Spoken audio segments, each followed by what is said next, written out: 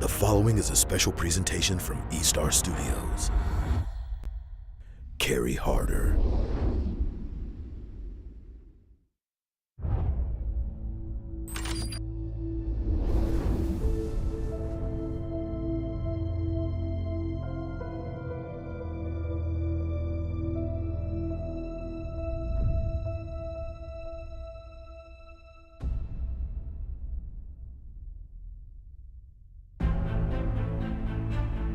History says, work hard, play harder, embrace the grind. The journey is an arduous lane, yet creates a lifetime bond.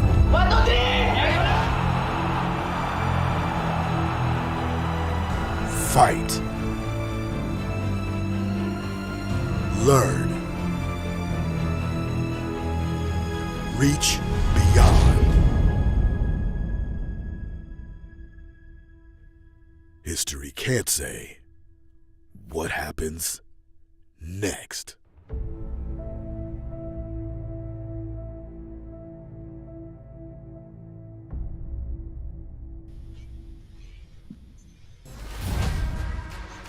Today is the final day of the round robin that will mark which teams will be taking a spot in the playoffs. Welcome back, everyone, and hope you're ready to witness these game-changing battles. I am XinaLili, and this is the North America Challenger Tournament spring season. I am joined today by two wonderful casters straight from the Mobile Legends Scrim Academy. We have Steph Weezy and Eunice. Welcome, and how are you feeling today, guys? Oh man, I'm super excited. I know all these teams are getting ready. The final chance to claim that number 4 position between three powerhouses. And honestly, looking at what we've seen yesterday, a lot of surprises happened, and hopefully we'll see that same type of energy today. Now we are looking at one of those intense matches today, though.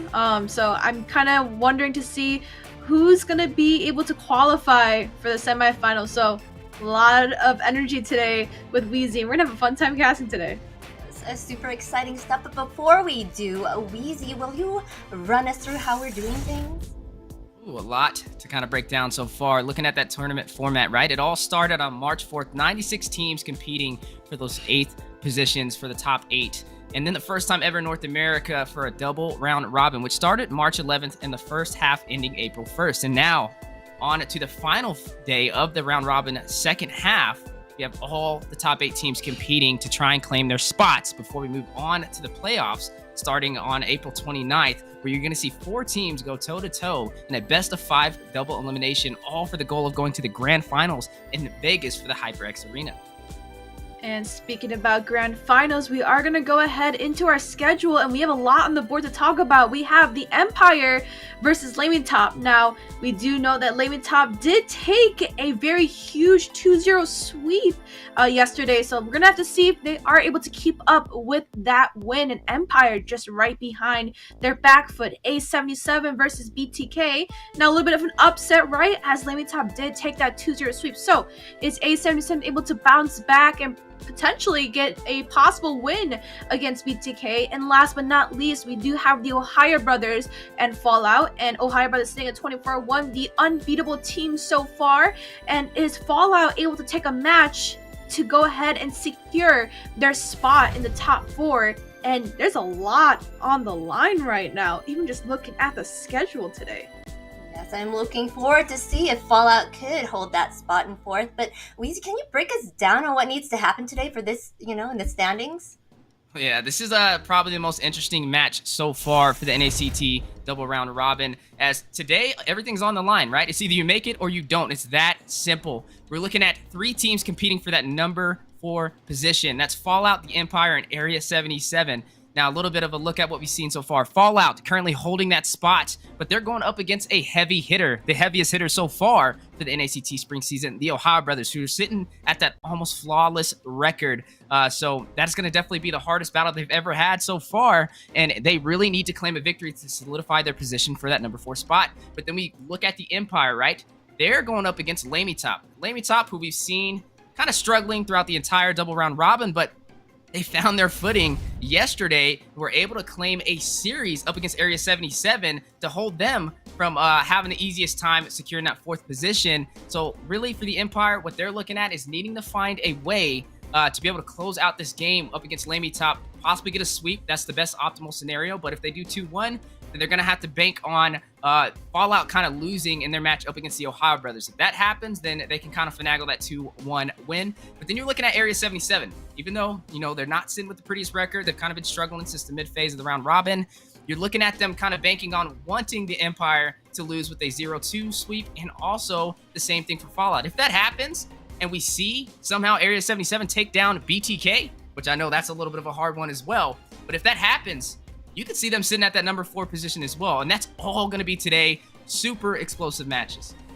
I mean, just like Weezy said, right? We are talking about these standings, but you guys need to understand, like, this standing alone right now is actually really intense. And like Weezy, the way he's phrasing it might sound pretty tedious right there, right? But you guys need to understand, this is the last matches and the last bracket that really decides who will go to semifinals. Mind you, 3 teams right now are literally at a 1-point difference. No matter if they win, lose, sweep, doesn't matter. Everything's gonna change. So this I think has to be the most intense bracket that we've had so far leading into the semifinals. Super exciting stuff. I am looking forward to these matches as well. It's going to be super exciting. But first, let us check out what these teams are fighting for. The total prize pool features 50,000 worth of rewards, which is split into 24,000 cash and over 900,000 diamonds. First place is going to take home 15,000 cash, 100,000 diamonds.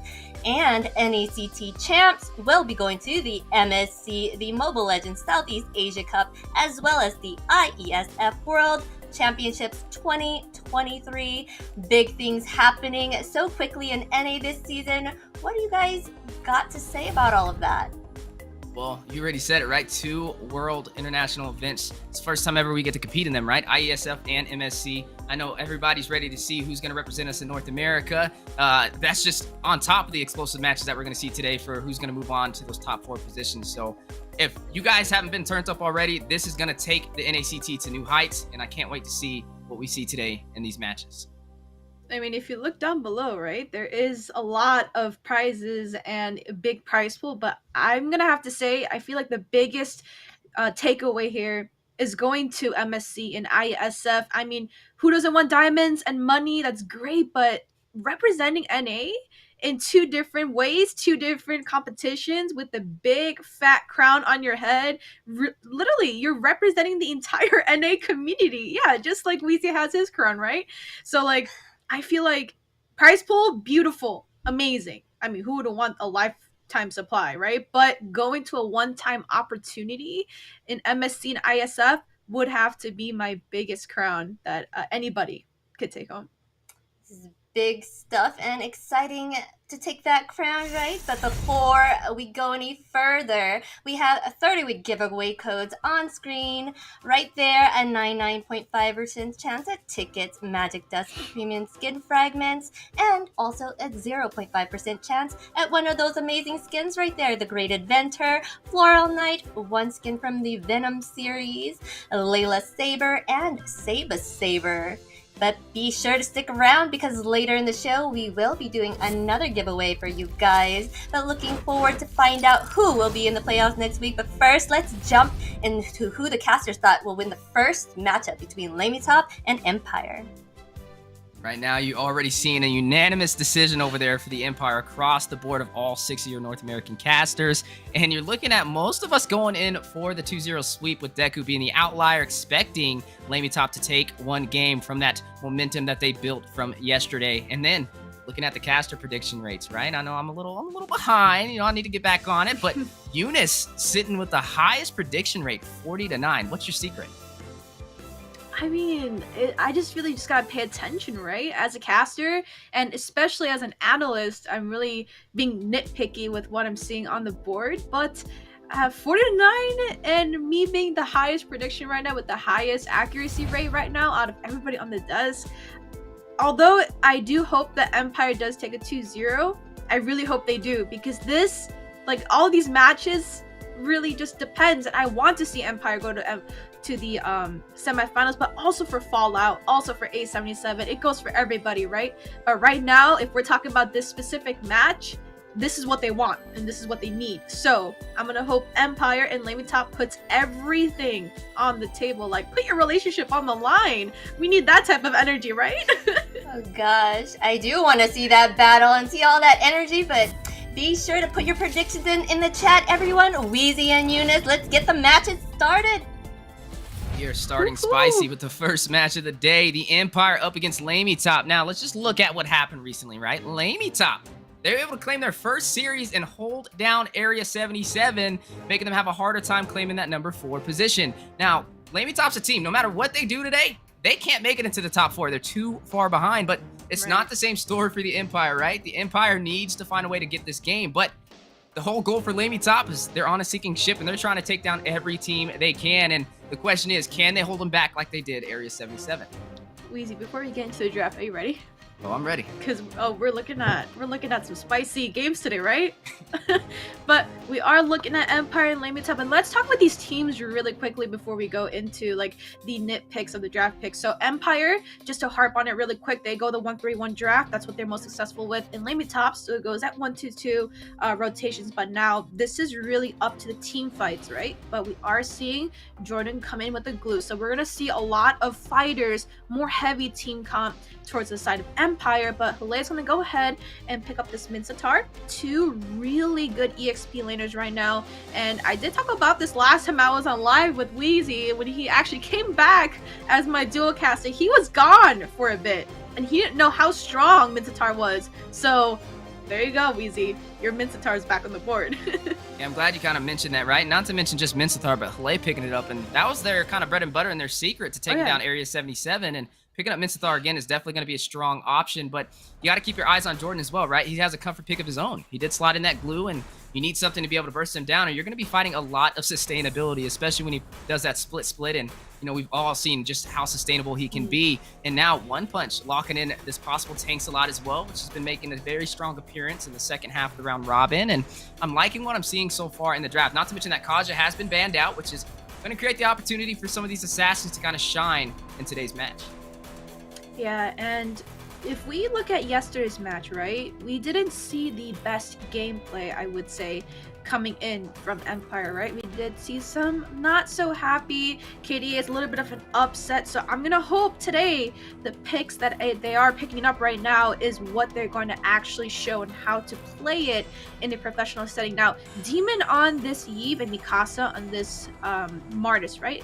We talk about Demon, amazing mage player. We've seen Demon play we saw the Valentina, we saw the Yve, and I think we saw Farsa before coming out of Demon. So I know that his mage is actually pretty nice, but One Punch coming in with this Lancelot. Now we do know that Tanksalot is a very meta hero, number 1 favorite for any assassins that love to play those high mechanic heroes. So One Punch going ahead and locking in that lance, and is going to go ahead and secure it with a Kadita. Now the Kadita the Yve matchup, a little bit worried, right? It's kind of a counter, right, with the pet tree, the rough waves going in. It's kind of hard to get out of that CC, but what are you thinking about Mikasa on this Martis, Wheezy? Well, I've always been a fan of Martis. He's like my favorite hero in the game. When you're looking at him in terms of running that jungle position, I mean, he works. He pretty much has everything checked off. He has the anti-CC. He has the mortal coils for CC. He has the decimation. If he can get that to secure a kill, then he's like a full running linebacker to be able to take out anybody who's low HP as well. So I am a fan of him. He has an easier time getting the neutral objectives. Now, but something I do have to look at, right, is the Empire is one of those teams, like you kind of mentioned, what, the 1-3-1 that they kind of like to typically run. And not to mention, Alex and Mikasa oftenly swap roles. You'll see Alex kind of run the jungle, and then sometimes you'll see Mikasa run it. And that is a different dynamic they bring to the table. But sometimes when you swap roles, it could be the epitome of your downfall. And that's what we're going to be looking at today. Now, looking at Golem, though, with that Kadita, I like it, right? You have the CC, the Breath of the Ocean, Ocean's Oddity. That's definitely going to work in his favor, not to mention play, drop that King's Calling, and anybody pretty much caught in that you can guarantee a kill out of. So I think it works. You're looking at Demon, though. Got to keep your eyes on Demon. Demon's been, even when the Empire struggles, even when they have a very hard game, he keeps them together, and he always has a great KDA. He honestly is the one that shines the most on that team. So you have to watch out for him. He is running this Eve. He does have that 5x5 reward manipulation to kind of drop down and control a whole area, but he is going to be fighting an upscale battle. You have one punch you can kind of path to him with the puncture over there on that tanks a lot, and then you also have Golem who can kind of rush in and rush out without much penalty, as he is able to kind of have a little bit of an invulnerable spot when he does go underground to be able to escape those manipulations that do drop down. So it may be a little bit of an upscale battle so far for the Empire, and I want to see how they kind of progress through this draft to kind of fix that. I mean, Weezy, you and I kind of talked about this off the scenes, kind of behind the scenes of when we were kind of just prepping for everything, right? The role swap. Now, this is kind of like your X factor, just how Weezy loves to say it, right? There are some teams that have their like sub or whatever that they have. They do pull it into the game, but now the issue is when you come into the game, are you able to execute it almost the same or flawlessly as your main roster lineup? Now, we've seen this happen already multiple times with A77, with Empire, right? We've seen the results afterwards. So it could be an issue with a little bit of a limit of a hero pool, maybe a little bit of the comfort picks that like whatever's left on the board, if you can pick it up and you can play it well, but putting it into a position where you actually have to work as a team, it's just really an issue when it comes down to the actual macros when it comes to the team fights, right? But we do see Mar picking up this Harith. It's probably going to be slotted into that gold lane. We've seen a lot of mage gold lanes with the Lunox, the Harith, right? But I feel like it's a strong pick so far. And I do see Reckless locking in with the Franco and Alex running with the Marksman. Now, this happened last time, and Alex running that Marksman, he did flawless, but the team fight just wasn't up to their standards, as they are used to putting Alex on that jungle position. So I'm going to hope that Mikasa and Alex maybe gives it a little bit of a swap, as Alex on this Martis was the first one to secure a Maniac against BTK in the earlier series of NACT. So we're going to see how this draft goes and how their lineup goes specifically. But Weezy, give me your 2 cents on what Empire really wants to do right now, because looking at their draft, and if it goes the way that it's going right now, I'm a little bit worried for how they're going to execute things out in the game. Yeah, this is an interesting lineup that you're seeing. I mean, Mar locking in that Harith before knowing what marksman he's going to run into is a little questionable, but when it comes to push potential, right, you have the Harith, but I'm thinking about when they're sieging turrets and they're trying to close this game out, they may have a little bit of a struggle, but they do have a strong frontline presence provided by Golem over there with the Grok, Lay over there with the Minsathar, and then if they still go the tanks a lot route, which they might not because they have enough frontline sustainability, they may go for the damage instead to kind of make up for that. But they do have CC in their favor, and they took off that Diggy so that they can make that work. But when you look at the Empire, they have CC as well. They also have Jordan running that glue, sustainable frontline tank if you must. That's going to be running an XP lane. And then you have Reckless, who kind of changes the dynamic with that bloody hunt on that Franco, which I'm assuming he is going to try and go in for Mar, try and catch him out of position and possibly get an early start in that gold lane. But something funny about these two teams, right? When you're looking at the Empire, they're fresh off of getting swept by Ackerman. But when you look at LaimiTop, they're fresh off of sweeping Area 77 as we're jumping into game 1. Two amazing teams ready to go toe-to-toe, everything on the line. Can the Empire find their way to that 4th position? They need to claim this victory over LaimiTop. Yeah, we are going to go ahead and go into the match. And Weezy, I am on the edge of my seat. This is really the match that's going to determine a lot of things right now on the board. But we do see both teams already starting on opposite buffs, actually. And we do already... We're going to see the jungle clear just going to be kind of equal for both sides. But now we see Mikasa running the jungle this time. So it's not going to be Alex. Alex is going to be actually slotted in the marksman. So I hope he's going to do his wonderful job. And hopefully this team can go ahead and follow up with that as well. You know, it's kind of funny that you mentioned, oh, look at the Iron Hook nice and early. Assures Wrath from Mikasa and the Void Crystal, not wasting any time. The Empire is trying to claim their seeding, and they realize they need to take down LaimiTop. But it's funny you mentioned the farming path of the junglers, right? When you see Mikasa starting on that buff on the bottom side, and same thing with One Punch, they're going to end up meeting near the possible gold lane before this neutral objective comes up the first turtle, which means we may be seeing a little bit of early skirmish. But look at Reckless already providing that vision for the team, trying to keep their eyes on where One Punch is alongside Golem and the Iron Hook. Can they secure the early kill? Do they still? The orange buff, no, they do not. Able to get it just in time, but you can't deny the pressure of the Empire. Weezy, we're gonna have to ask Reckless, like, what is your hook rate, right? No, we're gonna have to really see what the hook rate is, because Reckless has really been going into their jungle and harassing, but look at One Punch doing a little bit of damage, but we do see the neutral objective coming up in about 20 seconds, which means the rotations are going to happen, but set up on the top side, looking for a potential pickoff. Right, both teams trying to race to that level 4, but also trying to secure that first blood, as you are seeing One Punch on the chase with the puncture. Demon is on the run, though, able to get that speed boost just in time to recall back to the base. But on the top side, you are seeing a possible pick-off. But Mikasa's picking up first blood is going to find One Punch, the jungle of LaimiTop, a huge advantage as we are seeing the turtle spawn in.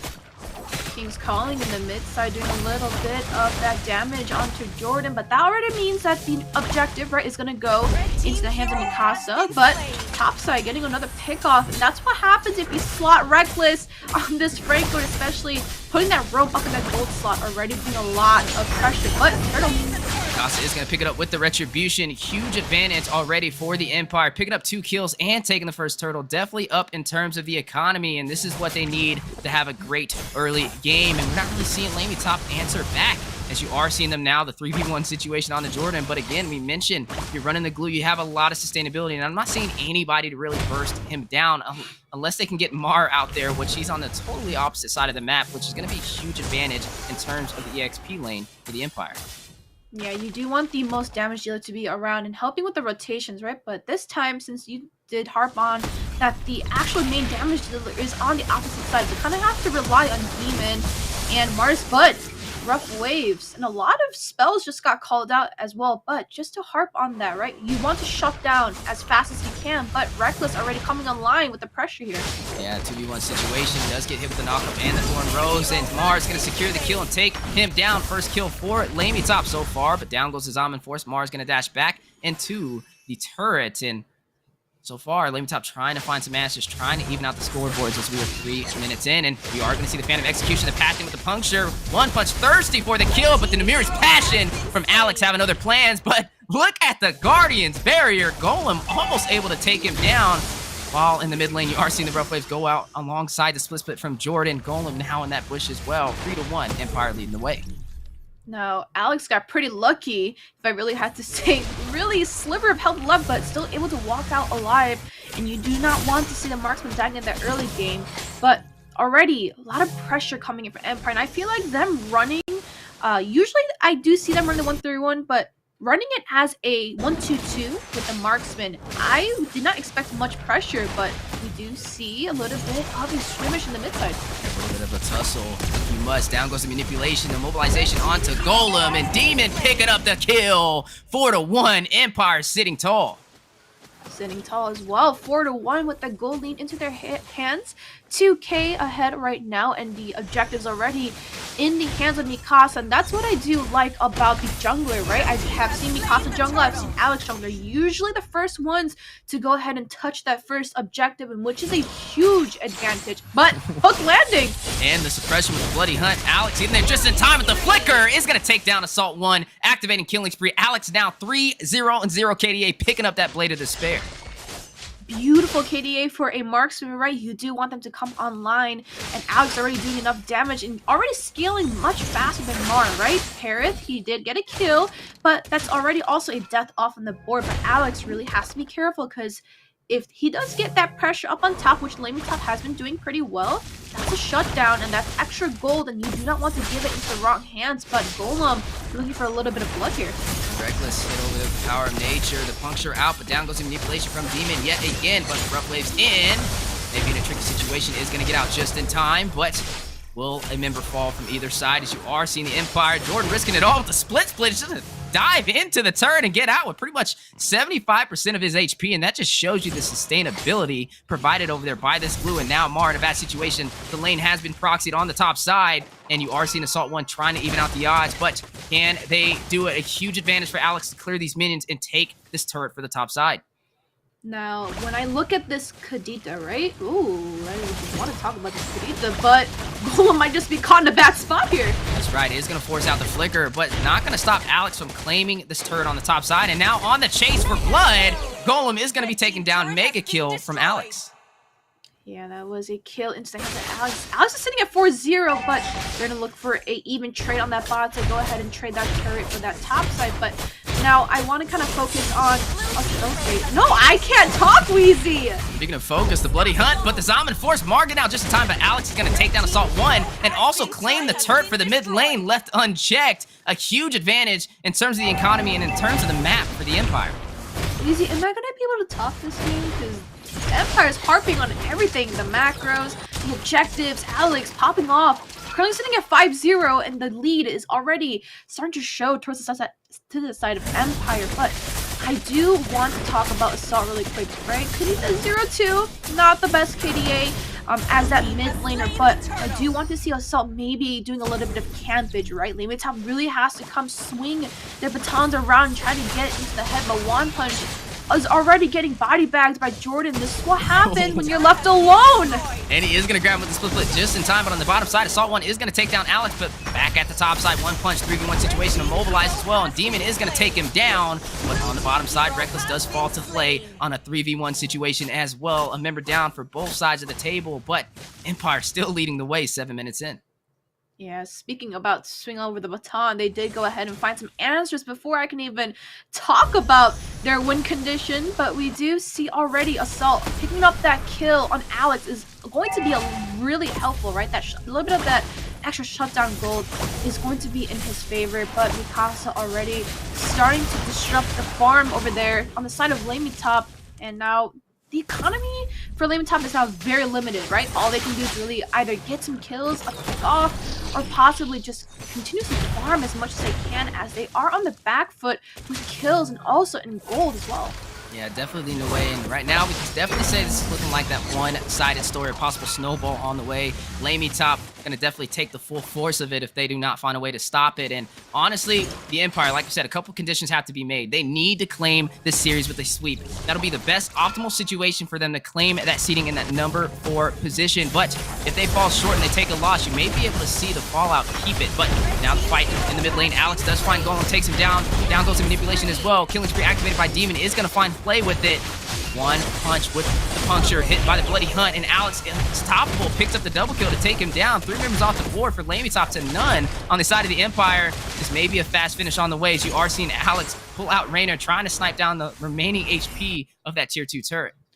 Now, I'm going to have to give that quick second MVP over to Reckless, using the bloody hunt to stop Lance, which is wrong, but using that phantom execution could have put Alex behind the caster resist, but he did go ahead and prevent that from happening. So I would have to give my little bit of a crown over there to Reckless for giving up that save, but the Lord already into the hands of Empire, pretty much just melting it, as Alex is sitting at 7-1, Mar sitting at 1-2, not looking good at all, as Mar was supposed to be the main damage dealer, but looks like when we flipped around.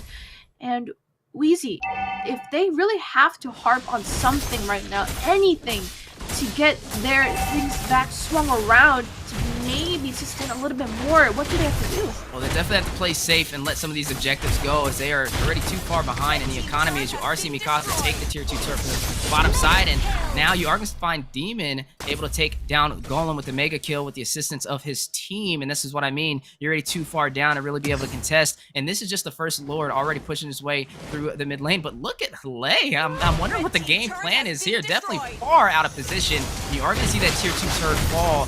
LaimiTop on the back end now, almost down to their high ground turrets, and only holding on to that tier 2 on the top side, which is going to fall here momentarily, which means now they're only holding on to those tier or high ground turrets. And now, with that being said, Demon with manipulation doesn't have his team to assist him. This may be a pick-off for the backline of the Empire, but no, he is going to be able to get out. Reckless is going to be knocked up just in time. Golem is going to flicker out, but they are out for blood. The Empire putting their foot on the gas and does not plan on stopping anytime soon. Does find the high ground turret for the mid lane, and now going to make their way into the sides as well. The Iron Hook, the suppression, Demon picking up a kill. Unstoppable is going to take down Assault 1, assisted by Reckless over there with that bloody hunt, and unstoppable is the exact word. LaimiTop having no answers. Flay is going to finally take down Demon. Reckless is going to take down Flay to respond. Alex finds Mar. One punch takes down Reckless, but look at the base crystal, down about half HP. Mikasa finds one punch, and that is all she wrote. Ladies and gentlemen, the Empire claims game 1 against LaimiTop. 11-minute game. What a nice start to the match. We are looking at a quick match as well, but let's look at how they harped on it, right?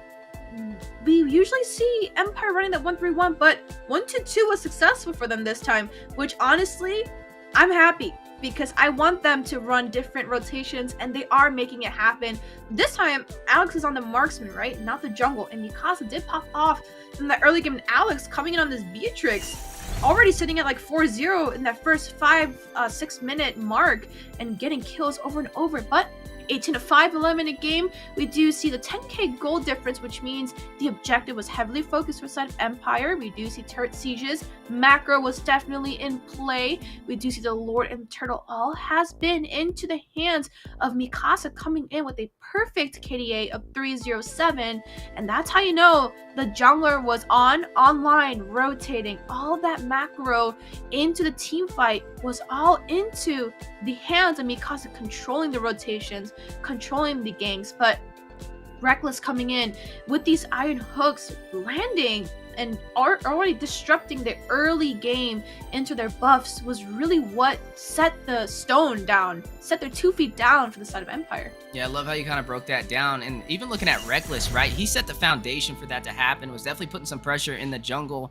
denying one punch on his farming rotation. As we are jumping into the replay, just looking at the explosiveness from the Empire inside of that first match, you are seeing that double knockup, but it does not stop them from pushing in to the base. And you are going to see that high ground turret on the bottom or mid side kind of get pushed in. And this is what we want to see from the Empire, right? They're ready to try and claim that position. LaimiTop, a team that was able to take down Area 77, claiming their first series victory so far in the NACT double round robin, and they were trying to kind of prevent other teams from taking that number 4 position. In the Empire has just been sitting really strong, right? They know what is on the line. They need to claim this series with a 2-0 sweep to be able to steal that spot from Fallout. Now, jumping back into the draft, this is going to be game 2 out of this best of 3, as we are looking at the Empire up against LaimiTop. The Empire able to claim game 1 with an 11-minute finish, and the question is, how are we going to see LaimiTop respond?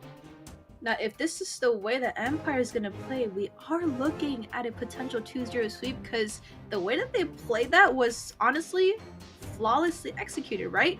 Early game objectives, early game rotations, early pressure topside into that gold lane, and beautiful rotations coming from Mikasa. Honestly, I'm surprised, because the last time I saw them run this rotation, they came out with a loss, and that's not what I wanted to see at all. But today, coming in with an 11-minute game, just sweeping it out like that, I gotta give props for making that draft work. And what are you thinking, Wheezy? Well, I'll definitely say LaimiTop tried to do what they did against Area 77, but it fell short on the Empire, right? They tried to lock in that Minsathar, thought it was going to dominate over there in the XP lane, but it had a hard time, especially up against that glue. And so looking at the draft so far this time, they're going to go ahead and ban that out. Looks like they may think that was one of the potentials to that early demise for them, that 11-minute finish inside of the Empire. Now, moving forward, like we said, the Empire really has one goal. Win this with a 2-0 sweep, claim that series, and then bank on Fallout losing up against the OhioBrothers. And up against the OhioBrothers, definitely one of the only team that's had pretty much a flawless victory when it comes to series, only losing 1 match in a series as well. So that's a high percentage chance of that happening. And so all the Empire really needs to do is close this out with 2-0, and then they just got to wait to see what happens up against Fallout. But LaimiTop on the other side of the table, even though they're not going to have a position in that top 4, they did make top 8, kudos to that, but they have a goal as well. Like I said, sink and ship and grab anybody they can to take down with them, as they are trying to take down the Empire. But so far, Empire sitting strong, able to claim that victory. Definitely congratulations to them for that first match, but we got to see how they respond again and see if they can make this work in the second half, as you are seeing Laylock in this Minsathar again. You know, we talked about it, and taking out the glue. Okay, we'll see where this goes. I mean, I still have to give it up to LaimiTop, even though they aren't in that position, right? They are the top 8 out of 96 teams, I believe, who were even way before even the playoffs or even just like the regular season even started. They worked their way up, right? So I have to give a little bit of that props over to there. They are still holding on strong as a team, They are trying to show what they have with the amount of practice they have been doing behind the scenes. I do not know how much they've been doing, but I know that they do want to show their dominance at least one way or the other. It might be individual players as a team. So gonna have to give my little kudos over there to LaimiTop. But now we're gonna see a little bit different. Now we're gonna go ahead and see an early assassin pickup on the board. Now my only issue with this is Kaja is still open, which is already a big issue for very squishy early assassin junglers, right? Tank, not so much, because you have that little bit of sustain with that tank build, so not really too worried. But Empire might respond with a direct counter, which is going to go ahead and be the Divine Judgment coming in from Kaja, or the Bloody Hunt coming in from Franco. So you have a lot of things up on the board, but the ultimatum is if Empire wants to really prevent One Punch from going ahead and farming in that early game, especially at those objectives, if he gets ulted with the direct suppression, that's going to be a big issue. Yeah, I love, how you broke that down, and just to harp on it a little bit more, I mean, yeah, they can lock into Kaja, definitely can be a menace, especially over there for One Punch, but no, they're going for the Martis instead, and I'm not really sure if that was the wisest decision. I mean, yes, you have the anti-CC, especially when you're going up against a heavy CC comp with Golem running that Kadita, and not to mention the play over there with this Minsathar, but when you don't pick up the Kaja, it's kind of giving One Punch an easier opportunity to kind of dive in and get those kills, and maybe a possible chance for LaimiTop to kind of ban that out and maybe able to claim a victory in this match if they can pull it off the right way. But when I'm looking at these compositions, right, if I look at LaimiTop, they have the Quad Shadow and the Ouija Shadow kill over there from One Punch on this Hayabusa, and they also have Golem to be able to rush in with the Ocean's Oddity and the Breath of the Ocean, Rough Waves, and possibly take down Demon, stop him from using that manipulation. And let's just talk about Demon for a minute, right? He ran this Eve in the last match. He's running it again, and it worked. You didn't really see them kind of even get the chance to stop him from using the manipulation, so they need to find a way to get in there and stop it, and that may be a possible answer that does work in their favor, but not picking up the Kaja, time will tell if that was the right choice. Yeah, and I also want to give a little bit of a funny thing that I saw. Demon always runs sprint on this Eve. It was a match against TOB, I believe, where Hoon was ulting under outside of a turret, Demon being able to dodge every single one. But you saw Demon going crazy, avoiding all of those skill shots earlier at that one gank at that the top side on the side of Empire. So Demon has a lot of mobility running sprint with the Eve, and I think that's actually pretty good. And I might just have to use it myself, because I always usually run that flicker. But I'm gonna have to give a little bit of that, little bit of a cool thing that I saw. But in response, I already see Franco getting banned out, but Kaja is still open. So the suppression is gone, the Kufra is gone to go ahead and counter that dash. But we did talk about it. We did. And I guess wishes do come true, I guess. Manifest it, put into reality. Reckless is going to go ahead and take up that Kaja, which is now a suppression, which they forgot to ban out, I guess, into the draft of LaimiTop. But Mars going to lock in this Beatrix, which is actually now going to be a physical marksman into that gold lane. Yeah, now, the question is, was that the right decision? Time will tell, especially with Reckless running on this Kaja. The Empire already having a match down, and then also having that direct counter to the jungler may give them the advantage they need to take this sweep and possibly claim that number 4 position, depending on how Fallout goes up against the Ohio Brothers. But looking at everything so far, I mean, I see the theory of what LaimiTop is trying to do, but it might be an upscale battle over there with Reckless. Ooh. I think because we'll have an easier time kind of farming and rotating, especially with him possibly going for the tankier route now, as they do have some of that damage locked in. But speaking of locking in, Assault 1 is going to go ahead and pick up this Lunox for the gold lane. Oh no, this is hold on, they got the 3 mage combo. This is a Kadita Roam. It's a Kadita Roam, you're right. So this is going to be Assault 1 running the Lunox in the mid lane. He has the burst potential. Now, I don't really see too much of a beefy composition. I mean, they do have the Alice though, and the Empire is known for running this, and sometimes it's hit or miss. They pull it off or they don't. But oh my goodness, this is going to be an interesting match to see, and this is what the Empire is known for. Definitely going for some comfortability with this draft. Oh yeah.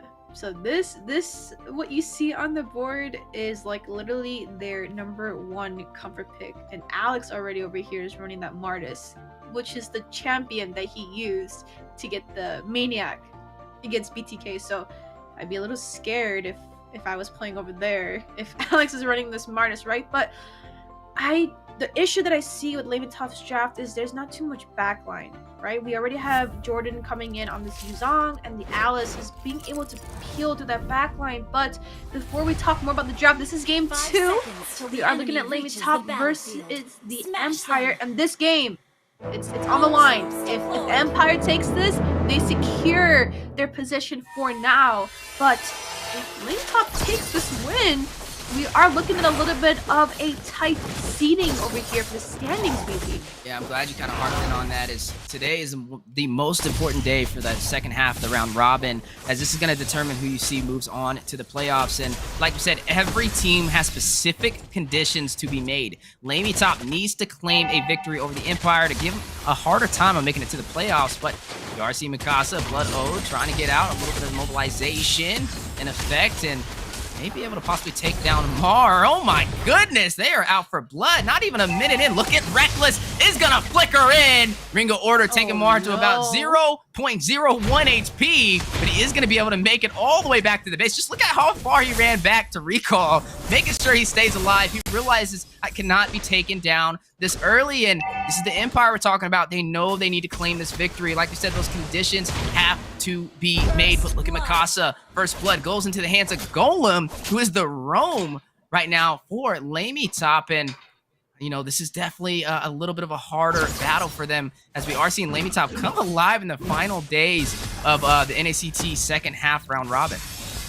Now, we did talk about this week's game. Pretty sure one of the matches that we did talk about Empire, right? When they do end that 1-3-1, it's a little bit squishy in the early game. It's hard to kill the EXP laners, only because, right, Alice needs time to scale. So they are able to put a lot of pressure, as Alice needs that time to spike up and get her defense, get that damage put in. But also I want to know, Assault in the earlier NACT runs, but King's Calling already coming in to take down Jordan, but also actually ran a marksman before. I don't know if you remember the earlier stages of NACT. He ran that Beatrix.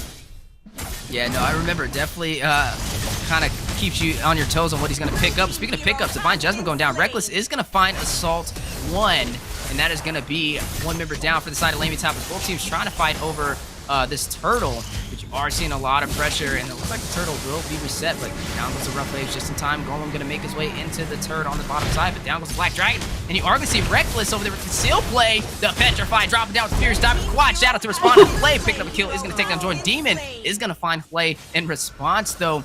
3-2 on the board. LaimiTop leading in terms of kills, and Turtle still standing strong. They are already playing aggressive, really aggressive, and out for blood in the first 3 minutes, right? The last game, we only seen a couple kills off the board here and there, but it took a little bit of time. But Alex can go ahead and harp on this objective, and I did say this in that last match, right? We do know that Empire always gets a hand on the objective first, but it's also that the Demon Slayer emblem is running in, that he has a little bit of prio over the objectives, but rough waves. Now Reckless caught with it. Golem is going to find yet another kill, increasing the kill lead 4-2. LaimiTop leading the way. And honestly, this is an interesting composition with the Empire, right? They have the frontline presence, but they're lacking push potential when it comes to these objectives. So the later this goes, I really want to see how they kind of burst down these turrets to kind of close in to take some of this economy on the map. And now the Quad Shadow going in, hit with the Mortal Coils from Alex. He's going to use the Retribution, but the Quad Shadow on the knockup to respond, and one punch is going to take him down. Speaking of down, manipulation does drop. Demon is going to find one punch, and you are going to see the Blood Ode go out with the flowing blood, but knocked up with the Breath of the Ocean and the Ocean's Oddity. Mar going to pick the kill, takes down Mikasa. Ringo Order from Reckless. Demon on the retreat, trying to get out, as you are seeing LaimiTop this time around leading the way for the early game. Now, I want to bring back what you said really quickly. They have the push potential, but you do see Black Dragon popping out. One to the top side, one on the bot side, taking away 1-1. But going back to what you were saying, Weezy, you were talking about that push potential, right? From the side of LaimiTop, they have Mar on this Beatrix, so the push is going to be there. But the Empire has that team fight ability, right? They're really, really heavy on their front line. They have Jordan and Mikasa, and you said the later the game goes, you're kind of interested, but in my opinion, if this goes any later, they have the dive, they have the backline, and Mar might just be punished for picking up that Beatrix, and the only way they can really go and execute this out is if the split push potential happens. But this is really going to be a game either pickoff versus a full 5v5 team fight. Team fights, down goes King Calling. Play picks up a kill on Jordan yet again, making him pretty much immobile when he drops down that King's Calling as he can't fear his dive out of it. And now you are seeing some pressure in the turtle pit. Alex pulling the aggro, but Golem, given that vision, is going to jump in, petrify with the Ocean's Oddity. Down goes Manipulation. Alex picking up a kill onto Golem. Turtle has been reset, but Play is going to claim the turret on the bottom side. Gonna go ahead and secure that macro, but we do see ahead of the side of LaimiTop. The gold is actually pretty, that's not that bad. I would expect to see a little bit more of that lead, but we're only looking at about 1,000 now.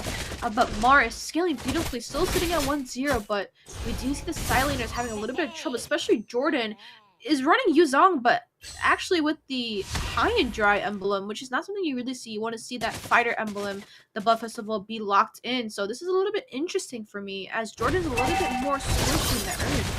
Yeah, he's definitely trying to just pick him off as fast as he can with that additional damage without anybody else in that lane. But speaking of lanes, One Punch is going to claim the turret on the top side. Map is opening up in favor of LaimiTop, leading in terms of kills as well. Now, here we go. Talked about Jordan. Rushes him with Furious Dive. Down with Manipulation. Reckless takes down Golem. Black Dragon activated. Jordan trying to go in and pick up the kill. Goes the Quad Shadow. Alex taking down One Punch as well. 2 members down for LaimiTop on that aggressive play. And the Empire still trying to find some answers, trying to even out the odds. Play does claim yet another turret on the bottom side. Assault 1 takes down Reckless. Flowing blood out for the lifesteal onto Assault 1, and Alex is going to rush him with the motor coils to take him down. Mikasa is going to stay alive through all of that. Look at Renner's empathy! My goodness, Mar is an American sniper. He is going to find Mikasa and make him pay, but not before the Empire claims the turret for the mid lane. Now, this isn't the best trade that you want to see, right? Mar was able to take off Mikasa off the board, but that is still a lot of members down. Rough Waves has to be forced out, and that's already enough utility burn. But from that one skirmish, Empire just took a lot of macro. That mid lane and that top side was a little bit forced and pushed now, looking to siege it by Jordan, but still a little bit behind on the back foot, right? LaimiTop still has 3 towers in their advantage. And this is what Empire really needs to do from now on, right? Let them scale, take their time, pick their team fights well. But Golem is actually doing good on this kitty. The 3-2-3, right? Took it off the desk twice, but was able to get a lot of knockups and let Mar and Assault kind of follow in. And Hale actually rotate around, use the King's Calling to put them at a disadvantage. Yeah, you mentioned losing that mid turret for LaimiTop. It's going to open up the map for the Empire to be able to invade that jungle, but they did lose the tier 2 turret on that bottom side, which means you are looking at a little bit more pressure from the Empire, who is now interested in a way into the turtle pit. Alex is going to pick it up with the Retribution to kind of try and even out this farm, only down by 200. So this is still anybody's game, but 10-8, only 8 minutes in, this is what you call a high kill game. We are looking at 10 kills early, which is a high kill game. Pretty much almost a kill per minute if we are speaking about that kill count. But we're going to go ahead and see the macro happening again. But Filet doing that split push and butts. Ooh. Seen that Divine Judgment go down, but are able to get out of there just in time. Runs all the way back into the base for the recall. Renner's Empathy on his way out as well, but Alex is going to claim that tier 2 turret for the bottom side to even out the lanes. And now Assault 1 on the push, tries to take down Demon, but he's able to get out just in time. Alex picks up a mega kill, takes down Assault 1. Look at that full linebacker over there with that decimation, but you are going to see Golem get out with the Breath of the Ocean, and right now a lot is on the line for the Empire. They know they have to claim this victory, and this is exactly what they're planning to do, but the map is opening up so much as the tier 2 turret falls on the top side. Down goes the Flowing Blood. Mikasa takes down Play with that lifesteal, but in the mid lane, left unchecked. Mar is going to be able to claim this possibly with Finish Rage, but no, he's not going to be able to get it, as you are seeing Reckless and Demon rotate just in time to defend it. We are seeing Hale doing that, most of that split pushing coming in. I would like to see Mar doing it, but Judgment goes down with Manipulation. Reckless picks up a kill. Talk about tank mage synergy. This is what you need to do to inch your way back up the map and take this aggressive push as we are moving into the second half of this game. I do see One Punch coming in with this high, but sitting at 1-3, which is not the best kitty as a jungler, right? You've been taken out the board 3 times, and you are also kind of on the back end now, right? We did see LaimiTop kind of dominate in that early game, and they did have that early game presence with that early game damage, but like I said, right, towards that late game, once Empire starts to scale, it's gonna get too heavy.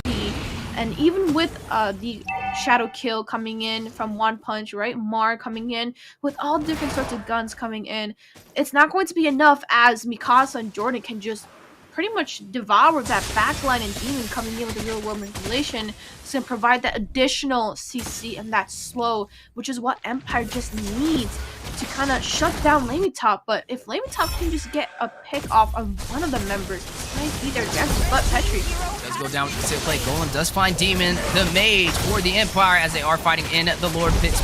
Your glory does go out. Mar takes down Alex. You are seeing the flowing blood from Mikasa. Mar activating killing spree as well. Filet is going to find Mikasa, but Jordan is going to dive in with the Black Dragon hovering around, trying to find One Punch. Is going to use the Quad Shadow to get out, but he does have the Retribution. Furious Diver Petrify. One Punch is going to find it. Claims the Lord for LaimiTop. Mar picks up a kill and takes down Jordan as well, leaving Reckless by himself. A huge advantage for LaimiTop, trying to claim this victory, trying to delay the Empire from having that 4th seeding, and right now still anybody's game. looks like they listened to me, right? They needed a pick off to go ahead and kind of turn the tides around just a little bit. Now we do see the Lord picking up into the hands of LaimiTop. Objective has been kind of flipped over towards their side as well. The gold lead has been shifted, and the kill lead is also shifted into the side of LaimiTop. This is everything to them right now. They have to take this opportunity with this Lord and go ahead and take everything as much as they can. And maybe if we can get this team fight into their hands, we can go ahead and see a potential end right now if they are able to capitalize this perfectly. But you gotta do it flawlessly with no mistakes, right? As everyone says, once you make a mistake, they're gonna go ahead and harp on it. And we do see them taking all the macro right now. And you are seeing LaimiTop trying to claim even more of the map so far, trying to claim this match to take us to a game 3. But down goes the Lord on the top side. Jordan risking it all with the Black Dragon. May rush in for the kill, but it's activated. And the Petrify, the suppression. Golem finds Jordan just in time, but Reckless is going to take down Assault 1. Down goes the manipulation over there by Demon Play. Is going to find Reckless. Mikasa takes down One Punch. You are going to see that 2 members fall from the side of LaimiTop to 2 on the side of Empire. But oh my goodness, Mar, the American sniper, finds Demon with Rainer's empathy yet again. This man does not miss. And you know, you kind of mentioned these 2 teams and their compositions, and honestly, when it comes to push potential, having that marksman on your side in this situation definitely helps out so much, because he can fight from afar, and that's what you're seeing right now, a flawless KDA 5-0-4. But they also have Hale doing the split pushing, so there is a lot of push potential already. But we also have Haya, right? Haya can also split push if one of them are down, or if there's just not, the team fight's not in their favor. We always have that insurance here. But now, just like you said, we see Empire doesn't have that split push potential. The only way they can really take and dominate this side of LaimiTop is if they win that team fight, because they have to kind of push as a whole, and the only person that can really push is Alex, right? The passive coming in from the mortar coils is what's going to give him that attack damage boost with the attack speed as well. But the setup, I'm not liking this too much right now. Hale already getting a lot of vision, and the lantern has been popped, so they have a little bit of vision in that mid side. They do spot Hale, but Empire is going to really have to set this up carefully for those fights. And look at Haya up on that top side, already looking for a split push potential, as Lord is going to be in there, but Conceal does go in the Empire, trying to play a little bit of that cat and mouse, trying to sniff out and find LaimiTop. It's not going to find anything with that concealed play, as we are seeing this Lord spawn in. And honestly, you mentioned over there for One Punch running this Hayabusa, that split push capability that he's providing, maintaining wave management. And when you have that in your favor, it's just another thing to kind of check off in terms of objectives. And LaimiTop doing a really great job. But you look at the Empire, they have that strong frontline composition when it comes to these 5v5 fights, as you are seeing a battle possibly on the way for this Lord. But no, you are going to see that Black Dragon a little premature from Jordan. And with that being popped, he is going to have a little bit of that utility wasted, which is going to allow LaimiTop to kind of take this Lord with little to no contest. But look at the Empire still trying to find a way in. It's going to be knocked airborne over there by Golem. One Punch is going to hit the Retribution, take the Lord. Golem takes down Jordan. Reckless is hit with the Ouija Shadow kill, but not going to be able to be taken down as he stacks up on his team to share that damage. But yet another objective into the hands of LaimiTop, and now they have the wave management, they have the push potential, and they have a Luminous Lord on their side. And not to mention, they have the marksman, Mar, who's sitting 5-0-4, who is hitting very hard 14 minutes in. And keep in mind, Assault 1, right? he's going to be able to kind of burst down the sustainability provided over there by Mikasa and Jordan if they're not careful. So the later this game goes, when it comes to that burst potential, LaimiTop's definitely going to have a stronger chance of pulling it off. Yeah, with Rough Waves combined too, through the Kurita is going to go ahead and give an additional burst as well, but the Lord coming into the bot side, you already see Filet and Assault looking for a little bit of blood as they're going to take any advantage they can get, but hooks! Spirit Glory does connect. Look at that high ground turret. Burst it down on the bottom lane as the Lord falls. One punch is going to possibly go in. Jordan takes him down, though, with the Dragon Tail over there with Yuzong. But the battle in the mid lane for that high ground turret, as you are seeing LaimiTop trying to claim some more real estate, and the denial from the Empire, who does have their backs on the wall so far. But another thing to keep in mind is the later this game gets, the respawn timers are going to increase, which means if anybody falls, it can be an advantage for both sides. And right now, LaimiTop, kind of like what they did against Area 77, putting them on their backs. The unexpected. Can they claim this victory and take us to a game 3? We are looking at that 60-minute game, which is going to start that power spike, which is not something you want to get to. You want to avoid that by all means possible. I mean, I do not want to sit in a long game where this is kind of getting tossed around back and forth, right? It looks like the Lord game pushing, but Alex. Whoa, 1v1. Didn't even need his team. He's going to take down Alex, and now Spirit Glory connecting onto Jordan is going to use the Furious Dive to get out. Namir's pass to drop it down, not able to hit the mark, but Demon responding with manipulation. Golem finds a kill, takes down Mikasa. Black Dragon from Jordan on his way out, but look at Reckless, not the same situation. Knocked airborne, put on trampoline. Mar is going to find Jordan, and down goes Reckless. Flay picking up that kill, leaving Demon all by himself. And we talked about the respawn timers. Alex, 18 seconds till he gets back in, leaving Demon all by himself. Is this the amount of time they need to be able to close this out? Can LaimiTop take this victory and take this to a game 3, as there are minions now in the base? Crystal Mar making quick work of the base, is going to quickly burst it down and take Demon on his way out. And ladies and gentlemen,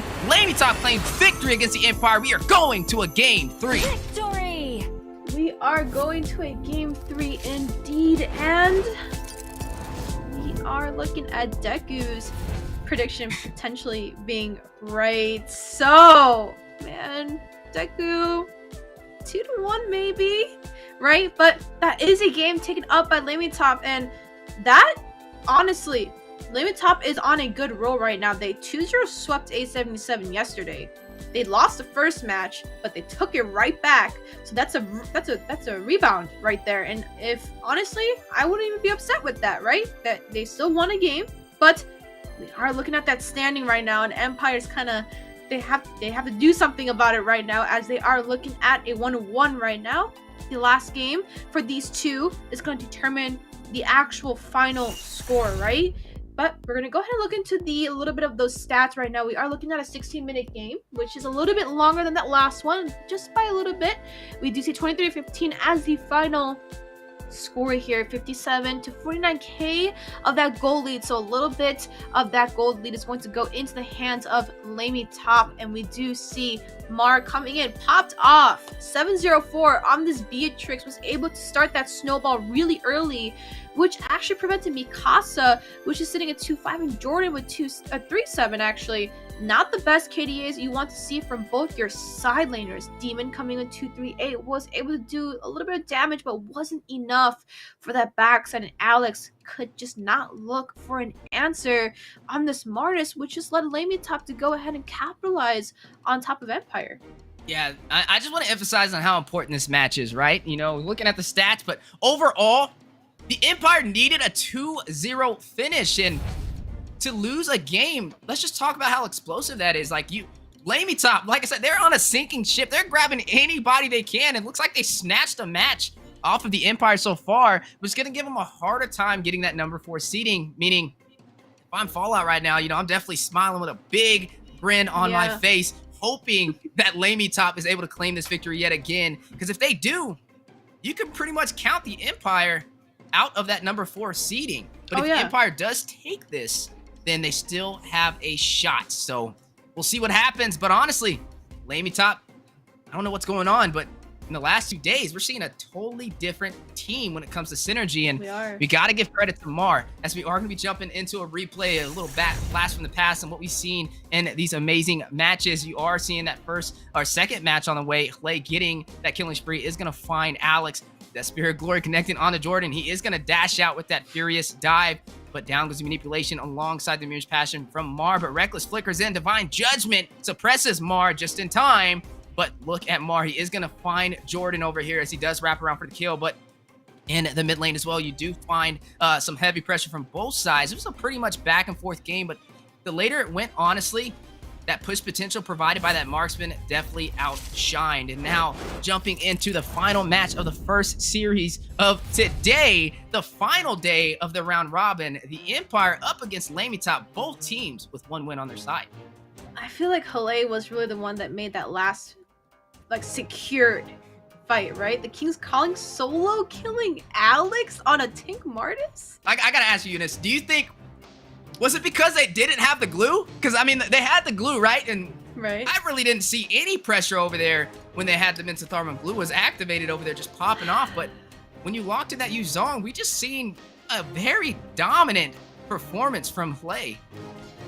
Now, the thing is, Empire ran that 1-2, but I feel like in their draft, in that first game, it was just favorable. Right, they did have that marksman for that little bit of that back distance with the damage, but the glue was more towards the front line. But in this game, or the previous game, right, they didn't give Empire a chance to scale, which was the issue, right? They just kept getting picked off way too early. The Alice sitting at like I don't know what the final KDA was, but sitting in at 5 deaths that early is not something you really want, because Alice needs the items, she needs the gold. They slotted her in the gold lane for a reason.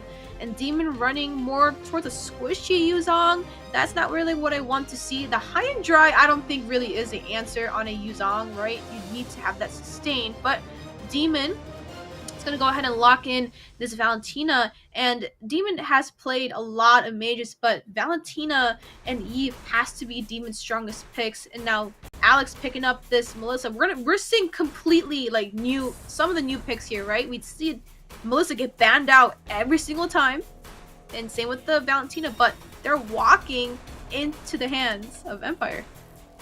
And this is just crazy what we're seeing so far. LaimiTop, man, I gotta give kudos to them. Guys, just to kind of mention this, right? After today, we're only going to be seeing 4 teams out of the 8 move on to the semifinals, which means this may be the last time you ever see LaimiTop. Actually, this will be the last time you ever see LaimiTop until possibly the fall season.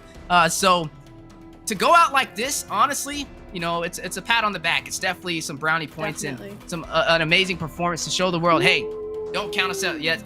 Wait to see us in the fall season. We'll be even stronger, and that just shows you their potential so far. If they would have played like this in the beginning, man, we might have been seeing them competing for that number 4 position. And now looking at the draft so far, it's interesting. Demon pulled out the Valentina. You don't really know who's going to profit off of yet. I mean, you do have Yuzong, you have the Black Dragon, so I guess you could take it. Is it the best option? Time will tell.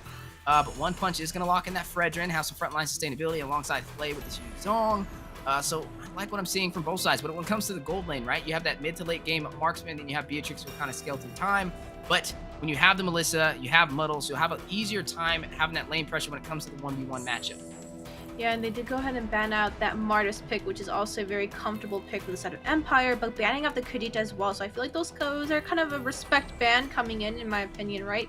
He did play a little bit sketchy in that first game, but that second game, giving enough knockoffs, the rough waves coming in directly when it needed to.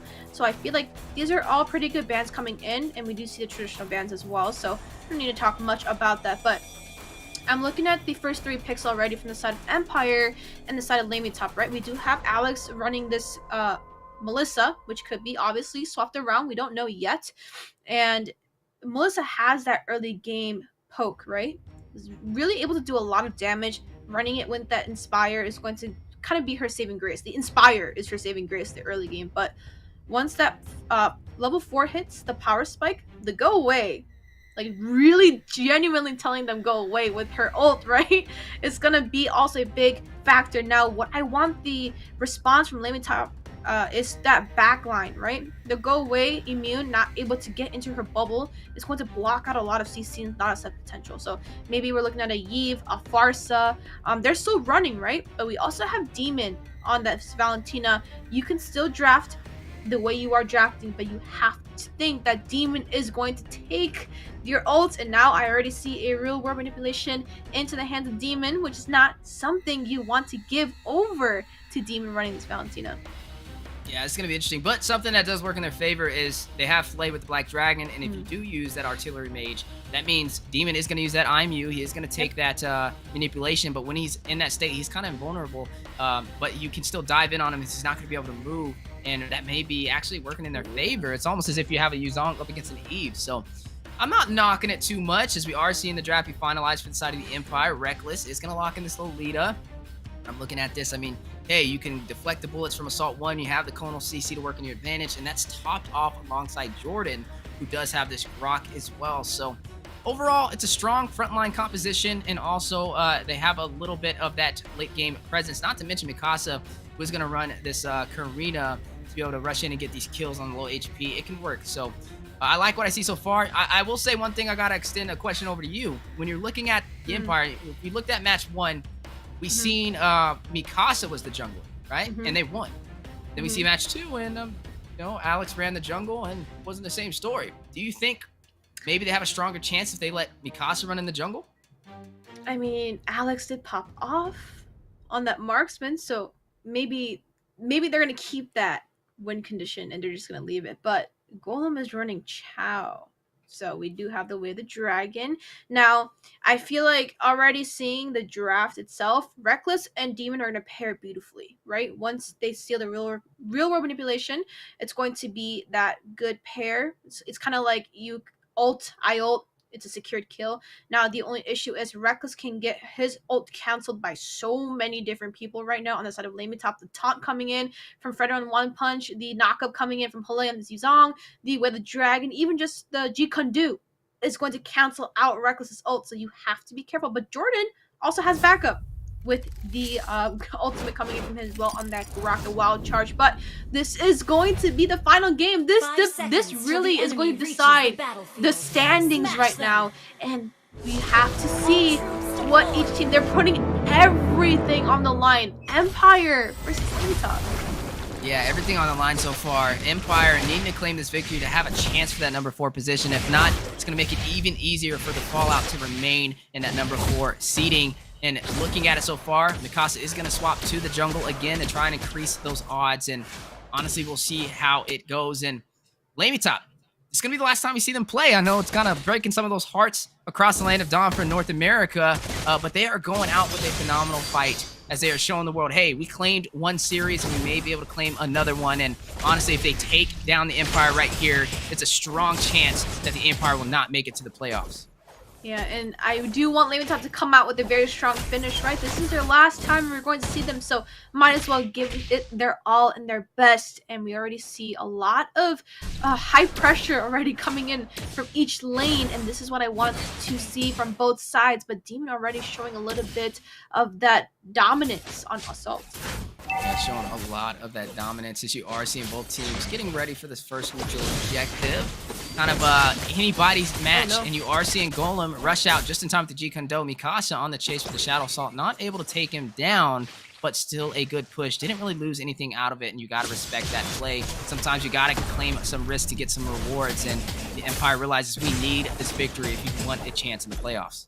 Absolutely, and we already seen that pressure coming in from the top side. Reckless, I feel like even Reckless running that Franco that first game, already giving his presence in that top side, in that gold side with Alex, you know, letting them know that, hey, like, I'm here, we're gonna get this through, we're gonna get this over with, we're gonna make sure the jungler does not get, not the jungler, the marksman not get as much as they can and profit off of it. So you see a little bit of a lane share going on. Looks like they are trying to fight for this turtle, as Reckless is gonna go ahead and get that 4 and potentially set up for a fight here. Yeah, right now you are seeing LaimiTop trying to go in for this first objective, and One Punch is able to get it just in time. You did see Mikasa try and wrap around, but a little too short to hit the mark. We are going to see Play rush in with the Black Dragon Fierce dive, hit the Retribution. Enemy on blast, blinds down. Mikasa picks up the kill, first blood for the Empire. Down goes Manipulation. Jordan finds one punch. Assault finds Reckless. 2 members off the board for the side of LaimiTop. Fight not over. The Terrified, the knocked airborne from the way. The Dragon Mikasa takes down Assault 1. Mar takes down Jordan. 3-2, the Empire leading in kills. Beautiful kick actually coming in from Demon. It's not coming from Golem this time. It's coming in from Demon as he was able to steal that. But Alex doing already a lot of damage. And this is the outpoke that we did talk about in that early game. Melissa is able to do a little bit more on the Beatrix and have a little bit more of that lane pressure as you do need kind of like that babysitting that you want to see. But speaking about babysitting, we do see a lot of damage right now. Finish Rage and Amir with the swap. Mar is going to find a kill, takes down Alex. The airborne knockup, the Numian Blast winding down, the stun connecting onto Golem, and a double stun at that. Reckless pulls out the Bulwark Shield, but LaimiTop on the chase is going to try and burst him down. Retribution does go out to claim that crab, and honestly, 3-3 on the board. Both teams still pretty much even. A little bit of a hesitation coming in from Mikasa, right? You kind of see him do his little dance right there in that bush, kind of deciding whether or not to go in for the kill as he does have enough damage, but Mikasa might just get caught up by one punch. He's going to be knocked airborne. That walking petrify that we talked about with that Appraiser's Wrath. One punch does find Mikasa. Down goes Manipulation from Assault 1 from afar. Reckless taken down. Double kill from one punch, stacking up that KDA. And we are looking at not only the KDA, but speaking about kills, we are seeing LaimiTop in the lead. And same with that gold as well. We are starting to see that little bit of a gap, a little bit of setup. Golem already enough pressure once again on Alex. Is in a bad situation. 3v1 to be exact. The taunt on to Alex. Golem trying to take him down. Demon is going to flicker in. Mar takes down Alex just in time, but Demon trying to take down Golem. Hit with the G-Kundo. Knocked airborne with the way of the Dragon. The stun. And Appraiser's Wrath possibly on the way. Down goes Manipulation. Numian Blast canceled out. Assault 1 is going to find a kill and take down Demon, but you are seeing Golem responding just in time. Reckless is there to contest the push on this turret, but looks like the recalls are out for the additional damage, and they are not done. They are going to go ahead and try and claim some more of this turret in terms of gold. Reckless hasn't really been able to get a fully comfortable, if I should say, set, right? The taunt canceled it out, the G-Kundo canceled it out, and there are so many other X factors that can cancel out Reckless from giving that set potential, and what they need to do now is kind of rely on Jordan, right? If the Numian Blast is not landing, we're gonna have to use the Wild Charge for a little bit of that help, but mid-side. You can see the knock airborne, but into his turret. That is definitely the most favorable outcome out of that. But the cancel again. Down goes the Manipulation from Assault 1, controlling the mid-river. But you did see LaimiTop claim a turtle, so both teams still having one neutral objective on their side. LaimiTop still leading in terms of kills, and LaimiTop, like we said, definitely showing the world they are not done yet. They are showing who they really are, but also ending it on a very strong note, and also not to mention a very strong early game right now, 3-7. You see a little bit of that goalie 2K as well, but bot side, a little bit of a tussle here. That's right, that tussle that we all love to see. But on the top side as well, 2v1, make that 3v1 situation. The flicker on the way out from Reckless hit with Mir's Passion. Mar picks up the kill, and now Alex rushing in. But Red is empty, have another plan. You are going to see Mar pick up another kill. The taunt now knocking airborne onto Demon. One punch is going to pick up a kill, activating Killing Spree as well. And LaimiTop, they are just shutting down the Empire right now, leading by 7 kills, and now able to claim the turret on the top side with no contest. Weezy, we're gonna have to take Leslie's ult and then smack it onto Mar. The ultimate sniper really is, but no world. You see the rumor going down, the missed wild charge with the flicker. You already see Golem take down Mikasa. Again. Jordan falling as well. And now the base, or not the base, but the turret has opened up for the mid lane in favor for LaimiTop. They are not done. They're trying to claim this victory. They're trying to take down the Empire with them on this sinking ship, not trying to allow them to move on to the playoffs. You're going to have to give them a nickname, right? They are the showstoppers. They are stopping them from continuing this show and moving on to that top 4 position. They are. I mean, we were more harping for the TheOhioBrothers, who's going to stop them, but who's going to stop LaimiTop from taking these wins off the board and taking them down with them as well, not letting them see another day. But now, Weezy, I kept saying this every time you did your little commentation. How many times did Reckless just get his ult canceled out? Yeah, it's definitely an upscale battle. Speaking of upscale battle, 3v1 situation. Black Dragon trying to get out, but Wait a minute, the emote for the speed boost. He is going to be able to get out of there, but on the top side, 3v1 as well. Mar is going to pick up a monster kill. Is going to go ahead and take down Jordan. Mar is just 601 on this Look at him. tricks. You see the recall spam? What is going on right now? This is like some new patch coming out with the recall spam increases the damage, but retribution going down. Oh, there we go. 10% damage now. 2v1 situation. Map opening up even more as LaimiTop claims the tier 2 turret on the top side. But Weezy, it's just like I said, right? We're gonna have to smack the Leslie's. Oh, but where the dragon? Ooh, the flicker just saved Reckless right there. But we're gonna have to snipe or put the ultimate sniper, which is Leslie's ult name, and smack it on the mark because the amount of snipes. But hold on. Gossip finds kill. The Shadow Assault takes down Assault 1 and gets a double. Finds Golem. Down goes the go away from Alex, but knocked airborne. Numion blast for the stun, connects for the double. You're gonna see Demon pick up a kill onto Flay alongside that, and honestly, even with that, LaimiTop still maintaining the pressure so far, 8 minutes in. But that's still an advantage, right? 3 members down right now for the side of LaimiTop. They can start capitalizing, push up some turrets, take some macro, take some economy, but Mar is always coming online with these snipes, and we've seen it. Literally the first minute we've seen him snipe someone through a bush. Now, if that's not really the American sniper, Weezy, I really don't know what is. Now a little bit of that American dream 3v1 situation. Now a 3v2. The way the dragon knocking Mikasa airborne. Namir's passing the combo with it. One punch picks up the kill. Takes down Mikasa. Unstoppable with their Appraiser's Wrath. And right now we are seeing the Empire trying to claim some of this real estate, trying to even out the odds, but LaimiTop not allowing them to have the easiest time. Down goes the manipulation. Mar rushing in. Godlike picks up a kill. Takes down Jordan. I mean, look at his KDA. The man is 7-0-2.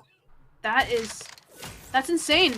Mar's just popping off on this sniper shot and really is taking every single potential.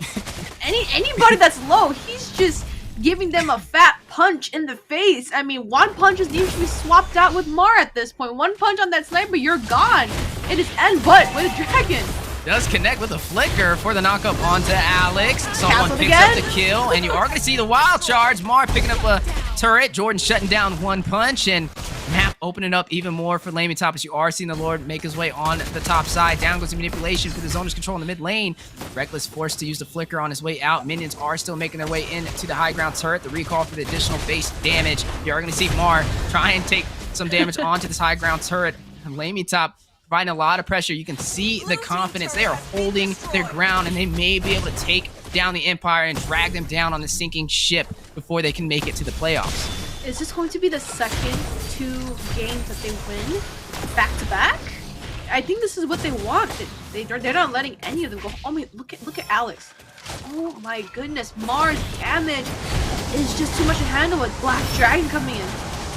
Flay hovering around, trying to drop down. Simplay has been opted in from the Empire. Furious dive. Flay trying that frontline presence. Down goes high ground turret on the top side alongside this Lord making his way into the base. Numion blast for the stun. Mikasa takes down Flay. Fighting that over. Numir's passion going out from Mar from afar. The stun, the kill. Alex takes down Golem. Alex takes down Mar. Wait a minute for the double. They do have the marksman in the back line in favor for the Empire, which is going to deny LaimiTop from pushing any further into the space. They need to maintain this pressure. They need to take these kills, but they also got to defend these lanes. And right now, the Empire able to find a way to stay in this game, but is it enough? Can they gain their footing and turn this match around?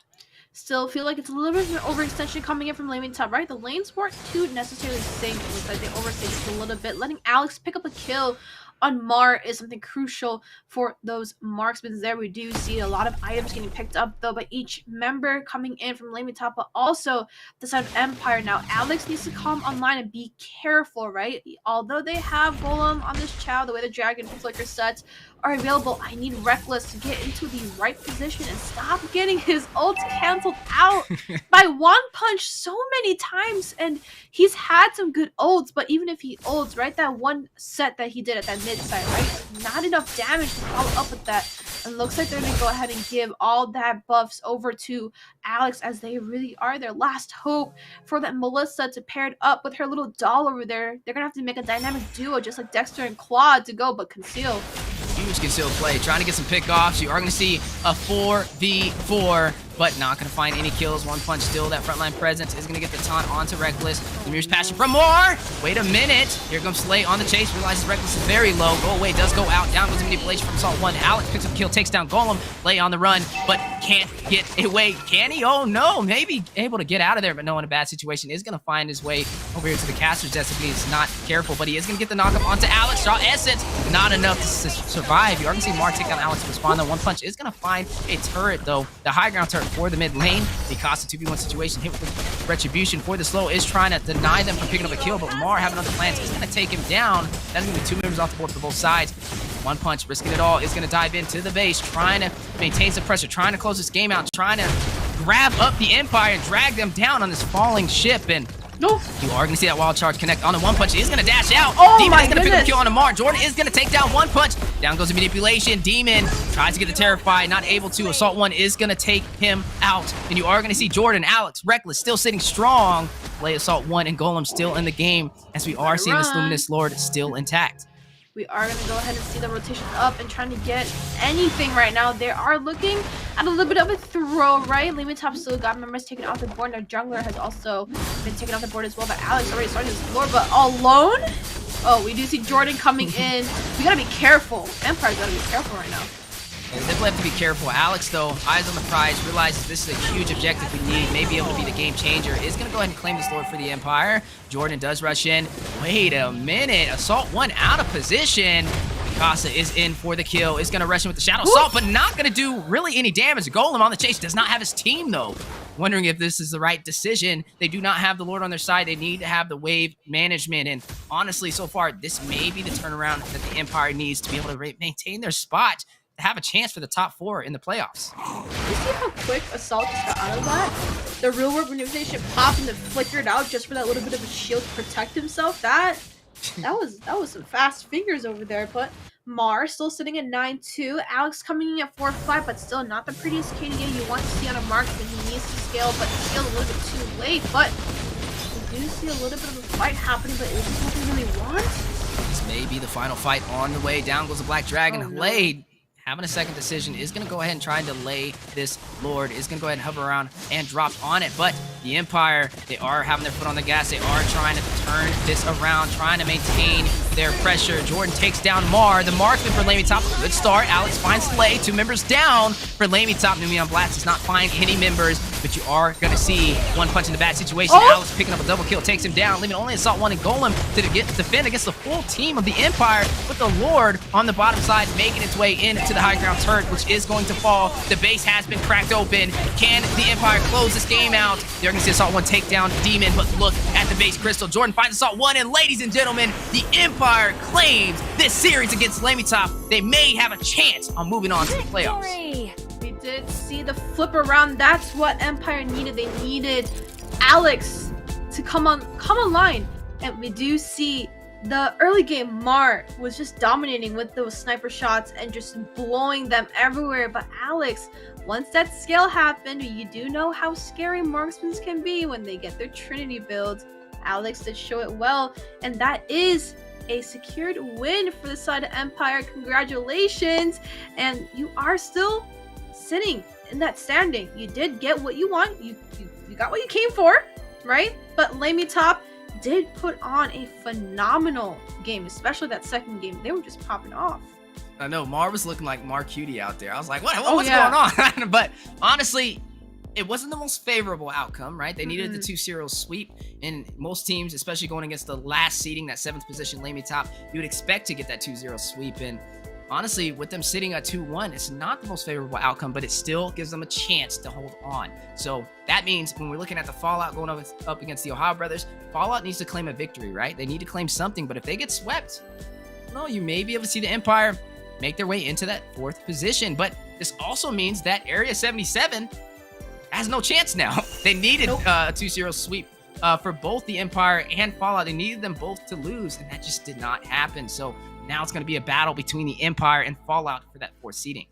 15-minute game right now, 18-21. They were losing in kills, but they were able to outbeat them in that team fight. And that last one just wasn't into the hands of LaimiTop. We are looking at that gold gap. This time it's not even that much. We are looking at about a 2k gold difference. We do see the Lord and the Turtle has been equally traded. One more inside of LaimiTop, but if I have to give the MVP of this entire match, it's gonna have to be Mar, man. He was on there every day and a sniper, so he was able to do that most amount of damage, and that's what you wanted from that marksman. But Alex came online a little bit late, but he was able to show up where he was supposed to be showing up, and he did close out the game. Wow, those were exciting to watch. I had fun watching those matches as they were struggling so hard to keep to the 4th place, but let's watch a quick replay of this.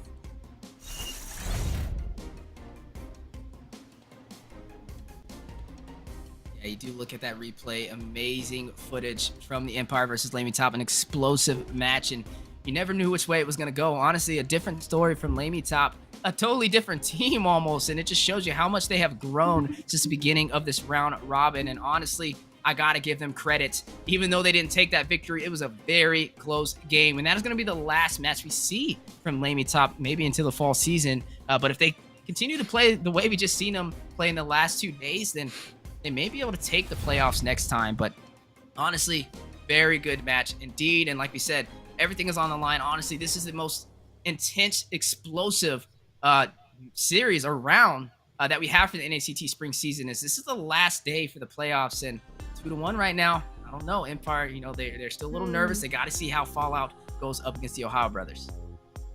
And like, we thought the Ohio Brothers and BTK was really that, like, you know, that big match. But I mean, if I had to compare it between that match and who really goes to semifinals, there's a lot more on the line, and the amount of intensity and the amount of how much you're laying on the table, right? You gotta lay everything, you gotta give it your all. So I feel like that's just what the game is. And I mean, for every one of you watching, it's really intense. This bracket itself speaks volumes right now. Yes, and the Empire still holding on to that chance of getting that 4th spot, which leads to our MVP, Jordan. Wow, what do you guys got to say about this? Are you serious right now? No, Jordan, I mean, he was doing good. I'm not gonna lie, I would have gave it to Mar. But Jordan, I mean, he's been dominant. He's a really good XP laner. It was a very explosive match, even though Mar, you know, their team wasn't able to secure that victory, but bit of that replay on the way. You are seeing both teams battling it out. Jordan definitely was a strong contender, as you are seeing Golem in a bad situation, trying to get out. The Empire maintaining the pressure. This was match 1, right? We thought Empire, hey, they took this one, they're going to take the next one. It was a one-sided story. You see the map, you see the bases. Everything was just intact in their favor, and they were dominating. But when we progressed on to game 2, it was like they just swapped, or a light just turned on for the side of LaimiTop to kind of even out the odds. And you know, that just shows you when you're under pressure, you know, either 2 things happen. You either fold or you make diamonds. And honestly, LaimiTop was on their way to making some diamonds, but were short at the ending. But as we are looking at that second game, this is where LaimiTop came alive, right? We're able to see Mar, who I thought should have got the MVP if they would have won, was able to pick up a lot of kills. Golem on the chase does pick up a kill as well. Look at Mar, right? He chases down Jordan, picks up a kill while this is happening. And that just shows you just how much pressure he was providing over there for LaimiTop. But Lay picking up a kill as well. Demon all by himself. And very explosive match as we do move on to that final one, where the Empire, they had their backs against the wall, but they were able to turn it around with a little bit of that skirmish 15 minutes in. And this is where things shifted in their favor with that Lord on the bottom side, the high ground turrets intact, but they were able to find a way into the base and force LaimiTop to defend, having a very hard time. And honestly, I gotta say, with that, this is what they needed. They needed that 2-1 situation, and now they have a shot to claim that top 4 position in North America in the playoffs. It's huge. I mean, you just look at those plays, right? We like I said, and just like Weezy said, if they were on the winning team, I would give my MVP over to Mar. But Jordan, on that Grok, he had a little bit of a hard time, a really hard time in that early game. He just kept getting picked off over and over, but he was able to make that last-minute sets, last-minute plays to kind of push his team up towards that victory, and just melting the base crystal with Alex right behind his back, right? So kind of giving that guardian barrier as his protector, his saving grace, I feel like is what really kind of set that tone for the game and was able to close it out. So it was a beautiful game played by both sides, but it's the standings that's really at stake right now. Yes, and absolutely. After those rough battles, the Empire did make diamond out of that. They were able to move up right now. For currently on the standings, they are in 4th. That's not it though. We still have Fallout to go through their battles first, but currently they are in 4th. So we shall see what the next battles have coming up. Yeah, definitely see what's going to be moving forward. I mean, look at Fallout, right? 12-18, Empire 13-18. And if Fallout loses with a 0-2 sweep, and the Ohio Brothers is able to claim that, which they've been able to do to almost every single team this season for the double round robin, then you'll see Empire hold that spot. So again, it just shows you how impactful that game was, and it was almost not in their favor. If they would have lost that to LaimiTop, they wouldn't have had a chance. They would not have been sitting here right now. So I can't wait to see, as we are going to be moving forward, looking at the next matches on the way, how will Fallout, as we close out the day, be able to take that victory. But we still have Area 77 in here, but they can't really do anything now because if they needed that sweep up against the Empire, and unfortunately it didn't work in their favor. So we really are looking at Fallout right now, right? Fallout versus Ohio Brothers. If they are even able to take one game, even one, it will flip a lot of the script right now. And Xina's smirking over there, but I think you know how intense this is, because we keep talking about these standings, but we're looking at the semifinals literally this week, in the upcoming weekend. It's a lot. So, Xina, are you excited? I am so excited to see, this is really fun to watch that, everyone's actually battling for that spot and that there's a chance for it could be either way. So, but we're going to take a quick break, so be sure to come back to see what these next teams got. Super excited.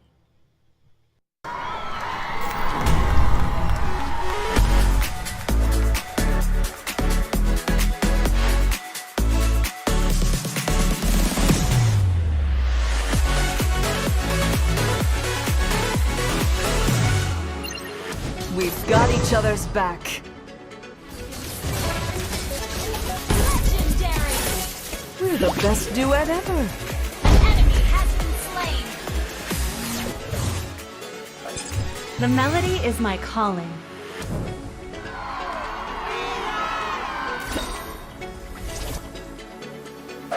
The music of my bow will cleanse their hearts.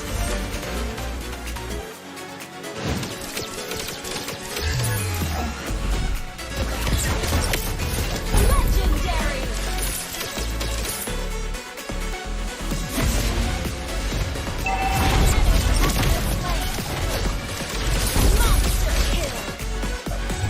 Supernova to the rescue.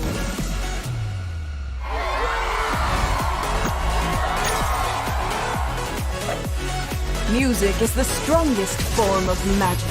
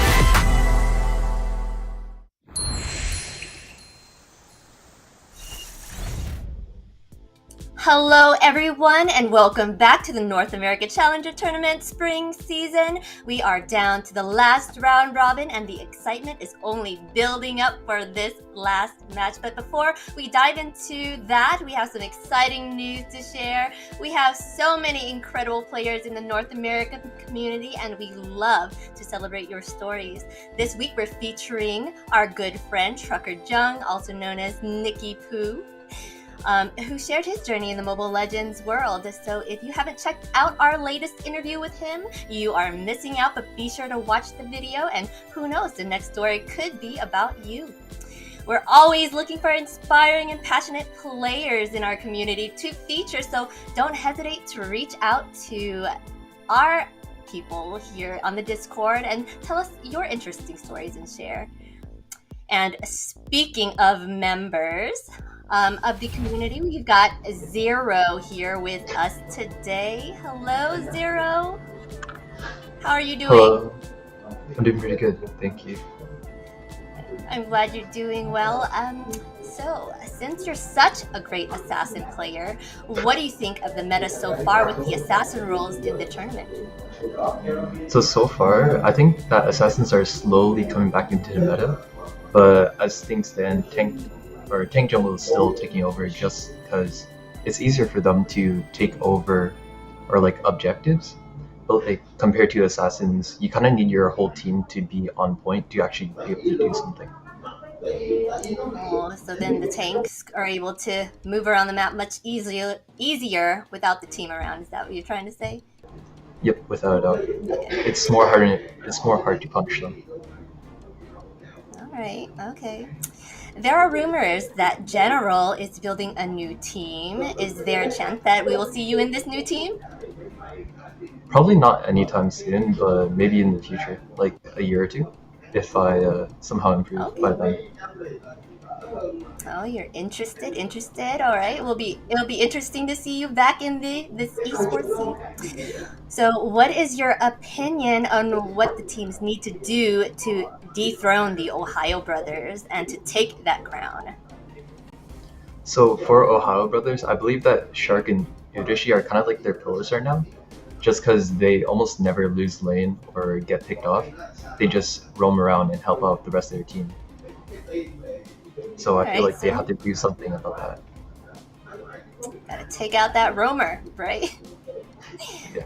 All right. So the OhioBrothers they were the best this season long. So who do you think would be the best matchups against them? Like who would be the best and who would be the worst? You know, like out of these 8 top teams. Of the 8 top teams, I feel like the worst might be LaimiTop at the moment, just because I don't see them playing like as a team compared to TOB or Outplay. Like especially in the last match, how they kind of threw their lead in the 3rd game. And the best matchup for TOB at the moment is probably BTK. I believe that BTK is improving a lot, and I see their synergy improving. I believe so as well. Which 2 teams do you think will be taking it all the way to the grand final and be coming here to Vegas? Definitely TOB and BTK. I'm rooting for both of them. Ooh, I see. But one last question for our fans that want to learn a thing or two from you. Is there a place they can find you? Like on the social media and stuff? Yeah, you can find me on YouTube. I try to stream at least 5 times a week, but yeah. Okay, I'm gonna have to check you out then. You hear that, guys? Check him out on YouTube. But thank you, Zero, for taking the time to chat with us today. We really appreciate you being here with us. Thank you for inviting me again. Oh, yes. Oh, wow. We are going to jump into giving you viewers a prize. We have 40 giveaway codes on screen. The king of Muay Thai, Cho. If you play Cho, this is your chance to get that skin. Cho, Chow, however you say it. Right there, right now. Get the skin while it's hot before you miss out your chance.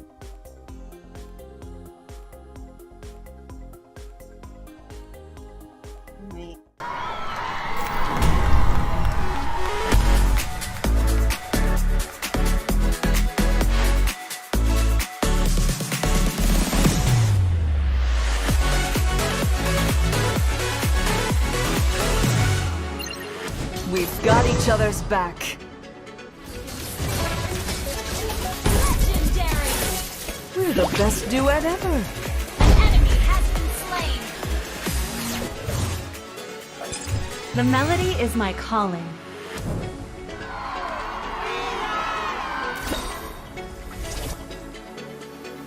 The music of my bow will cleanse their hearts.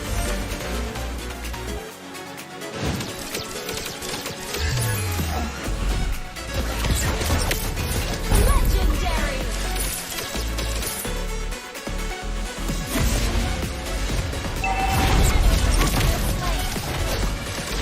Monster kill.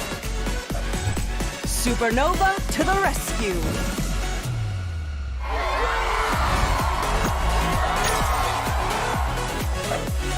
Music is the strongest form of magic.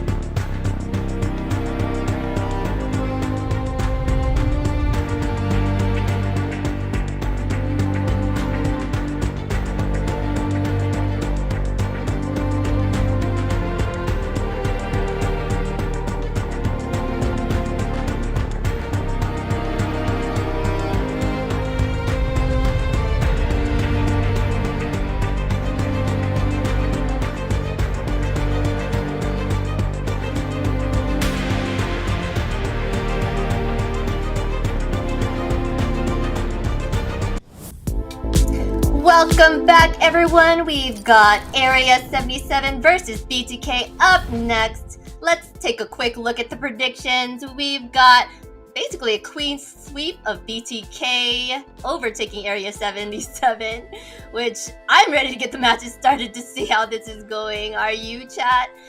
Casters, take it away. Right into the draft. Area 77 up against BTK. Area 77 who took a very hard hit yesterday up against LaimiTop. 0-2 sweep if you must. And then we seen LaimiTop almost able to claim victory up in the last match against the Empire. And I gotta say, credit to them. That's the last time we were able to see them perform, and they definitely put on an amazing show. And now moving forward for the second series of the day, looking at BTK and looking at Area 77. Unfortunately, with the Empire able to prevail and take that series, Area 77 really has nothing they can do to claim that number 4 position, but they're still here to show North America to fight that good fight in. I want them to put on just as much of a great show as we've seen LaimiTop. I mean, they are going to go ahead and make sure that they close it out with at least something, show them who they are, and take it out with that game. So I'm going to have to give my props over to them, right? They are still here, even though they do know that they are officially eliminated from the actual standings. They are here to show what they are. Area 77 is going to put up a fight against BTK. Now, we do see the bands coming out, right? But let's talk about these players a little bit, right? We do see the lineup. We know that A77 has been a little stingy with their lineups, right? They've been kind of mixing it up back and forth. They were swapping a lot of people out of their roles. So hopefully, at least for this last match, let's keep everybody on their roles and show like how good their team synergy is. But we're going to go ahead and see the Valentina pickup, which is going to be definitely a swap with Yato. And Lava Cutie is going to go ahead and harp on that Lolita. That's a very strong pick. When you pick up that Valentina, it provides draft pressure for the opposing side, and you lock in that Lolita almost instantly is going to allow, well, I guess BTK, they don't really run the Assassin so much, so they don't really have to really worry about that Kaja, but Kaja's still on the table, and they pick up the 1-1 from Marcutie, so we'll see how this goes. It's kind of a little bittersweet, you know, Area 77, we've seen them dominate in the first half of the round robin, having an easier time, but toward the middle half of the season, kind of fell short, and like you mentioned, swapping around players into different roles didn't really work in their favor. A little bit of history, you know, before we see them, as this is their last series that we will be seeing from them in the spring season for NACT double round robin. And honestly, let's look at Marcutie, right? The first marksman in the NACT spring season to get that Maniac, and honestly, you gotta give him credit. I think he's underestimated, and I think hopefully in the future they figure out their game plans, they figure out a final roster where they stay in a specific role and perfect that craft and increase that hero pool. And I hope to see them in the fall season moving forward. But speaking of moving forward, the draft on the way, already almost halfway through it. You are seeing Dyroth and Carry locked in for the side of BTK. Yeah, and Marcutie running this 1-1, I do feel like he is going to be a strong marksman. We did see he actually got a Maniac on Brody, I believe, in the earlier seasons of the NACT, but that's also a hero that Iso on the side of BTK got a Savage on, right? So 1-1 is a very strong pick, right? But he just needs to scale towards that late game for her power to actually truly show. We do see KQT locking in with this Farsa. Good matchup. Weezy and I talked about this before, like the Valentina Farsa matchup is very, very common, as you want to give the most fair advantage with the IMU and the Feather Airstrike coming down, right? But KQT has a little bit more of the mobility by the Wings by Wings, able to fly around the map very, very quickly. So the rotations should be coming in a little bit faster, coming in from that mid lane. But we're gonna see a lot of actually early picks, so early marksman pick as well. I feel like that's just kind of a response to Marcutie picking up that 1-1. But Carry is also not a bad pickup, right? If we're gonna run that tank jungle, you have that late game insurance, as Carry with the speed of light wheels becomes a huge menace, especially to any tanky heroes, just able to melt them through the board. We might see a Ube strat actually from BTK if they are able to pull it off. I mean, Thane can run the tank jungler. They can throw support on there. It definitely can work in their favor with the draft that they have. I mean, they have Dyroth already locked in. He can provide that early game pressure alongside the Valentina, who has 2 ultimates to kind of thrive on, right? The Numeon Blast from Lava Cutie, and also the Feather Airstrike as well. So definitely all strong options to kind of bring to the table. When you look at Area 77, They pulled in this Lolita. Was it too early? Time will tell. As you are seeing Jassy Cutie lock in this Teresa on the way. Maybe a little bit of upscale battle, but hold on. Wait a minute. Is this BTK? Whoa. Hold on, Moba Zane. Is this Moba Zane running the assassin? The Ling? Oh, North America, we are in for a show. This is what we want to see. North America's #1 jungler swapping to a hero you don't typically see him run for the final day of the double round robin.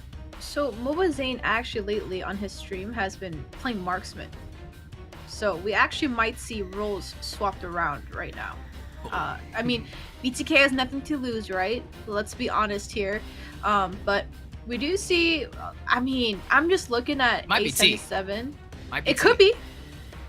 Could be. But, I mean, I'm looking at A77's draft right here with BTK, right? But the Valentina can pick up so many ults right now.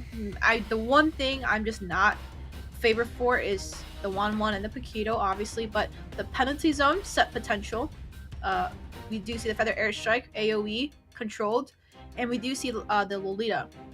And they're not swapping anything. So Zane's gonna be on marksman. Iso's gonna be on jungle. T's gonna be on roam. Yato's gonna be on EXP, and Joybosh is gonna be mage. So this is a complete Here we go again. full 5-man They did this to us last time. Like, what is it? They did. They're trying to guess and pick where they're going. Last time it was TOB. This time it's going to be BTK. They're actually swapping around everything. Right, because Shark ran that Fanny on us last time. So it's literally like, oh man, you just gotta love to see it, you know. And I kind of harped in on this Zane swapping roles to surprise some teams as we are jumping into game 1. Area 77 up against BTK. This is going to be the last series for Area 77 on the final day of the second half of the round robin. So we're gonna actually see Zane running this marksman Wheezy, and Yato as a mid player playing this Dairoth.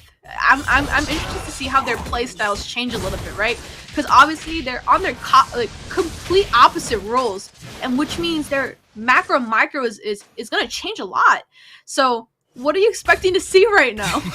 Hey, trust in Zane. He is the ADC. We are gonna have to watch him, and he's going against Mark Cutie. Yo, I said Mark Cutie's underestimated, if not one of the best marksmen in the NACT spring season. Here you go. Mark Cutie definitely having that Zane effect that most players have when they go up against him, just rushing in for blood as soon as they can. But we'll see how this match goes. The battle in the gold lane, definitely keep your eyes on it. Joybosh already coming in with a lot of aggression. I guess that's what you get for being a roamer, being slotted in the mid lane. You want to show the aggression, but bot side. There goes Mark Cutie overcommitting, and you are going to see ISO pick him down for that first blood, and that's what Zane was banking on. Hey, just wait. He is going to overextend. We get that early kill, and that's going to give us the slight advantage we need to start the snowball. But you are seeing ISO going to use the Finch Poise to get out just in time, and overall, a good start for BTK. We do see that. And I'm just looking at this lineup, and I'm just kind of laughing because everyone's just they're genuinely on their off roles. Like nobody, all 5 members are not on their actual roles, which is funny to me because obviously Zane's understandable, right? He used to be that marksman player, but Joybosh on this mid lane and Yato on the EXP lane. This is going to be definitely an interesting match, but objective coming up right now is going to be very open, and ISO's going to be running that killing spree, so we're going to see a really good 50-50 contest, but mid side, T just got dropped really low. Yeah, got dropped really low. It's not going to recall. No, he is going to go ahead and go back now, but the battle on the top side. Cutie takes down Joybosh. Feather Airstrike. Can he get 2? Look at Lava Cutie. Flickers in. Is going to get the kill. Takes down Yato. 2 kills on the board for Area 77 and 1 for BTK. So Iso's not going for that turtle, but he's going to go ahead and get a kill on Mark Cutie. Blades drop it down, put Mark Cutie on a trampoline, but Mark Cutie to respond is going to find ISO and make him pay. Look at Moba Zane, realizes he is low in HP, is going to go in for the kill with the Speedy Light Wheels, but Kogi trying to do some damage, almost takes Moba Zane out, but he is able to get back. But Lava Cutie from the side does not have the flicker, but he has a Neon Blast, does not get the stun, the cancel with the Way of the Dragon from T just in time to save Moba Zane. That is a good save, but Joy Baj doing a little bit of damage right there, but is not able to connect. But we do see the objective being into the hands of ESO, which is going to be the first neutral objective getting picked up by BTK. Yeah, and that's what they need, right? They are down 1 kill, but able to take the first objective, trying to claim some of this farm nice and early to have that advantage, as they are running a little off sync from what we typically see from BTK. Not your typical roles that they play, but still putting on some great competition against Area 77. You see the Santa coming in from Lava QT. Penalty zone. Go out with Tips of Blaze to respond. ISO picks up the kill, takes down Just Cutie for the airstrike on the bottom side. Pogi finds ISO over in the top lane, but battle still on the way on the bottom side as well. T using the G Kondo to get out just in time, almost taken down by K Cutie. Do you see the jungler sitting at 2-2 and Poggy is just kind of chilling, pushing up these lanes, and Zane already having a little bit of a fun time in that marksman lane, right? 101, not died yet, but Mark QT has been taken off the board twice, and now you just don't want to die too early as a marksman. 1-1 is a hero you need to really scale with, but let's just look at this. They're really playing the patient game right now from both sides. And you know, BTK, like, they're very comfortable. They know no matter how this turns out, they still have a spot in the playoffs. So they're just out here having a little bit of fun. And we love to see Mobile Legends with Mobile Zane running on the marksman. And now Neon Blast flicker to the side for the stun. Catches Mobile Zane, hit with the crossbow tank from Mark Cutie. All in for Mobile Zane. K Cutie is going to take him down. Tips of Blaze from ISO to respond. Finds Lava Cutie. Can he get another? Is able to pick up his Blaze with Mark Cutie going in. May be able to get a possible pick off, but look at Joy Boss. Rushes him, is going to use the IMU, is going to switch and grab Mark Cutie with the 1-1 and take him down. You are going to see Pogi rush in, though, is going to hit him with the double left punch, but not able to take down Joy Boss. 7-5, Area 77 leading in terms of kills. Looks like the 2 strikes wasn't able to connect to that third one as he was not able to secure a kill, but Joy Bosch taking up the 1-1 ult. It's a little bit funny, right? Like before, you aren't able to use a crossbow ting until you actually trigger it as an actual 1-1. So technically, if you take the 1-1 ult, you're actually the 1-1, but you still have to trigger all the points, the weakness spots in order to activate the crossbow ting. But Mobile Zane might just get caught out here once again by Lava Cutie. Definitely some heavy focus, but he is going to bait out that new Neon Blast from Lava Cutie. Not really the best time for that utility, especially with this neutral objective in play, but Pogi is going to find a kill on the opposite side of the map, takes down Yato. And Joybot is just continuously stealing Lava's ult. The Neon Blast is what's going to be at his favor. No one has yet harped on that objective, but Mobile Zane against Mark Cutie. T takes down Pogi off screen. Zane flickers in onto Mark Cutie, finds the kill, but Lava Cutie and K Cutie to respond for the airstrike goes down. The emote from Mobile Zane for some additional HP on the 2v1 situation, but not enough. K Cutie is going to take him down. Joy Bosch not able to make it in time. But that is an objective picking up by BTK. That is a bot side turret. And no trade yet coming in from A77, but looks like ISO's going to go ahead and farm a little bit more and potentially see his hands on the next neutral objective, which is going to be that second turtle. Yeah, definitely BTK sitting strong so far. Definitely has the map pressure. You are looking at Mobile Zane, KDA 2-2-2, but Yato having a harder time at this KDA 0-3-1. But speaking of Yato, is going to rush in, but not able to do any impact onto Area 77. BTK sitting strong in the mid-river. Neon Blast from the side. Lava Cutie picks up a double set. Mark Cutie takes down T. Feather airstrike raining down with bombs from afar. Joy Boss from Neon Blast with a triple set. Huge play for BTK. But wait a minute. Pogi rushes in. It's going to try and get a kill. You're going to see Jazz Cutie take down Joy Boss. ISO falls to Mark Cutie. And the map has opened up for Area 77, claiming a possible turret for the mid lane uncontested. That was a nice set, but no follow-up, unfortunately. And that's just a roamer instinct, right? The flicker set coming in with the Neon Blast was able to land 3, but looks like the tides have turned a little bit and just went into the hands of A77. They did go ahead and trade that mid-side turret, which is going to automatically open up a lot of vision, but bot side. Rushing away the drag connected Pogi, Speedy Light Wheels combination. Zane picking up the kill, takes him down. You already see Mark Cutie, though, on the opposite side of the map, claim the turret on the top side. Looks like an equal trade, but still, BTK is losing a little bit in those turrets as A77 does have a little bit of advantage as they have not yet traded that mid side. But Turtle has also picked up at A77, looking at a little bit of a gold lead for the side of A77. And Zane's actually scaling beautifully right now, sitting at 3-2. But if you saw the damage and the amount of basic attacks he was spilling out with the speedy light wheels, he is scaling nice. Now, speaking of scaling, it's Speaking of the match, you are seeing a possible another engagement in the mid-river between both sides. Area 77 very comfortable right now. And you mentioned Zane, right? He does have the carry. He was able to claim that turret on the bottom side. They're able to. They did not claim the turret on the top side though. Mark Cutie was able to find that one. But honestly, Zane had a slight disadvantage though. They do have Lava Cutie, who does have this Lolita to be able to pull that Bulwark shield out to stop him from doing all that damage with the Speedy Light Wheels, which may be able to save the team. But Zane, not even worried about it. Left uncontested, is going to go ahead and claim the turret in the top lane. I honestly feel like Zane running this marksman is actually a little bit of an advantage. Since his main role is that jungler, right? He is kind of able to estimate, you know, where everything's going, and just like that, it's gonna pick up a kill on Jashi. And you know, being a jungler, you know the rotations, right? So you kind of expect how things are going to play out.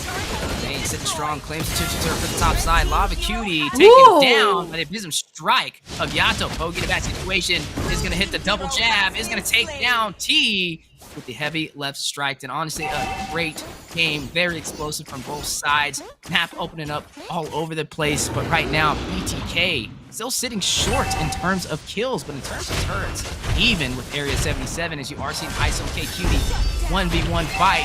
ISO picks up the kill, takes him down, and he's going to possibly be able to claim this turret. But RQT from afar is going to wrap around. He's going to try and take down ISO, but stuck on that wall, unable to get to him in time. Bitch Boy's activated.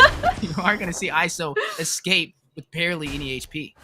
Yeah, I mean, Poggy being able to smack T in the face, man, I guess the punches win over the kicks, right? He was able to take him down in the mid set, but we already see the Lord aggro is going to be pulled towards BTK, but they're going to go ahead and reset that. But I don't know if Zane realizes Lava's in that bush, so has a lot of vision already, but Joyba is just also holding on to that Aluminum Blast, kind of sticking by Zane's side right now. And like, even if they aren't really in their main roles, you can kind of tell like their instinct, right? The roamer being with the marksman to protect, but we do see conceal play coming in on Zane. From Area 77, Zane dashing out, but Numion Blast, Feather Airstrike dropping down, Flicker on his way out for the escape. Joy Boss takes down K Cutie. ISO rushing in with the tips of blades on to Mark Cutie. A battle on the way. Jazz Cutie takes down ISO. Crossbow take activated, and Pogi is gonna find Yato, and Mark Cutie takes down Joy Boss. But T, 2v1 situation, Zane farming up, ready to rev up and take some damage to Area 77. Jazz Cutie on the retreat. Mobile Zane not gonna let him escape. Hits him with the Speedy Light Wheels and takes him down.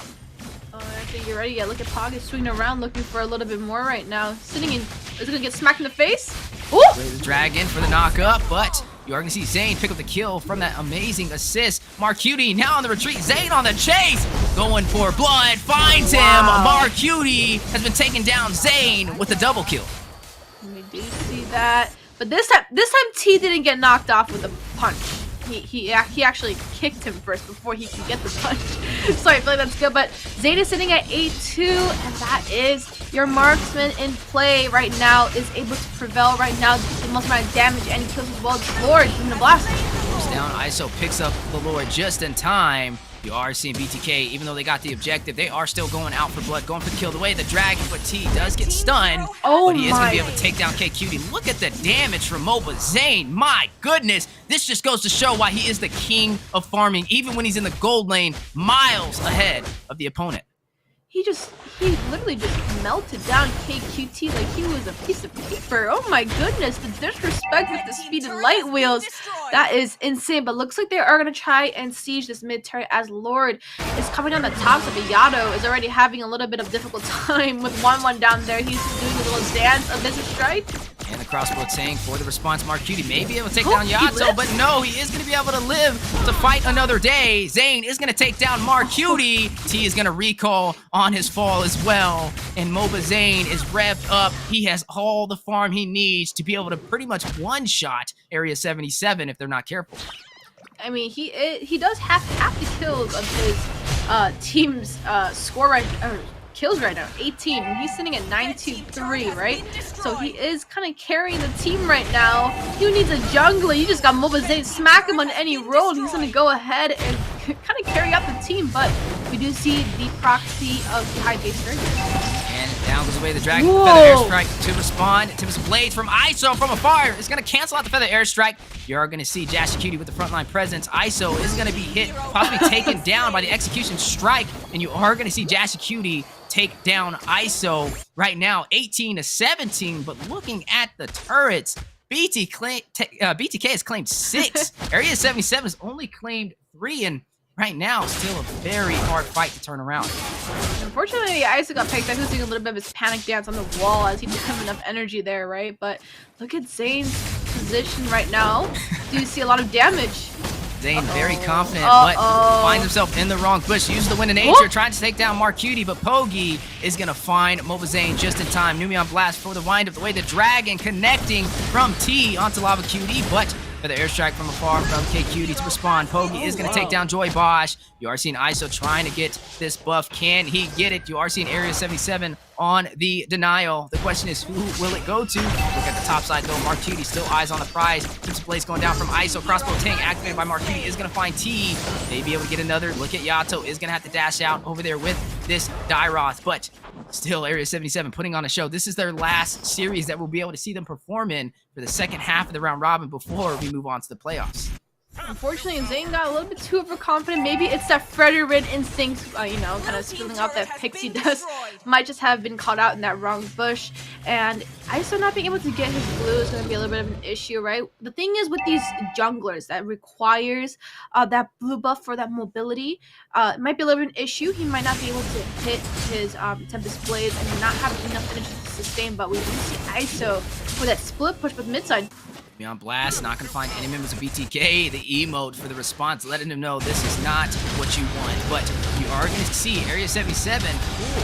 Aggro score. T is going to give in some vision. But look at the back door. Look at the top side. BTK may be able to close this game out as they're focusing on this Lord. Yato, ISO, and a minion. A hope and a dream. And Mark Cutie for the denial. But it is not in time. And BTK claims the first game up against Area 77. Victory! No, I thought Yato going in on this Chow was just overextending his stay at that Lord, but it was to make sure nobody recalled. That was a really nice backdoor. Oh, I'm sorry, not Yato. T. Now, see, I can't even figure out who's on what role right now because everybody just got switched. But that was a beautiful play. Backplace. I feel like every time we've casted, there's always a backdoor happening, right? We see the Lapu backdoor, we see the Fanny backdoor, we see the Brody backdoor in Fallout, and now we're gonna see Ling and Dairoth backdoor. So I guess we just got the curse of backdoors of all the matches, Weezy. I don't know. I will say these are the matches you thrive to be able to cast, and honestly, I just love to see it. BTK 1-0 up against Area 77 so far, as we are jumping into the stats. I mean, the gold is literally not even 100 difference right there, and we are seeing that the macro has been into the hands of BTK. Joyvaj coming in with 2-4, and he is the roamer. Yato coming in on the EXP lane 1-4 as he is the mid laner. Zane coming in 10-3 on this carry. He is the jungler, but he has been known for his marksman. T coming in 2-4. That is the EXP laner, and going down the line, ISO coming in on this jungler as a marksman. But look at this. We both thought T was just trying to go give vision, but it was just to prevent them from recalling. And look at Yato and ISO going to end the game, and Mark QT even burns everything he could, but no Inspire, and Poggy just came in too late and wasn't able to defend the base crystal. And we're gonna go straight into the second draft, and let's not see another backdoor, because every single time any series we've casted, there was always a backdoor. Backdoor by TOB, backdoor by Fallout, and then backdoor by who was the other reverse one that went? Who was the Lapu? Do you remember? It was the same series. It was that same exact series. It just got flipped around, right? Now we see, I already said OhioBrothers. Now we just saw BTK. So how many more are we gonna look at, Weezy? It's every series. There's a backdoor every single time we cast it. It's not the easiest thing to pull off either. Honestly, it takes some high execution in a very limited time frame. And honestly, I saw it though. I was like, yo, the back door, hurry up. What are y'all doing? Too much focus on that neutral objective definitely catches you off guard if you're not paying attention to where the players are. And I honestly just want to harp on what we've seen. Mopa Zane in the gold lane. That is something that they can do, a new dynamic that they have to their team that can catch opponents off guard. And honestly, it kind of opens them up to that 3D style of drafting if they can pull Yeah. this off against upper echelon teams. Because when you put Zayn in that gold lane, even though he's a master of the tank fighters, when you put him in the gold lane, you create the opportunity for ISO or even T. T can do it too. They can run the assassins, and that may be a possible game plan that we might be able to see a little bit of that early sneak peek into the grand finals if they do make it out there. And man, it just gets your blood rushing, and honestly just shows you just exactly what BTK is capable of. I mean, like I said earlier, right? Mobazine is the jungler. We are known for his king of farm, right? Is able to take everything, but when he runs into that marksman, he just knows the rotations by heart, right? Even though they might not be exact as what he plans out, he knows when the ganks are gonna come. He knows where the rotations are gonna lock in. He knows when they're gonna do this. He knows when they're gonna do that. That's just the instincts of a jungler, and you know, making sure that you know those rotations, he just had that little bit of that advantage, you know, being able to kind of figure out like, ooh, I smell something here. There's something's gonna happen here because I know the jungler's missing, yada yada yada. But Lava Cutie locking in this Kufra. Joybod's signature pick is going to be this Chow. That is his main roam. We did see it in the early NACT stages. Everybody was hating it for some reason because it just wasn't played out in the right way. But I'm still gonna lock in Farsa now, so now this is gonna be another flip up of roles, Wheezy. You and I are in for a ride trying to figure out like how this is gonna play. So if I'm gonna take a wild guess, okay, well there it is. He's gonna Joybot is gonna stick to his tank, I think. Iso's gonna run the mage. Yado's gonna run the marksman. Zayn, I'm sure, is gonna run the EXP, and then T is gonna run jungle. Never know. Honestly, I think you so. never know. But I mean, I will say something know. interesting with this draft so far, though, is KQD about this Sicilian, and that's going to be something interesting to see. You know, Sicilian takes a long time to rev up and requires you to be able to make it to that late game, but BTK is not a team that waits for the late game. They take advantage of the early phase and they close it out with that 12, 13 minute finish. So when you bank in on the Sicilian, you have to be able to maintain yourself, maintain your objectives, and survive up to that 16-minute mark so he can get those stacks to be able to kind of deal the damage needed onto the team. But you look at BTK, right? They have ISO, which locked in the Farza. They may swap around. Too early to tell who's going to run what. But you have the Brody, you have the Farza, both really strong early game presence to be able to close this game out, which may be a slight disadvantage for Area 77. yeah, but speaking about that though, I still don't think they're gonna mix up their.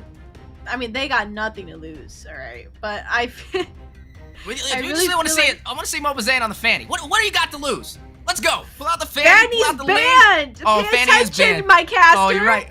Pay attention, It's my because they caster. saw the Ling. They saw the Ling and it scared them because normally nobody is banning the Fanny Nobody. against BTK. But this is what Nobody we talk plays about. 3D style of drafting. When you pull that out and you show people, hey, we have that capability and we were also Look at it. running Look on at it. it. Here comes the dang. Here we go.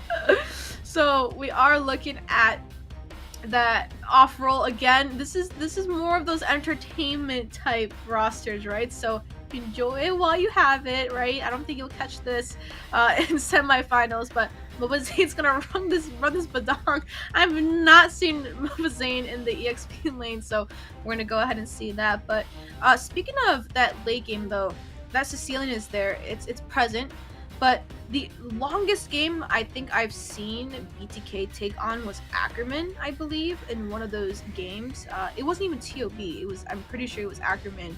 They had that longest game, a little bit over 20 minutes. So I don't think they're looking for a late game, because if they are, they're gonna be in serious trouble because there is a Sicilian. But have we seen a Freya? Oh my gosh. This is they're just putting everything out on the line right now. Just trying to put on a show, man. Fireworks exploding everywhere. And yeah, this actually most likely will be the Freya in the jungle. And so I think the last question is, what is BTK going to pull out for their jungler? No, what is T going to pick? I don't know if he runs assassin. I don't know if he runs tank. I don't know what he's going to pull.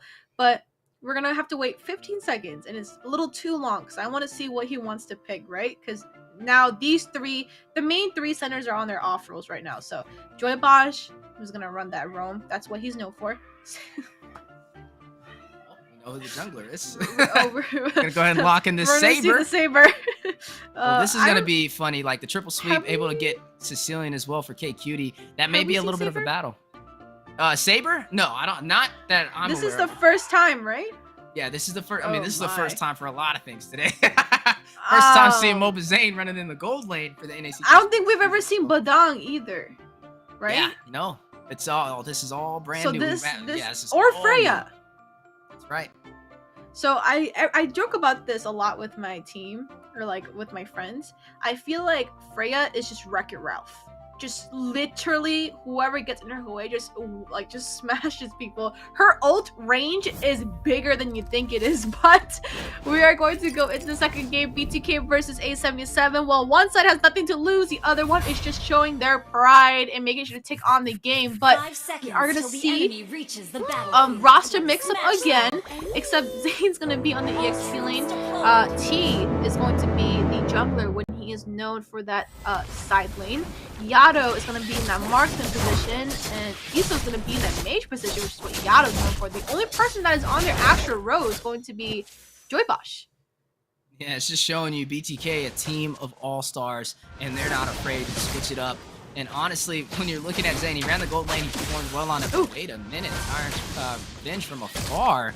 He's going to connect onto ISO nice and early. And Area 77, a team, you know, if you look at their history, they did really well in the beginning of the round robin, but had a little bit of a struggle during the mid phase. And now on the back end, starting to finally pick up their pace, but it's too late. And there goes that Freya we talked about on the top side. An interesting matchup, seeing the Freya go up against the Badang, and not just any Badang, going up against Moba Zane, who is now swapped to the EXP lane for BTK for this match.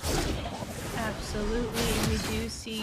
Oh! Flicker Tyrant's Rage landing on Yato. And a possible pick off. No, Yato able to get out just in time. Marcuti unable to seal the deal. Unable to secure that into a kill. Joybosh just came a little bit too late, but looks like T is not having a fun time. The Orbital Blaze going out as that last line of defense. He is able to get out just in time, though, before he was taken down from Area 77. Still, neither side able to claim a kill. Absolutely, but Moba Zane still kind of chilling right now against this Freya, and we haven't seen anything too major yet, but T. Use Orbital Blaze. You are going to see the fist break over there onto Lava Cutie, putting up that little barrier provided by Moba Zane for this Badang, as we are seeing this turtle spawn in. We do see the rotations already happening from both sides. Each roamer trying to get their 4. And we do see another possible pickoff on Yato. Heavy presence on the bottom side, but this time they are able to pick up the kill. Marcuti securing first blood for Area 77. Absolutely. Joybosh still not looking at that 4 yet, where the dragon is still not there. Lava Cutie already has his 4, so this turtle fight might be a little bit of a suspicious fight, but Zane... He's going to rush in, is going to use the fist break, is going to trap Lava Cutie, and now use the fist crack to possibly take him down. We are seeing the airstrike from ISO, not able to connect onto Lava Cutie, standing claws from far with Bat's impact. ISO is going to use the blue wings to get out, but you are going to see Jash and Cutie rush in and take down T. But oh my goodness! Oh my goodness! The Jika Joybosh finds K Cutie and the way of the dragon, making it even spicier, picks up the double kill and takes down Lava Cutie, pulling the aggro of this turtle. But here comes Moba Zane. This break, this crack. Zane takes down Jash Cutie, hit with Spear of Glory. Inside of the King's Calling as well. Emotes on his demise, and you are going to see Pogi take him down. Bodies dropped left and right. I mean, it was just one kill connected after another, right? But nobody still has touched the neutral objective. Spear of Destruction going up to the top side of Yato. You're going to see the corrosive strike over there from Yato for that little bit of a stun onto Marcuti. Joybosh in the bush. Marcuti not aware that he's there. Already opting in onto the G-Kondo. Is going to be able to connect, but he does have the way of the dragon for the stun. Yato now trying to close it out. Torn apart memories. Down goes Marcuti in the gold lane. Torn apart memories does put him behind the casters. That's so welcome, Marcuti, but Jash and Cutie already taking proxy of the turret. Tyrant's Revenge is going to connect onto the wall. Over Zane in a tricky situation. He does have his team to defend him. Petrified drops down. Dash Cutie finds Zane. ISO takes down Dash Cutie to respond. But you are going to still see him hold off the side of Area 77 from claiming that top turret. But still Turtle intact. Lava Cutie giving some vision. Is just about to the wall. Does need back up. Hit Jikando the way of the dragon. ISO is going to connect for a possible pickoff. Hoagie, Spirit Glory does not connect onto ISO. Lava Cutie very low. Joyboz on the chase. Has the survivability to be able to take him down. Jikando secures a kill with Killing Spree activated. Finds Lava Cutie. Man, we did see each one. I mean, how many carries do we have to set up? I mean, they're just going to keep coming back and forth. Spirit of Destruction hitting Iso just a little bit there, but look at the bot side again. Yato, Marcuti. Triple sweep from T. Yato taken down by Marcuti. And right now, looking at the side of BTK, they are rotating around. They are denying Marcuti from getting online, and Yato leading the way 2-1-0 KDA against Marcuti. I feel like this is just going to be a ping pong match, right? It's just kills after one another. No one's still touched the turtle. No one wants to get it. Lava Cutie charging up. He's going to use that Tyrant's Revenge for that knockup, and he's going to get out. Doesn't have really much of his team there to be able to make the most out of the situation. But speaking about making the most out of the situation, with separation, Yato is going to find the turret on the bottom side, but the fist crack from Mobile Zane finds Dashy Cutie and Joyboj with the recall on the way out. You are seeing ISO Feather Airstrike dropping down on the bottom side. Yato, 24 memories, does connect. Killing Spree activated. Down goes Lava Cutie, while you are seeing the side of BTK pull the aggro of his turtle. Gonna go ahead and start that as well, but the bot side and the top side, it's just, I feel like it's brawl in the bot and the top side of Marcuti. And you are seeing that Marcuti trying to get online, trying to take down Yato. Both of them very low. Oh my goodness! You are not going to see that Spirit Destruction connect on Yato, but Marcuti is going to still take him down, but ISO, for the response, is going to find Marcuti with that 1 HP. Dash Cutie finds Joyboj, top side, fist crack by Mobazane. T, triple sweep connects. You are going to find another member fall for a double kill. T is going to go ahead and take down Dash Cutie and Hoagie. Beautiful recall coming in from T, right? Is that the Saber? Or that's a legend skin. So that just showed that flawless execution over there on that top side. And go ahead and restart the rotation on his own side. But we are looking at the gold lead coming in still from BTK. We did see a lot of brawl happening on the bot side, the top side, a lot of skirmishes here and there. 6-12 already. This is a high kill game, but Lava Cutie.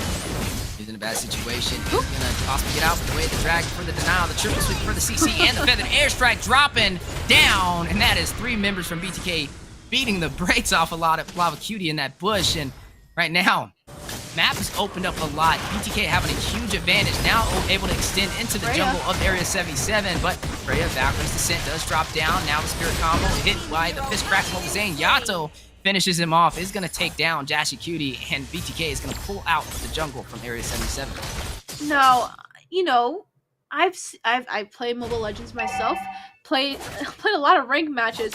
I don't know what's up, but there's a lot of Badang picks being picked out, and the damage is actually a lot more than I expected, but top side. T finds Pogi, very low himself, able to secure that kill in that 1v1, but he still played the rush onto the bottom side. Yato in a bad situation. Tyrant's Revenge winding up from Lava Cutie, but now hit with the G-Kondo and the way the dragon. Moba Zane is going to flicker him with the fist crack, but not onto Lava Cutie, who is going to get out. Zane is going to take down the backline, though. Talk about target prioritization. Finds K-Cutie and takes him down. The mage for Area 77.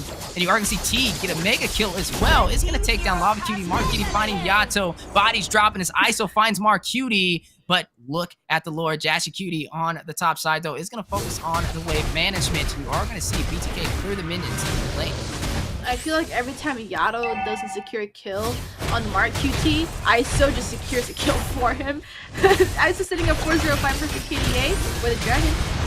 Drop down. They are not going to go in for this turret, but Mobazane is going to do the finishing touches to be able to secure it possibly, but no, ISO is going to go ahead and secure that.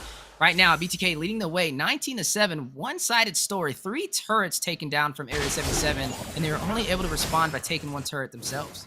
Weezy, I'm gonna have to ask you, who has a better punch, Joyboj or Zane?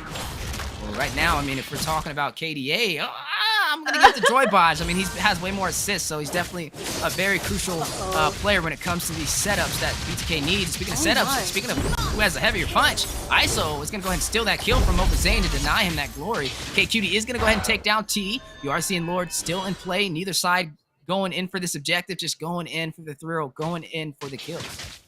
Are you sure that Joy Bodge has the better kick? Because right there, that was a difference like he's calling. He's going to drop down. You are seeing the 2-1 situation. Spirit Glory pulling Yato in. He is going to take some turret damage now, needing to get out.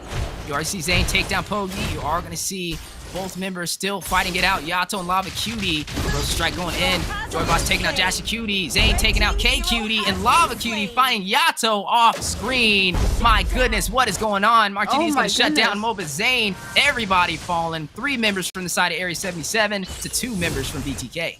10 to 23. This is just war back and forth. All BTK want is living up to the name Bloodthirsty Kings right now. 23 kills up on the board right now, still winning in macro. So look at the setup though. We do see Joy Bodge and ISO just sitting in that bush waiting for somebody. Here it goes, we might see it. Yeah, right now, I think BTK should instead of Bloodthirsty King, should be Bloodthirsty Zane on all these roles he's swapping to and performing well. Look at that recall, charge up, Marcuti as well. They must know something we don't. There may be a little bit of a buff to it, a little bit of a trick that we're not aware of. But down goes the feather airstrike, KQT finds ISO, but we are going to see Joy Boss, 41 situation with Spirit Glory. We're going to see Marcuti pick up the kill, but taken down by T. Pogi is going to find Joy Boss off of screen as well. 3 members down for BTK. The advantage Area 77 needs to be able to claim some of this map. Iron's Revenge winding up is going to miss T. T is not going to be able to stop the side of Area 77 from claiming that turret in the mid lane, but he is going to possibly deny the push for the tier 2. Looks like a little bit of recall there. It's going to give him that little bit of extra chip damage on himself to go ahead and possibly take on a member, but they are going to go ahead and start this Lord. A77 does have all the macro, but Zane is going to go ahead and use that fist break. Going to try and trap in Lava Cutie. You're going to see the fist win as well. T is going to find Jashy Cutie off the screen as well. The battle on the Lord Pit on the way. Feather airstrike going down with the dash forward. Lava Cutie is going to use that conceal just in time to get out. Zane with the fist crack is going to connect on to Pogi and take him out. You already see Zane though hit connected by a double kill from K Cutie with the Bat's impact, but G Kondo Yato finds Lava Cutie from afar, but the flicker ends G Kondo for the knockup. Yato joining the fight. Corrosive strike for the stun. Mark Cutie versus Yato. Who will be able to win when the nature prevails. Mark Cutie is taken down by ISO. K Cutie by himself is going to be forced to recall back to the base, opening up the opportunity for BTK to take this Lord. But do they go for this objective? No, they don't. They are trying to go in for more blood. The Bloodthirsty Kings. they are, and they are living up to their names. And look at all the members just going ahead and making sure they know who the Bloodthirsty Kings are, as they are seeing 28 by Feather Airstrike. Is going to go ahead and catch Pogi, but not able to seal the deal, not able to seal his fate. You already see the Bats Feast connected with the Bats Impact. ISO, Wings by Wings, off screen, but Bats Impact having other plans, is going to find him and take him out. You are seeing Area 77 still trying to find a way to turn this around. 16 to 28, the highest kill game we've seen so far today. BTK in favor. Good game set up in the bush. Going to be spotted out by that Tyrant's Revenge. Tyrant's Rage, a little premature, not going to find the stun. Zane with the fist crack. A Madman out for blood. It's going to be able to dash out just in time, but with the knock up, Joy Boss trying to join the fight. T is going to find Pogi. Bats Impact activated. T in the mid lane is going to try and clear these minions. And right now, BTK still finding a way to maintain this pressure against Area 77. But now, do they go for this objective? Neither side has went for this Lord so far. And now, finally, the aggro has been pulled for BTK. And they may be able to take this uncontested. But on the bottom side, a little bit of a clash going on. You are going to go ahead and see Saber get out just in time. Marquiti was almost able to take him down, though. But still, nonetheless, BTK able to claim this Lord uncontested against Area 77. Triple sweep. Connect, find Marcuti, take him down. Objective, mission accomplished. Able to find the backline marksman. A huge advantage for BTK alongside the Lord they just claimed. And Zane's just being dominant. 6-4-7, but T also coming in at 8-3-6. ISO 7-2-7. Joy Bosch as a rub coming in at 4-2-8, but Joy Bosch. Oh my goodness, you asked who had a harder kick, but I mean, this dude's pulling out flicker G-Condos like it's nobody's even expecting it. Lava Cutie rushing in, trying to use the Tyrant's Rage, but taken down by Yato just in time. And that is going to be 2 members out for Area 77, but you are seeing Mark Cutie spawn back in, did just pick up that Demon Hunter Sword for some additional damage. Do see ISO giving a lot of pressure, and that's the thing about Farsight. You can give a lot of pressure with just your presence, the Feather Airstrike. it's going to definitely zone out that back lane, but here it comes, the minion push. Right now, BTK trying to claim yet another game, trying to have a sweep against Area 77.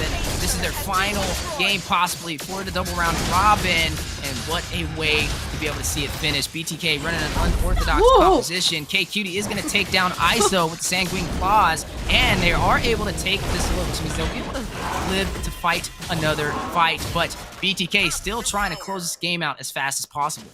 They're looking for everything, and I mean everything. They're taking the economy, they're taking the waves. Joybaj already doing enough healing as the Chow, but is he going to go ahead and give a set? He's just sitting there. Oh, the dragon spotted out way. The dragon connected Spirit Glory, not able to hit the mark.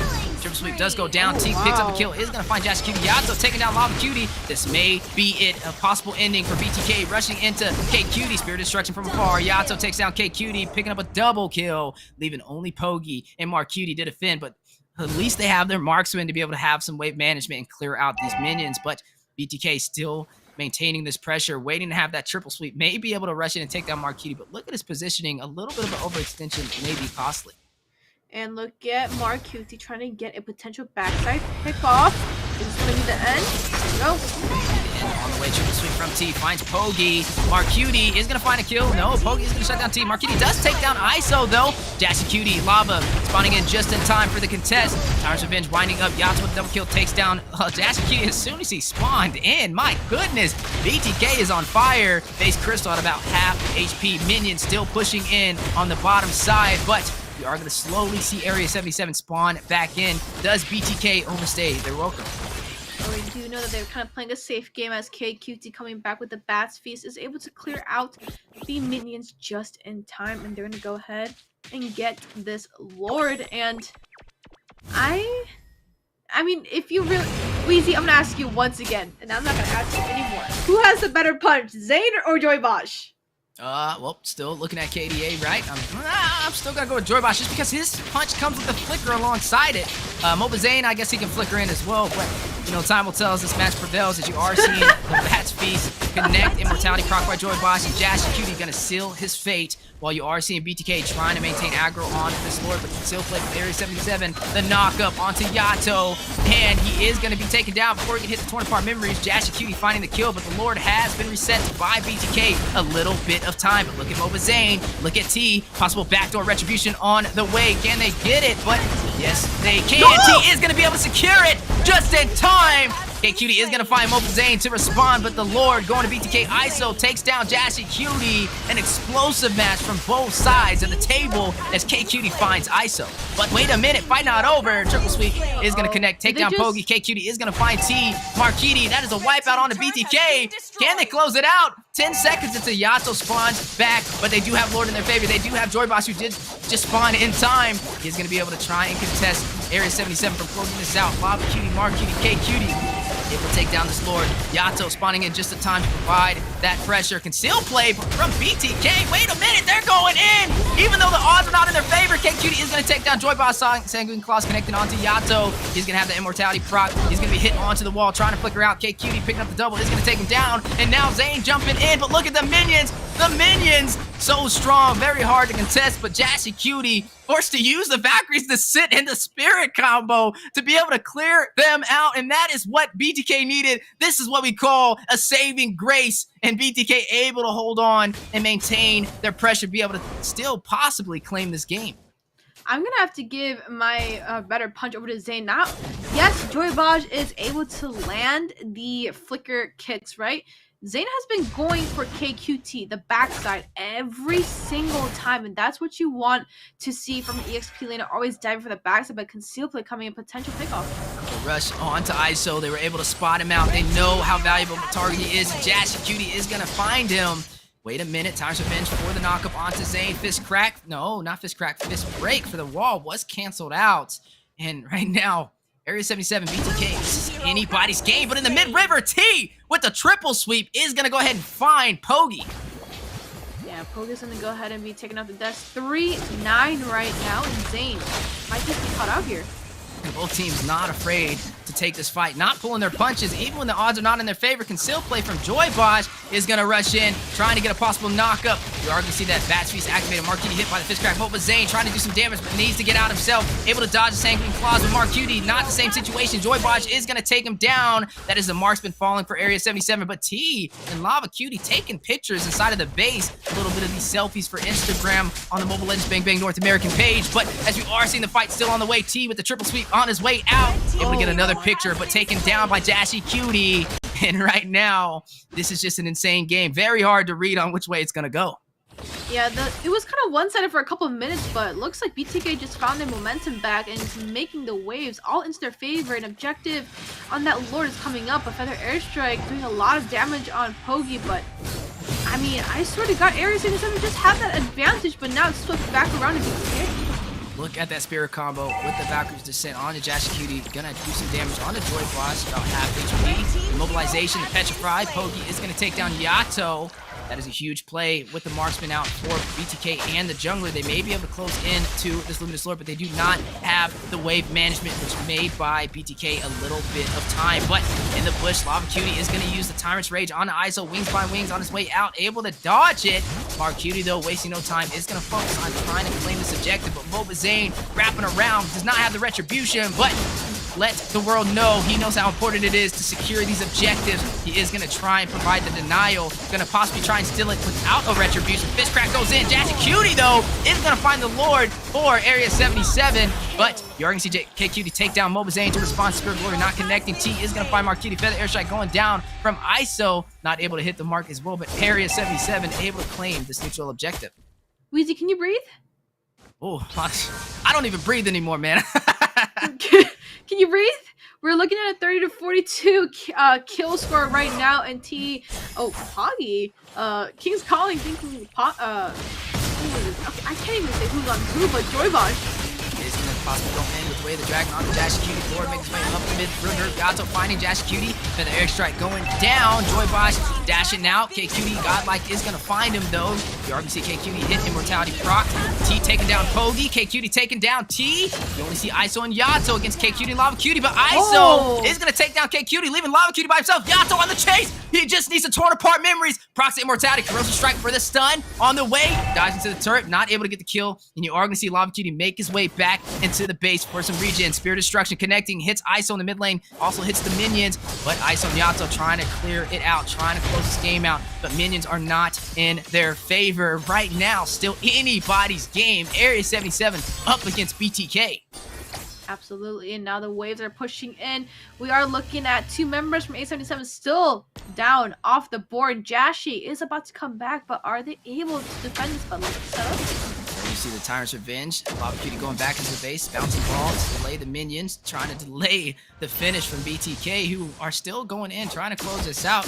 Everybody has spawned in as K Cutie has that 2-second timer left on the board, but 21-minute game. This is a late game now, a late game if you must. And they do have K Cutie, who's running Sicilian now, 14, 5, and 8 KDA, which may be the downfall for BTK if they are not careful. Absolutely, and we do see the setup already. They did see Joy Bosch in that mid side, so Joy Bosch can go ahead and reposition himself as Zane. He's not the jungler, but he's taking the farm, so that's just the instinct coming out from the junglers there. But Feather Airstrike coming out very early. It's okay. He hit the NACT. That's what happened. It's okay. He did hit something, but we do see already 3-man rotation coming from bottom, but T. Triple sweep does go down. Jash Cutie is going to find T though, and that is a jungler out for BTK, which means still 30-second timer. They still have enough time possibly to be able to contest, but the way the dragon on the Lava Cutie, the fist break connecting, the Tyrant's Rage not able to do the same. Mark Cutie is going to find ISO off camera as well, assisted over there by Freya, Jashi Cutie as well, but Moba Zane, one-man army, 1v2 situation. Mark Cutie in the mid lane is going to go ahead and do some wave management, clear these minions, as we are seeing this Lord spawn in the next 10 seconds. Moba Zane count out of position, is going to try and flicker out this win for the separation, is able to get out, and that just shows you his flexibility and hero pool outside of the jungle. Absolutely, but we do see this objective going into the hands of A77, but this is now turned into a 23-minute game. Joy Bosch He's going to connect. Also rip away the dragon for the knockup. Tarnish raised onto the wall. Fist break as well. Pogi is going to secure the lord. Mobazane takes down Lava Cutie, can still play. BTK needs to get out. Area 77 able to play this lord, maybe able to claim some bodies as well. Yato takes down Pogi. Fist break activated with the fist break, trapping in Area 77. Zane is going to take down Marcutie. Mortality procs on Yato. KQT finds Joy Boss. Zane with the double kill, takes down Jasta Cutie for a triple kill. Finds KQT as well.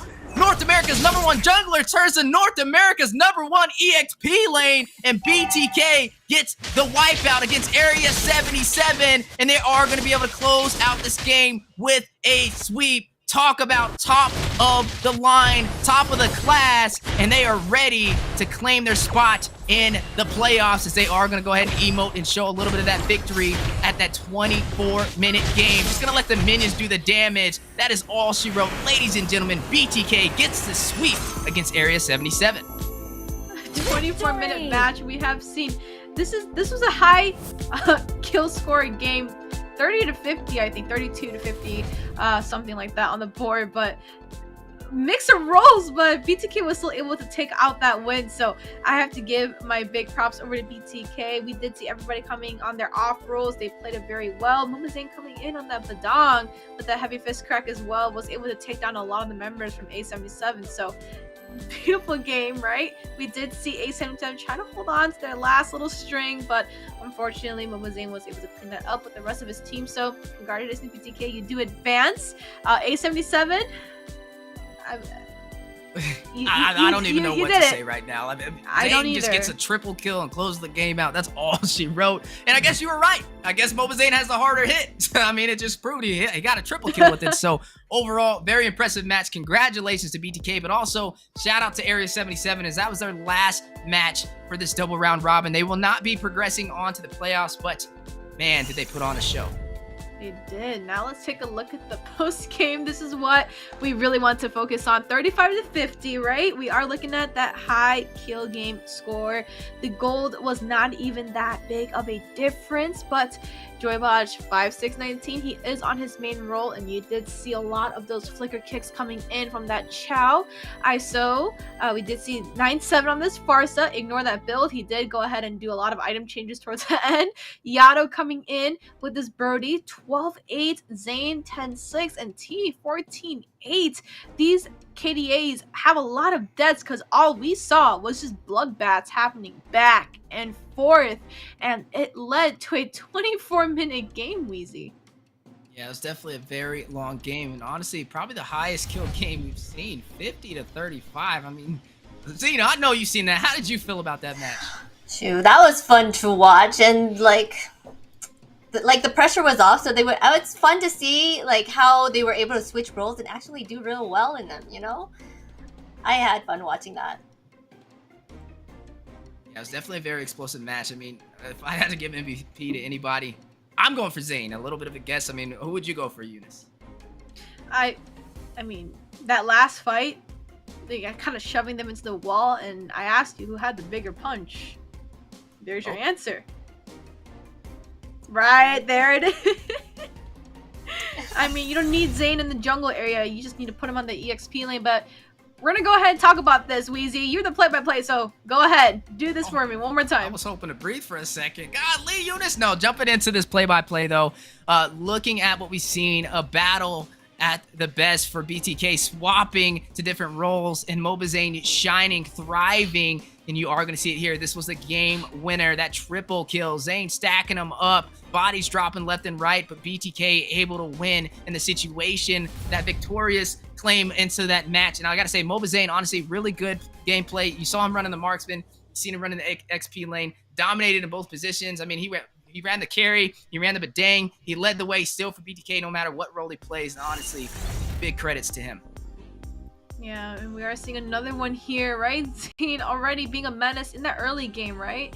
To see him walking around, just all he wanted was either Pogi or K on this assailant because he knows how important it is, but we just see BTK just constantly putting up that early game pressure, and it just led to a snowball. Joyvaj doing a lot of flicker kicks right there, showing him that his main is going to be that Chow, and really did show how Chow is supposed to be played, and doing a lot of recalls. But I feel like this right here, it's coming in for the second time, and this has to be the best like play out of all of that, right? Zayn kind of shoving them into a wall. He waited for the right moment and he just shoved them.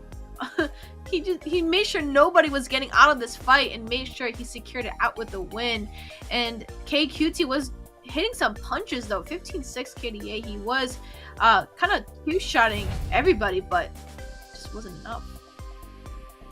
Yes, that wasn't enough, but let's look at our current standings right now. Before we get into the match of the night, we still have the Empire holding on to that fourth, but Fallout needs to actually sweep this and win against the Ohio Brothers just to take the win away from the Empire.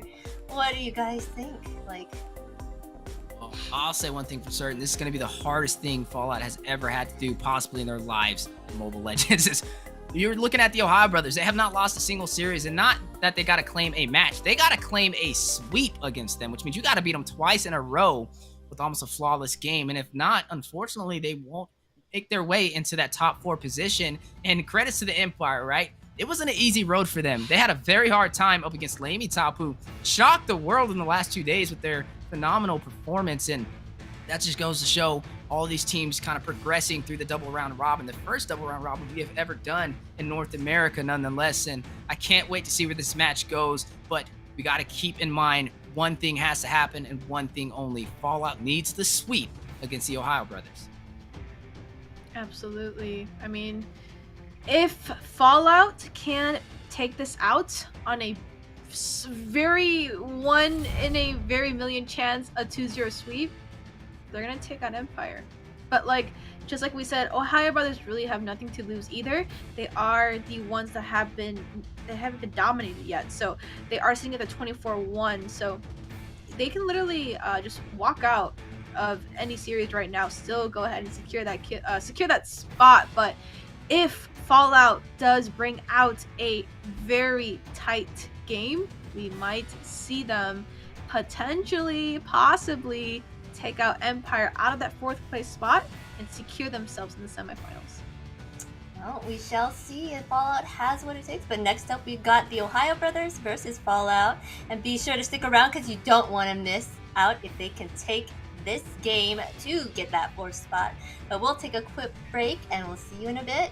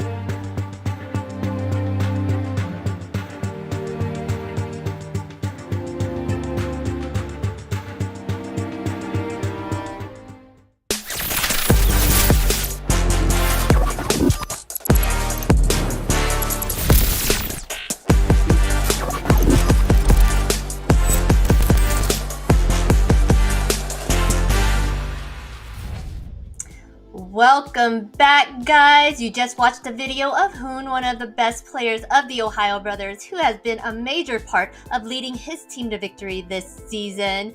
The Ohio Brothers is going to be going against Empire, and Ackerman is going to go against the BloodThirstyKings. So the update here is that Fallout is not able to come back since the Empire did win their matches. What are your guys' thoughts on this, guys? Yeah, definitely a little unfortunate. It comes down to the sets, right? You were able to see the Empire claimed 7 sets, and you are seeing Fallout kind of a little short with 5, meaning even if they claim this victory up against BTK, even with the 2-0 sweep, they would still be 1 set behind. But nonetheless, credit to them. They played an amazing game. They went through a whole roster or name change. We've seen some huge improvement from them as well. And honestly, it was a very close breaking for that 4th position, but fell a little short to the Empire. Yeah, but they're still gonna go up and show that they are here for who they are, right? Fallout is gonna go ahead and show their dominance as well, just like A77 did. So I kind of want to see how this match goes, but unfortunately, Fallout, just like we saw the bracket, is officially not on the roster. Is going to be taken off as Empire just has that 1 series lead out of the entire double round elimination. But this is a match that caught a lot of people's eyes, as before it was one of those tough games. Actually, TOB versus Fallout, they actually held on for a little bit, so maybe we'll see that today. But that is the bracket for the semifinals. Yes, this is all for pride now, and to see if Fallout can give them a run for their money, a little bit of, hard work to work for it. But let's check out our predictions right now. Apparently it's going to be a sweep with the Ohio Brothers taking. This is what the casters are thinking. What are your thoughts? Yeah, already seeing a unanimous decision, not only in who will win, but the way they'll win too. A sweep and victory going to the Ohio Brothers, as we are looking at Eunice making her way to having the best prediction rate through that double round robin, 40-8. How do you feel? I mean, I am sitting at the highest right now. Looks like I got the most matches correct. But, I mean, just like everybody else, we are looking at the 2-0 sweep, as TOB has been unstoppable so far. But who knows? Fallout still might be able to take a chance up against them. So we are still looking at some games, right? We still have 3 matches. Still, Fallout can take 1. Who knows? Might be able to take a win against TOB. Might be their stopper. But we're looking at 2 amazing teams right now. TOB versus Fallout. Now, Wheezy, I don't want to jinx this, but are we going to see another... I don't know. I mean, we saw BTK just kind of surprised us, and honestly, with nothing really to lose for the Ohio Brothers, they can be a little bit flexible, a little bit more creative. We typically see, so you never know which way this is going to go, right? But Fallout, on the other hand, this is going to be their last series, so definitely want to go out with a banger and fight their hearts out and let North America know they don't plan on stopping anytime soon, and can't wait to see them possibly in the fall season. Yeah, but I already see just common bans being put on the table, leaving a lot open as well. But let's talk about the members of Fallout, right? As this is their last round out, I kind of want to give them the most credit over here. Not saying that Ohio Brothers did come out very dominant, but I also want to harp on Fallout, right? Midnight, as a mage player, has been very, very dominant in that mid lane. I've seen Midnight play Farsa, Valentina, Eve multiple times in a lot of these games. Beautiful, beautiful mage player. Ana, the tanks a lot.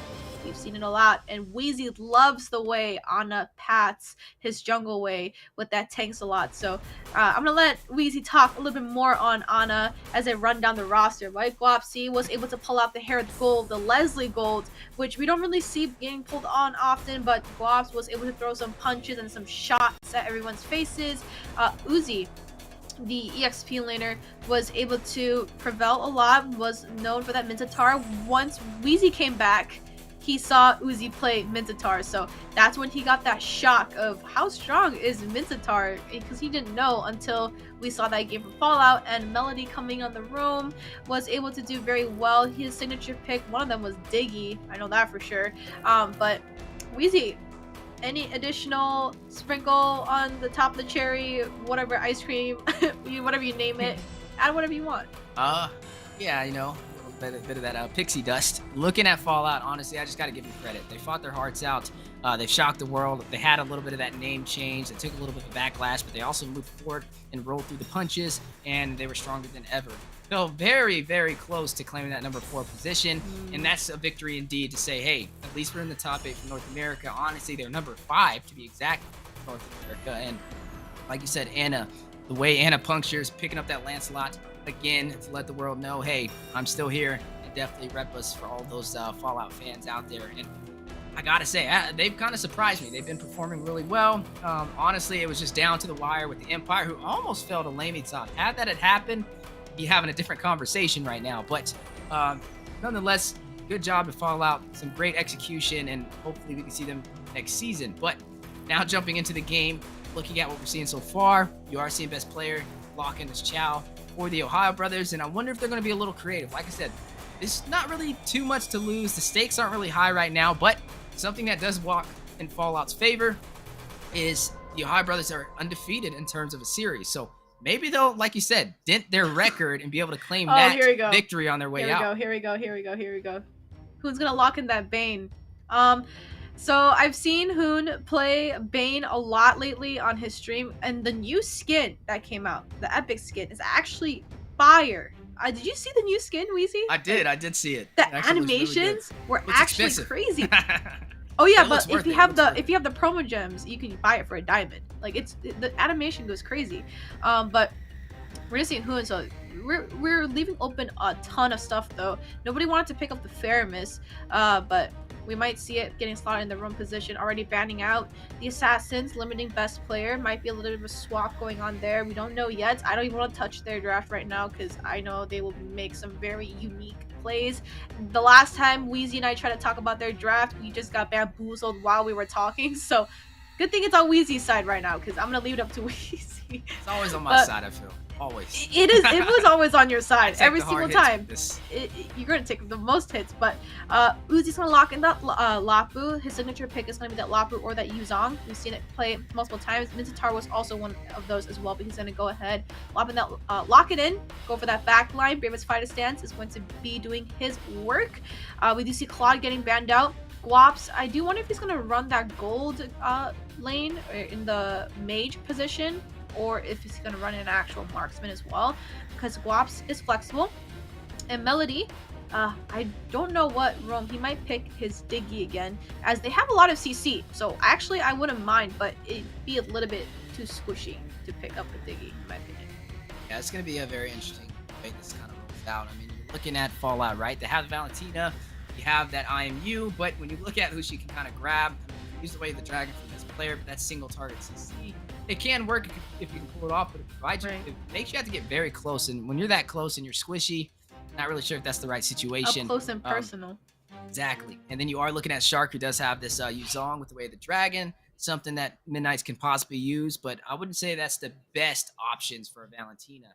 But when you are looking at this Bane, I wonder how this is going to go, right? I wonder which role is going to be opted into. Because right now, the Ohio Brothers have 3 fighters on their composition so far, whereas if you look at Fallout, this isn't out of the ordinary. This is something we've been seeing them run time and time again, but it definitely works in their favor, and it's a comfortable draft for them. Beatrix has been a hot pick today in our casting desk. Usually we see the Melissa or the Brody getting picked up like almost like instantly like that, but now it's going to be Beatrix. I mean, maybe just got the inspiration from Mar and Alex coming in, really showing how Beatrix is supposed to be played. 4 fighters now, so I'm gonna leave it there. So I'm guessing, all right, I'm just gonna start. All right, we might get bamboozled, hopefully not. Okay, I don't know who is gonna be on what though, but I'm gonna guess best player and basic are gonna switch. Who's gonna stay in the mid lane? Yureshi. Whoa. Wait, then who's? You said best player and basic are gonna switch? No, I think basic's gonna run the Popo and Koopa. I think that'll be. Oh no, I was gonna start the order of the switch. So best player and basic switches, right? And then there's gonna be a Chow left in basic's hand. Basic and Shark is probably gonna switch, and then Yureshi and no, I'm making this really. You are. No, I think Basic gonna will be swap in with Basic's Yureshi. hands. Basic will swap with Yureshi. Wait, they're not swapping. And then you're. Oh, they're not swapping. No, they might. They might. Maybe they're trying to throw us off. I mean, you never know. We always get, as you say, bamboozled. But looking at Fallout as well, I mean, I guess we can be more comfortable saying where this is going to go. So maybe we stick on your side of the table. Yeah, let's with all this stick over crazy here. Let's stick confusion over from the here. Ohio Let's stick brothers. over here. 6 seconds left. I mean, honestly, the Ohio brothers, I'm expecting the Liam Ward to be in the jungle and the Bane to be in the mid lane. So Hoon's definitely going to run the Bane moving forward. You're going to see best player on the Liam Ward. You're going to see... no, it's basic Shark. on Liam Ward. You're right. Shark it is basic on Liam Ward. EXP. Best player is Rome. Ooh, they didn't swap either. They didn't swap. So again, No. just like BTK, looks like everybody's out here having fun for the final series of the double round robin, the final day, as well as we are jumping into game 1 5 between seconds two till the of the enemy top 8 reaches the teams in North battlefield. America, the Ohio Smash brothers them. and Fallout. Are looking at that as well. We're gonna wait. Is this? Yeah, Basic's gonna be jungling, hopefully. But Anna's gonna run this tank slot, and Weezy, I know you love Anna's tank slot and his pathway through the entire game. Yeah, you are seeing Anna. Even Anna got Oh. a couple of those MVPs as well. Wait. Weezy, this is a Chow jungle. That's what I'm saying. This is just so hard to read what's going on right now. I'm literally ripping my hair out, as you are seeing a 2v1 situation. Wait. Uzi not really able to do much. Look at all the gold that Shark is getting. We're only 45 seconds in, and the gold has been stripped off of the turret on the bottom side. What a play from the Ohio brothers, not wasting any time in terms of objectives. So this is... Who's the Rome? Because we've seen Popa Rome before. So who's the Rome? Is it Shark?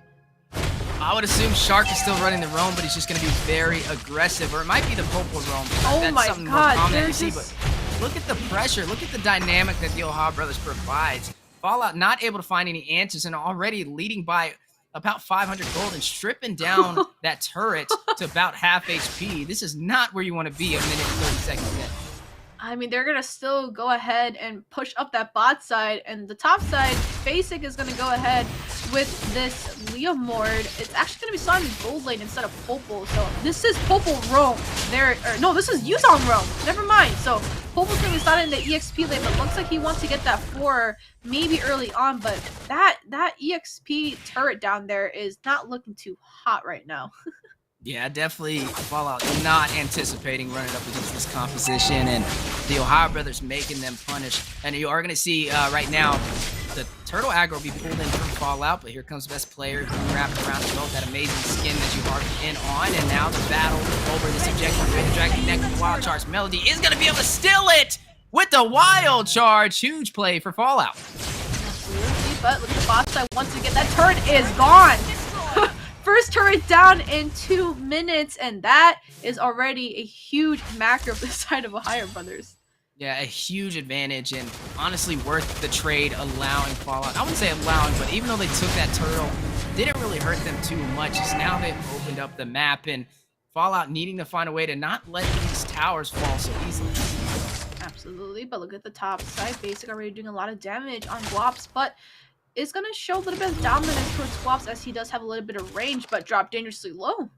And the wraparound from Midnight. Anna is going to path in with the puncture. We've already see the Retribution go down. Midnight is going to pick up first blood, takes down Basic. Midnight falls to best player. That is going to be one member down for both sides. And honestly, even though it's an even game, it's an unorthodox pick from the Ohio brothers, but they have the macro and the micro to be able to pull it off. But Fallout, you know, they're running more of a typical draft that we've seen the entire season. And, you know, in terms of what works and what doesn't work, they definitely have the odds in their favor. But up against the Ohio brothers, they're a team that can definitely make the impossible possible. We do see already a lot of aggression again in that mid side, and this already gives enough time for the Ohio's to rotate around that mid side, right? Since the bot side is pushed, they don't have anything to charge. Here's dive for the knockup. Melody gets a kill on the Shark. You are going to see that Phantom Steed rush in from Basic. He is doing some damage on the Melody. Midnight wraps around with the Terrify. Not going to stop Basic from doing damage, so he's very comfortable, but hit with the deadly catch and taken down by Mello, who's picked up yet another kill over there on this Grok, and Uzi with the Bravest Fighter Raging Slash is going to find whom. We do see, I mean, look at Yoreshi. Look at Yoreshi, he's just pushing towers left and right. That's already 2 turrets gone for the side of Fallout. And I guess Yoreshi's just gonna be the one going around the map and pushing. That's already a base turret right there. Just high ground turret left for the side of Fallout on that bot side. Yeah, this may be a fast game the way this is looking, because you're already seeing the high ground turret vulnerable for the bottom side. But on Fallout's favor, they were able to claim that mid turret, which will open up the map for some invasion into the jungle of the Ohio Brothers. But speaking of the jungle, battle in the turtle pit on the way, as you are seeing Anna pull the aggro, but best player in position for the contest. But like Fallout is rushing in, Anna able to steal it with the Thorn Rose just in time. Best player is going to have to get out of there. The wild charge from Melody is going to find a brick wall and not able to get the stun on the best player. He is going to use the GP though to escape. Absolutely, but the mid side turret is gone, which is going to open a lot of vision for the side of Fallout. But we do see the top side. Looks like they did a little bit of a lane swap. So Basic is going to have a little bit of an easier time laning against a Lapu compared to Guaps when you did have a little bit of that range up against Basic coming in the Fantasy Stampede. Might not be able to do too much, but looks like they are trying to get this mid lane out of the way. Yeah, it looks like they are trying to claim some of this map. The EDT is stacked up inside of that bush. Is going to rush in for the kill. We are going to see a lot of utility burnt out, but Anna is going to path into that orange buff to escape. But the EDT still shifting focus, going to clear out the minions, but not able to claim anything from Fallout so far. 5 minutes in, but you have to keep your eyes on them. They are very sneaky. Definitely need to know where they're at all times. And Midnight did pick up Bane's ult as well, so a little bit of CC is going to be provided to give that little bit of airborne if they need that saving grace play right there. But the bot side, whoa! Does rush in. You are seeing Shark with the Black Dragon. Midnight takes down Yoreshi, but Guapsi is going to claim the turret unchecked. And now the fight for a possible tier 2 siege. You are seeing the Fierce dive rush in. This is from the Black Dragon, and it is going to puncture out. Airborne from the deadly catch. Shark in a bad situation, almost hit by the Guardian's barrier. Able to escape, but isn't the same for best player, who does use the G-Kundo. Anna tries to pass in, tries to hit him with the Thorn Rose, unable to connect, but Fallout is able to answer back and take this tier 2 turret, but in goes Phantom Steed. Basic with the charge, trying to rush in and stop Fallout from claiming this turret. They were able to defend it, and now may be able to claim some bodies. Anna has been stunned. Wait a minute, Anna's not moving right now. What is going on? Hoon is going to go ahead and take down Anna. I'm not sure. Didn't see a request for a pause there, so you are going to move forward, but you are going to see one member dropping from both sides. And speaking of dropping, on the top lane, Uzi was able to claim the turret. Absolutely, but Guaps. Wow, charging now. Raina's empathy from Guapsi from afar. What is going on with the Beatrix snipes today? He is going to go ahead and take down Hoon. Everyone is landing their stuns today, no matter who is on that Beatrix. But looks like best player is going to go ahead and pick up that neutral objective. It's going to be that turtle. It's going to be that third one. He was missing a little bit of those retros as an early game, but is going to lose a little bit of objective as the skill combo comboed with that Demon Slayer is just not ethical as Anna coming in with close. Yeah, definitely need to be careful. Looking at both sides, almost down to their high ground turrets. And now Fallout trying to change the narrative, trying to push back the Ohio Brothers with an unorthodox composition, similar to what we've seen with BTK. And honestly, I'd love to see these fireworks exploding. Like we said, this is the final series for Fallout. After this, we will be seeing the Ohio Brothers make their way into the playoffs, and it's going to be an explosive game going up against the Empire, and then seeing Ackerman up against BTK. And honestly, looking at this match, Fallout needs to make a leaving statement. I mean, we saw LaimiTop, we've seen them on their way out, letting the world know, watch out for us in the fall season. And we see the same thing from Fallout, who are now possibly making their way into another engagement against the Ohio Brothers, maintaining pressure in the jungle. Absolutely. Now we do see Ohio Brothers has their back up against the wall just a little bit. They are losing a little bit in that macro, but maybe if one of them can land a good pick off, because honestly, they are more of that pick off comp. Once something gets set, it's a go. But we do see a potential setup on that top side. Shark in that situation needs to get out. He's going to use the Fierce Dive. Basic rushing in with the Phantom Steed. Both sides kind of testing the water. Waiting, but wait a minute! The wild charge from Melody with the flicker in, and the Guardian Spirit trapping Whom. You're going to see Shark with the Black Dragon making his way back to the base, but Uzi, Brave Spider, Raging Slash, Shaker is going to connect. Uzi is going to find Basic and take him down. Midnight's in the mid lane, is activated with that Dragon Stance. Did use that Black Dragon and that's Midnight, who did use the IMU to be able to steal it over there from Shark. And right now, Fallout's maybe able to claim some more real estate right now, as OhioBrothers looking a little shaky. And right now, this is a 4v2 situation. Best player is very low. Best player is going to find Guapsi, though. And nice takes down Shark. Best player is going to be able to get out just in time. But right now, the map is opening up in favor for Fallout. They've claimed 5 turrets to the 2 that the OhioBrothers claimed. The early game, they were very dominant, but once it comes to that late game, they're going to lose a little bit of that insurance when it comes to a team fight, but looks like they are trying to set up for this Lord and already starting to get vision on it on the top side. You're already seeing this Lord spawned in. This is almost a 10-minute game, and 9-3 Fallout leading in terms of kills and leading in terms of turrets. And looking at the OhioBrothers right now, they have a couple things they need to do to be able to kind of turn this around, right? Get your Reshi online, get him a couple of kills, let him stack because he is their marksman. Also, find a way to kind of get to Guapsi. He's sitting at a 2-1-5 KDA, and not to mention Midnights, who's been coming alive 3-1-2 on the Valentina. And looks like they're trying to get some trades here, but they are not able to respond to anything. But Lord is still left untouched. But Guaps taking out Basic. Gonna find Basic, now going in. Midnights, it does take the IMU, takes the ultimate away from Shark, which means we are gonna see 2 Black Dragons possibly on the way in the Lord pit. And here we go, Conceal play with the Black Dragon from Shark hovering over. May drop down on a Guapsi, does find him, but the numbers are not in his favor. Midnights is gonna take him down. Killing spree has been activated. Lord at about a quarter of HP. The response back from the IMU and the Black Dragon. Midnights is going to drop onto Hoon. Best player, though, is going to take this Lord with the Chow Jungle. Midnights is going to find Hoon for the mega kill. Anna with the pathing on the tanks a lot is going to do some damage, but your Reshi on the bottom side is going to go ahead and recall back. You are going to see the Fantasy rush in from Basic, trying to do some damage away. The Dragon connecting. Basic going to flicker in to secure the kill onto Midnights. But wait a minute, chasing on over. Wapsi trying to get away. Basic having other plans. Wapsi is going to find him, though. But best player is going to respond and retaliate. Is going to go ahead and take a kill and take down Basic and Wapsi both falling. Honestly, this is just such an explosive game. Both teams fighting it out, fighting their hearts out. Final series for Fallout. And honestly, I got to give them credit, right? You've seen Anna, the MVP on the tanks a lot. Going to pull it out for the final series of the day. Definitely shouting their team out and showing them that they are ready to take it to the next level. But wait a minute, fight in the mid lane, possibly on the way. Best player is going to give some vision. This is just like the BTK game, right? They're not out for objectives, they're out for blood. And you are going to see the battle over on the purple buff, the way the Dragon connected to Anna. You are going to see the pathing though, needs to get away. You are seeing Hoon wrap around. It's going to try and do some damage. It's going to use the Crab Claw. It's going to use that L as well, but not able to take down Anna. But look at the Lord on to the high ground turret for the bottom side. May be able to burst it down. Looks like Fallout having other plans, but should be focused into mid lane. Black Dragon from Shark. They are trying to push into this turret. Shark is going to find Wapsi. Maybe able to pick up another. Is on to Uzi as well. Furious dive with the Dragon Tail. Shot essence activated. Bravest Spider. You are going to see Uzi rush back into the base to be able to survive. But you are going to see TOP claim yet another turret on the top side. It's not over, Uzi. Right, not over. Uzi is going to take down your Reshi. Killing spree activated. Conceal play on the way for the chase.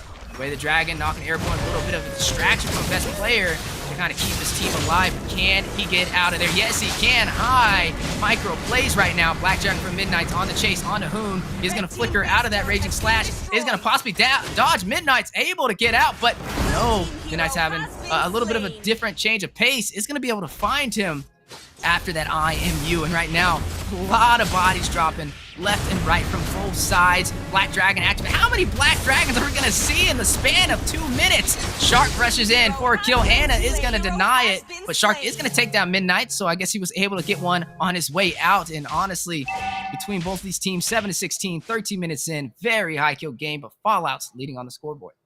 Alright, guys, this is a solo cast by Steph Weezy. I don't know how long you've just been casting that for, but that was a very long fight back and forth, starting from that Lord pit all the way to the base of Fallout, and now back to the mid side, and now the tide has calmed down just a little bit. But we are looking at the score right now, 7-16. This is going to be another high kill game score. The gold is neck to neck right now, although the OhioBrothers is going to go ahead and be in ahead of that macro, as the neutral objective Lord has now came up. This is a 13-minute Lord, so the Luminous Lord has now been up, and looks like the best player is going to go ahead and try to get some vision off. Yeah, you are going to see Fallout in a good position, though. Does have the aggro with a battle on the top side. Basic trying to take down Uzi. You are seeing the Reshi for the assist. Uzi is going to flicker out, but still a fight on the Lord as well. His best player given that vision now about half HP. Phantom Execution from Anna is going to force best player back, but Guapsi is going to take down Shark. Guapsi falls to Hoon though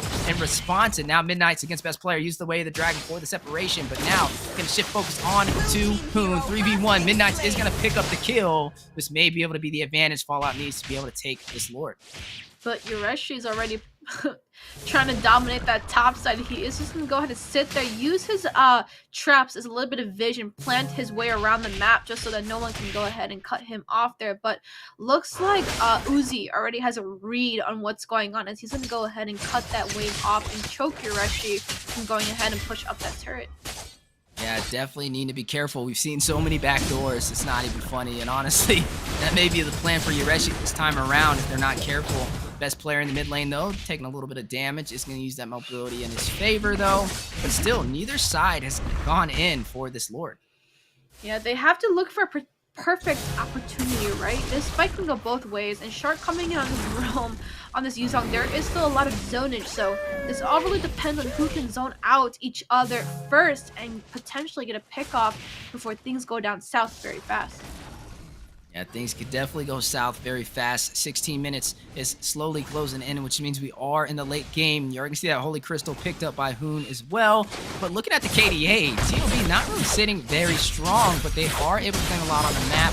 Darcy and Basic up against Uzi. Uzi in a bad situation. Yureshi is going to go ahead and shut him down and now push on the top side. And all they have to do is stop Fallout from going back to the bases. They are focusing on this Lord, but you are going to go ahead and see Midnight's in the mid lane to be able to stop Yureshi from closing this out. The battle on the Lord. Best player is going to hit that Retribution just in time for the Chill Jungle and pick up a kill onto Guapsi. 2 advantages going into the favor of the Ohio Brothers. Melody with the concealed play for the chase. Release that momentum from Basic. A little bit of that slow to stop Mello from rushing in. And honestly, I don't know if they're going to be able to stop them. I mean, you're down Uzi and Guapsi. Guapsi having that range damage. Still has 25 seconds left to respond in. And you are seeing them down to their base crystal. Right now, TOB trying to close this game out. Already seeing the push towards that mid side and top. Can go ahead and get that Lord in, but Bot is also getting pushed up. We might see a big clash here. Mello with the immortality being proc. Yureshi gonna pick up the kill. Black Dragon hovering over there. Possibly gonna get a pick off as well. You are gonna see the Lord make his way into the base though. Fallout backs against the wall, trying to stop the Ohio Brothers from getting this first victory in this series. And can they do it? Deadly catch does connect. Anna needing to pass out. Phantom Execution using all the utility, unable to escape from Basic. But Midnight is gonna slay Basic to return that response. You are gonna see the Lord fall as well. And now TOB needs to get out of the base for Fallout. Can they do it? You're gonna see Guapsi clear the minions. Midnight's on the chase. Possibly gonna drop down onto Hoon. He's gonna use that L to get a little bit of that reach in. Furious dive from Black Dragon. You're gonna see Hoon take down Midnight to respond though. A little bit of that over-aggressive commitment is costly, and now this player able to get that orange buff just in time with the Retribution. Still anybody's game. 17 minutes in. Respawn timers are slowly getting higher and higher. Yeah, but they are winning in macro for the side of Ohio Brothers. They might not be low in kills, but Black Dragon sharp. He's going to hover around. Not really going to be able to find anything, though. But both sides being very over-aggressive. They are. They just want this game done and over with. TOB wants to go ahead and take that win home. Sniper shot widely missing, but does give a little bit of that vision over there. And Baxter up against the wall for Fallout. They are losing in that macro. They only have 2 of their base towers up. So this can be anybody's steal right now, as they're already being a menace in the game. Claws picked up by Guapsi as well. And right now, battle on the way for that purple buff. 4v2 situation though. Make that 4v3 as Shark is in the bush. Man, I gotta say, how many Black Dragons are we gonna see within the next 2 minutes, especially with Midnight's on this Valentina. 8, 4, and 6 KDA. And honestly, pulling it off a little bit better than we've seen Shark on it so far for this match. I mean, we could see 2 Black Dragons, or 2 Yuzongs, 2 Banes. We saw 2 Banes happen earlier at that top side. Basic unfortunately got caught out, so we're gonna have to be careful to see whose Black Dragon is whose for sure when it comes to these team fights. But Fallout, they wanted to secure this win. They're gonna have to take somebody off the board, but they are running more of that heavy comp, right? Shark coming in, Yuzong, Hoon coming in, more of that BV mid laner and basic coming in on this Leomord. So they have a lot of front present, and best player going in on this Chow, building that tank route as well, is going to be able to tank a lot of damage and kind of zone out Guaps on this Beatrix. And they have a lot, right? One falls off, the other one can go ahead and tank, but we do see Lord getting touched first by the EDT. That's right, a little bit of a dance and more Fit Fallout making their way to the party. They do have the numbers, and it looks like they are going to kind of wait and see what the TheOhioBrothers does to respond. They're not going to overstay their welcome. No, best player is going to dive in, risk it all. The way the Dragon connected with Darkness and Anna knocked there. One Shark is going to use that Black Dragon we talked about, hovering over. He is not going to be able to find Anna, though. Broke his ankles. Talk about a huge play, but the flicker in. Midnight is going to pick up a kill. Who's going to take down Anna? That is going to be Reshi falling and Anna falling from both sides. Basic is going to find a kill as well. He's going to take out Beatrix. Midnight is going to take down best player. There's Fighter, Raven Slash, Basic takes down Mellow. Find out over though. Triple kill from Midnight is going to find Shark. Uzi is going to find Basic to respond. Hoon all by himself. Look at topside. To fight off against Uzi and Midnight. But you are going to see the minions make their way into the base, but Uzi there for the denial. But there is a lot of minions to go up against. He's going to have to use all of his utility to stop it. But they are going to be they are going to be able to tell another tale. They're going to be able to fight another fight. This is a 20-minute game. Kind of a similar pattern we've been seeing today between these teams, kind of just showing the world, hey, we're out here to have fun today. We're out here to party and switch things up. And this is exactly what we're seeing so far from the TheOhioBrothers in Fallout. And we do see Uzi kind of pushing up those lanes to kind of go ahead, get that pressure, but Hoon is just sitting, gave enough vision, not going to go ahead and reset potentially for this Lord. And this is a 20-minute Lord, so there's going to be a lot of HP being built in. Hoon swapping out his shoes for Divine, so he's going to be doing that straight pure magic pen damage, and they're going to go ahead and start, and best player already getting a grab on this Lord once again. Yeah, you are seeing the Lord in play again, and the question is who will be able to take this objective. High value target, 21 minutes in. You are seeing best player and Mellow, but you are seeing a request for a pause. So a little brief intermission at its finest, but gives us a little bit of time to kind of talk about what we've been seeing so far, right? The TheOhioBrothers up against Fallout. Man, a very hard game to read, honestly. I'm trying to look at what's going on, but then everybody swapped their roles. So it's like, it's a caster nightmare right now. But honestly, I just like to see a different dynamic, a change of pace, and Fallout, even though they're going a little bit of their normal kind of strategy, they're having a little bit of a harder time against the TheOhioBrothers, who's completely unorthodox right now. And speaking about a brief intermission, even faster than a brief intermission, as we are now back in the game. Lord intact and best player pulling the aggro. Alright, but topside, Shark is going to get picked off, which obviously puts a little bit of a disadvantage at that Lord, as best player is still trying to zone out enough vision. But Uzi is going to have to go recall for those minions. Yeah, but right now, Fallout does not have wave management, but they are going in to possibly deny the TheOhioBrothers push. You can see that deadly catch from Moon from far, trying to clear out these minions. It's going to use that crab claw as well, but not going to stop Fallout from claiming that high ground turret for the top side. But looking at the bottom side, you are going to see Basic kind of very far trying to maintain these minions, not allowing them into their base. Lord at about half HP, and the question is who will be able to claim this objective. Look at Midnight though, coming in the backside. Just wrapped around on this Valentina. Phantom Steve going down from Basic. He is going to find a kill, is going to find Midnight. Deadly catch as well. You are going to see Anna trying to make work of this Lord. Hoon wrapping around, possibly trying to get the denial. Look at best player running the Cho jungle. Sniffs the low HP Lord. He has the retribution. Can he claim it? The Guardian's Barrier trying to deny his pathing. Hoon with the L still able to sustain himself for this fight. Black Dragon by Shark. Fight on the way. Hoon is going to find Guap. See, Lord at about a quarter of HP. Yureshi is going to find it. Best player takes the Lord. Looking at Basic, finds Anna.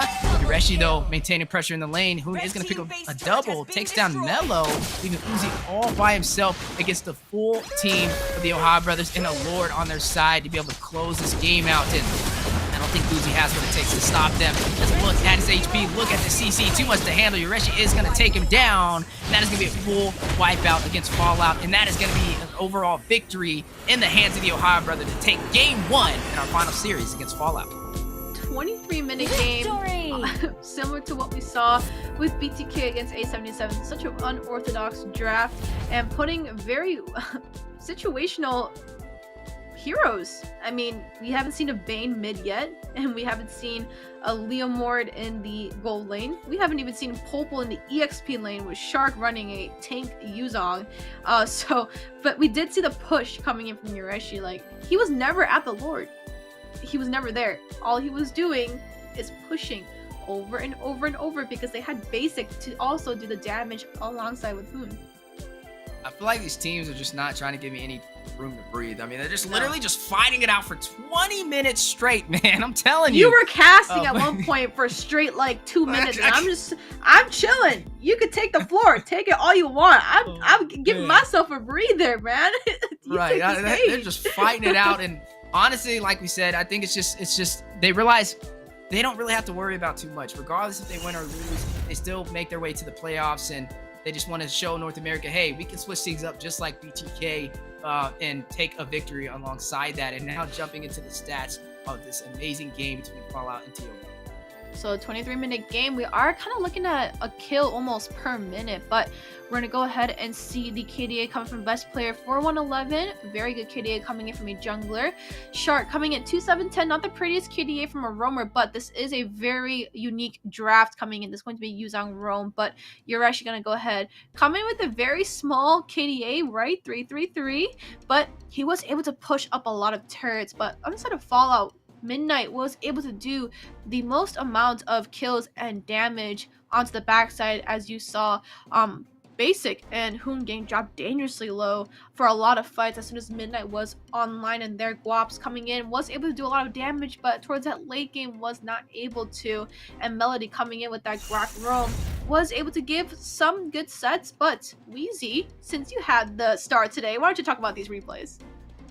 Hey, you are seeing Basic 5 Midnights. Honestly, this was such a crazy game that so much was going on. So many skirmishes, fights for every little objective, and Fallout finding their way into a little bit of their demise, falling a little short when it came to the skirmishes, as the OhioBrothers was able to claim a lot. You are able to see right now Fallout looking like they had the upper hand, but then there goes Shark wrapping around with the Black Dragon. Melody using the conceal play to get away, but Basic trying to rush in for the kill. Hoon able to take down Guapsi. Look at this Lord. You are going to see Yureshi able to pick up a turret. Best player claims this Lord as well, and Basic takes down Anna all at the same time when you see the pressure from Yureshi clearing the minions in the mid lane. But speaking of the matches, we are going to jump straight into game 2 between Fallout and the OhioBrothers, and man, I don't even know where to start. I don't even know which way to look at this draft, because between BTK, between the OhioBrothers, they're trying to bamboozle us, I swear, and you never know which way it's going to go.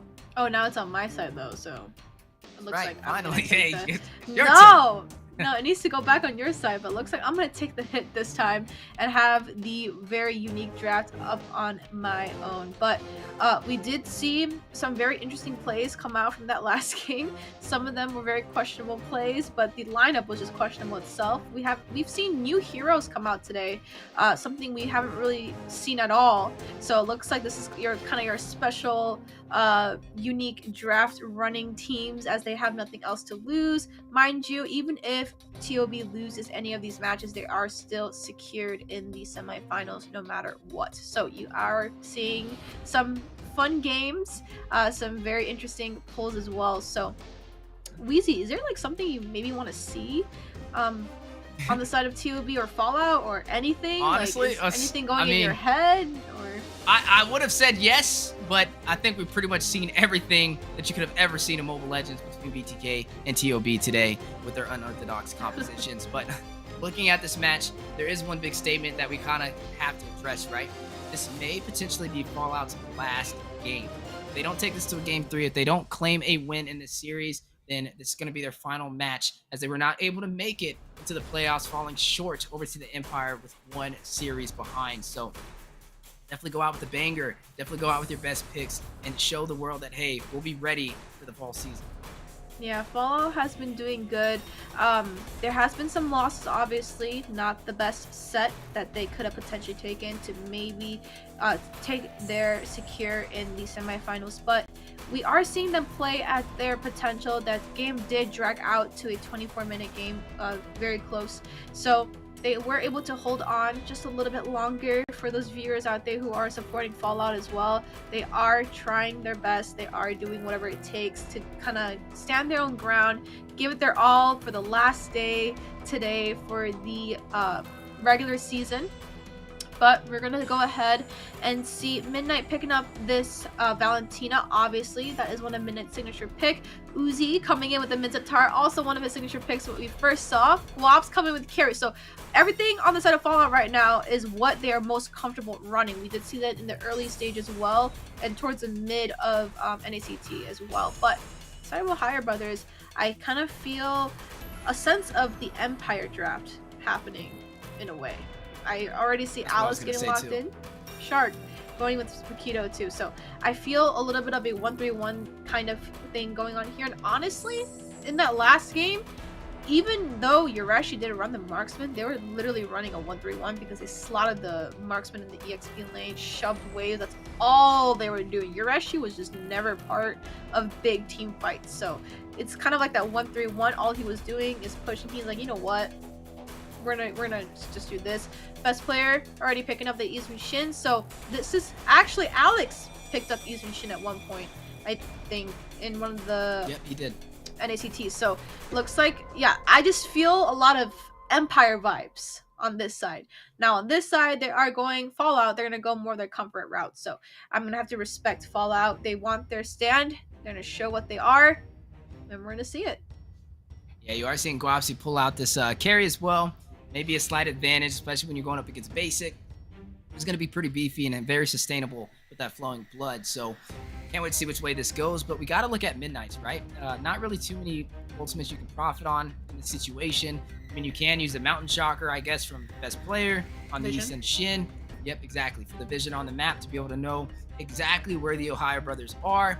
But outside of that, I'm not really seeing anything that's that profitable. But this best player on the East End Shin, honestly, this is something I've never seen before. So I've never seen best player on the East End Shin. So I'm definitely excited for that. But looking at Uzi, right, he is going to run the Spinsathar, one of those heroes that kind of been shining since I got back from my little short break. And honestly, this is a strong hero. Yeah, I know. It was definitely a little bit of a extended vacay if you must. Note. You missed a whole patch note. Exactly. It ain't short, and now Spinsathar is one of the kings in the XP lane. And speaking of the XP lane, you know, looking at a couple of fighters on the way. We're looking at Basic possibly running this Alice in the gold lane. So we'll see how it goes up against Guapsi. But looking at the ban so far, Badang locked out alongside the Liam Ward. And I'm wondering if that Liam Ward was a respect ban for Basic after his performance in the last match. I mean, Minotaur, you say, is the king of the EXP lane. His ult name is literally called King's Calling. So there is your king of EXP lane. King's Calling is going to go ahead and dominate, hopefully, in the XP lane, because I don't even know what they're going to pick at this point. So we're just going to hope that the King's Calling is going to definitely dominate in that lane. But we are looking at the pick phase. I can't really say much. I don't see any heroes yet up on the board, and I am waiting. Nat. Wait a minute, but you're going into a Minotaur, so you're rushing into a King's Calling, so that might not be the wisest decision. Not to mention Midnight's has the Valentina, so that's two heroes I can deny. Hylos. Yo, what is going on right now? I guess the Glorious Pathway, a little bit of that mobility, a little bit of a fancy push on their way out for the side of Fallout, comboed over there with this Rafaela for the sustainability. And like I said, you just very hard to read these drafts today, and honestly, I think it's just because it's at the very end of the double round robin, and right now this is just a little bit of that showcasing of talent. Who doesn't want to have fun, right? Valier. Now, okay, Valier, we gotta say something. Earlier in the first NACT, towards the first few rounds, who was it that ran? Was it Toinks who ran Valier Rome? Yeah.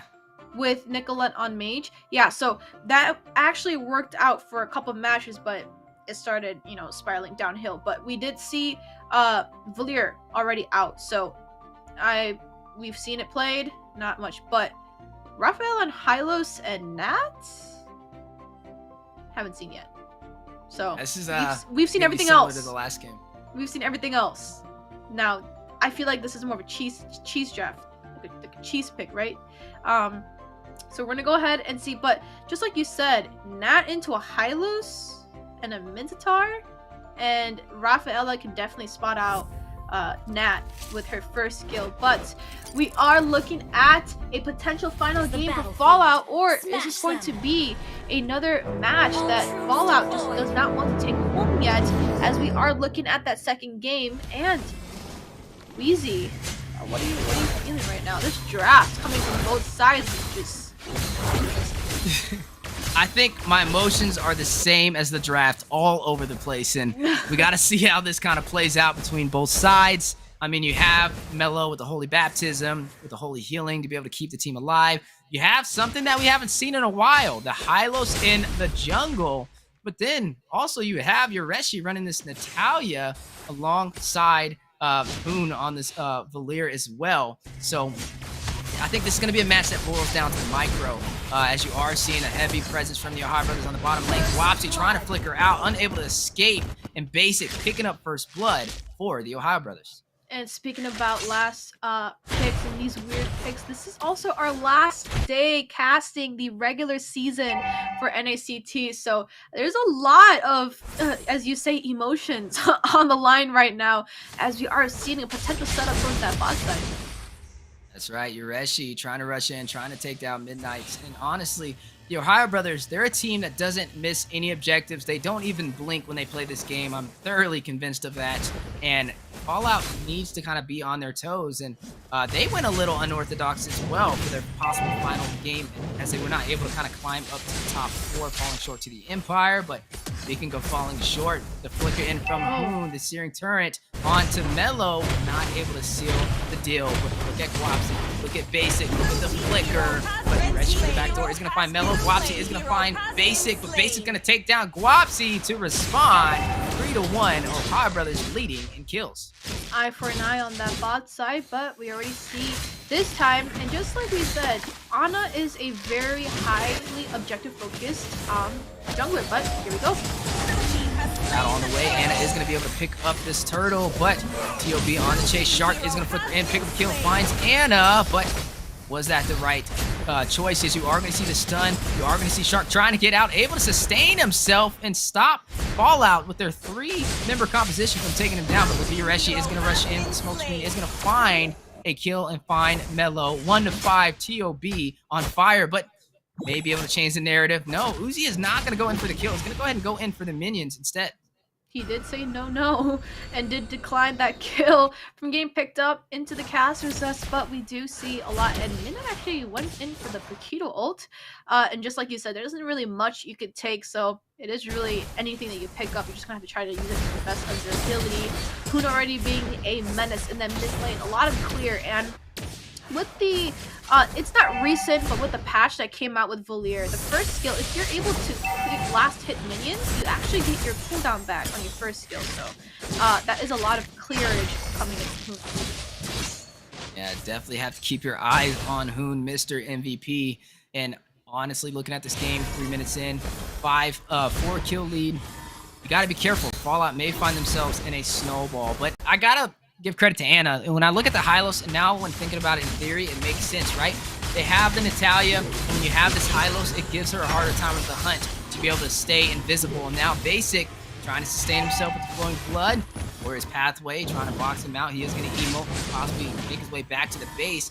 And it looks like Fallout is not going to be able to take him down, as Hoon is able to block their pathway, but may not be the same story on the top side. Uzi versus Shark, and Shark just letting the world know he's very comfortable so far, and it looks like the OhioBrothers just kind of playing for fun right now, having a really great game, and Fallout trying to keep on this pressure, trying to stay even on the board. Wait a minute, did he just Some of the minions. Whoa! Shark, he didn't even get the assist! Man, what is going on right now? Mid-side You are going to photos. go ahead and see the battle inside of the jungle as well. Looking at the burst fireballs over there by Hoon, trying to keep Fallout at bay from being able to stay inside of these skirmishes. Absolutely, but Yureshi looks for Guaps, but goes the opposite direction, but looks like he's going to come in from that backside and try to take Guaps off the board. Anna is going to pick up the turtle. Yureshi is going to find Melo to respond, and now Guapsi 2-1 situation. Maybe able to take down Basic, but They are going to be able to slay each other, and that is going to be a member down for both sides. Actually, 2 members down for Fallout, but Fallout was able to claim that turtle to give him that slight advantage. But you are going to see that King's Calling drop down on Shark, and he's not going to be able to make his way out of it. Uzi is going to secure the kill. Just like you harped on earlier during the draft, King of the EXP lane, the King's Calling, is going to go ahead and take off Shark off the board, but he might just get collapsed down here.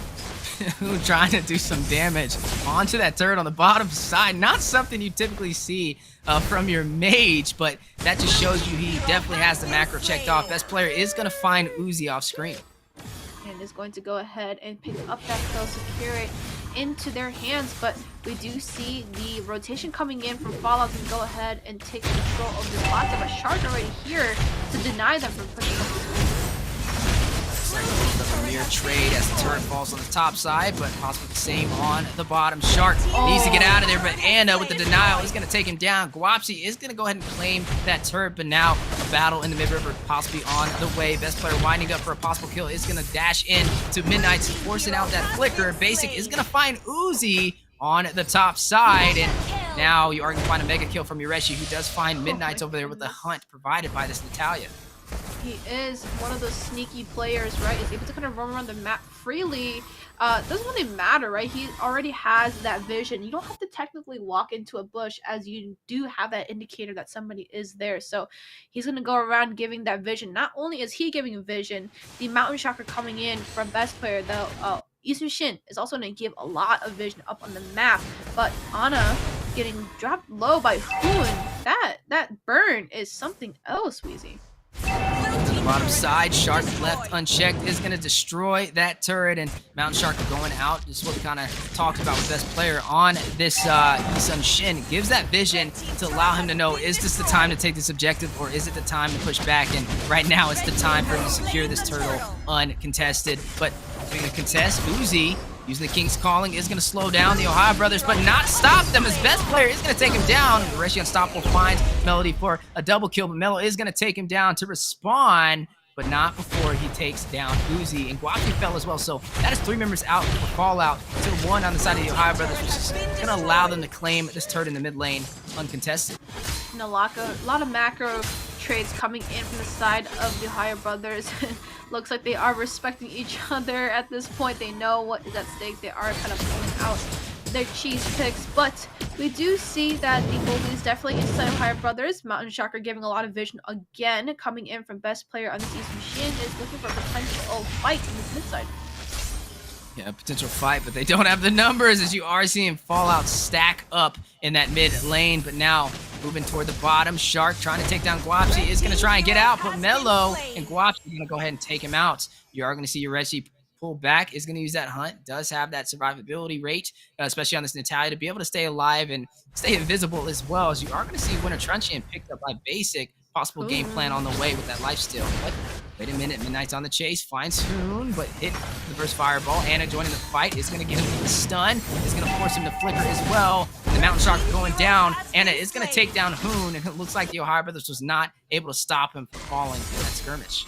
He was not, and he did end up being put behind the cast resist, but we do see another objective picking up, but Yureshi does dash in, finds Guapsi, finds a backline, but is punished quickly by Midnights. Yeah, we do see Yureshi coming at 7-2, so is able to continue to take Melo and Guaps off the board. 3-5 and 1-4. That is not a very pretty KDA, but into Yureshi's hands, the hunt is definitely going in.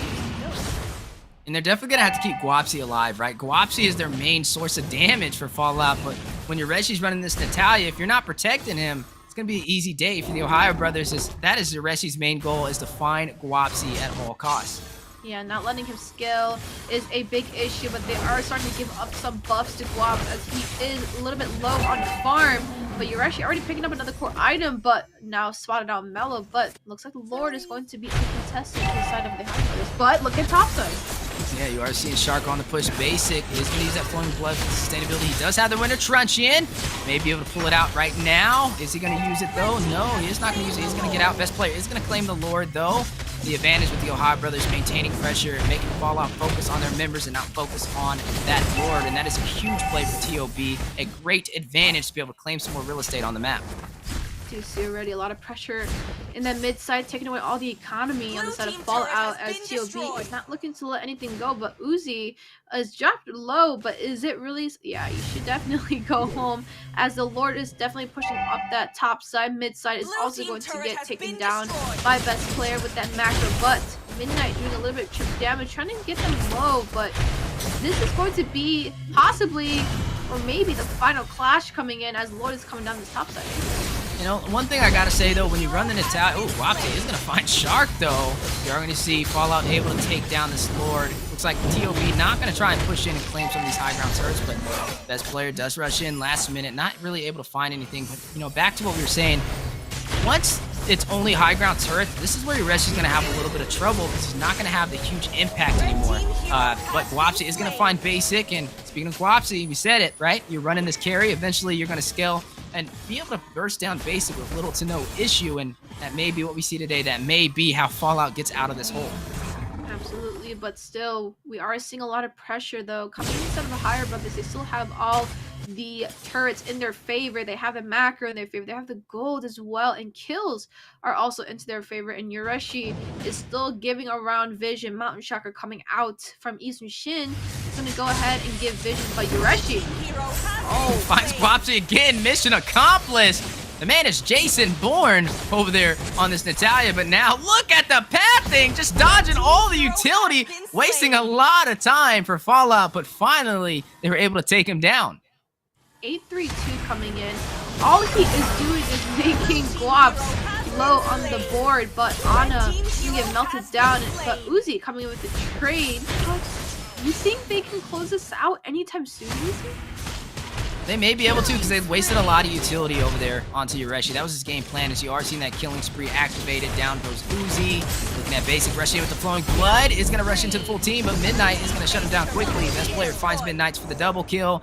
You are going to see the high ground turret in the base open up, which means the base has been cracked open in favor for the Ohio brothers. And Hoon just very confident. He has nobody to protect him.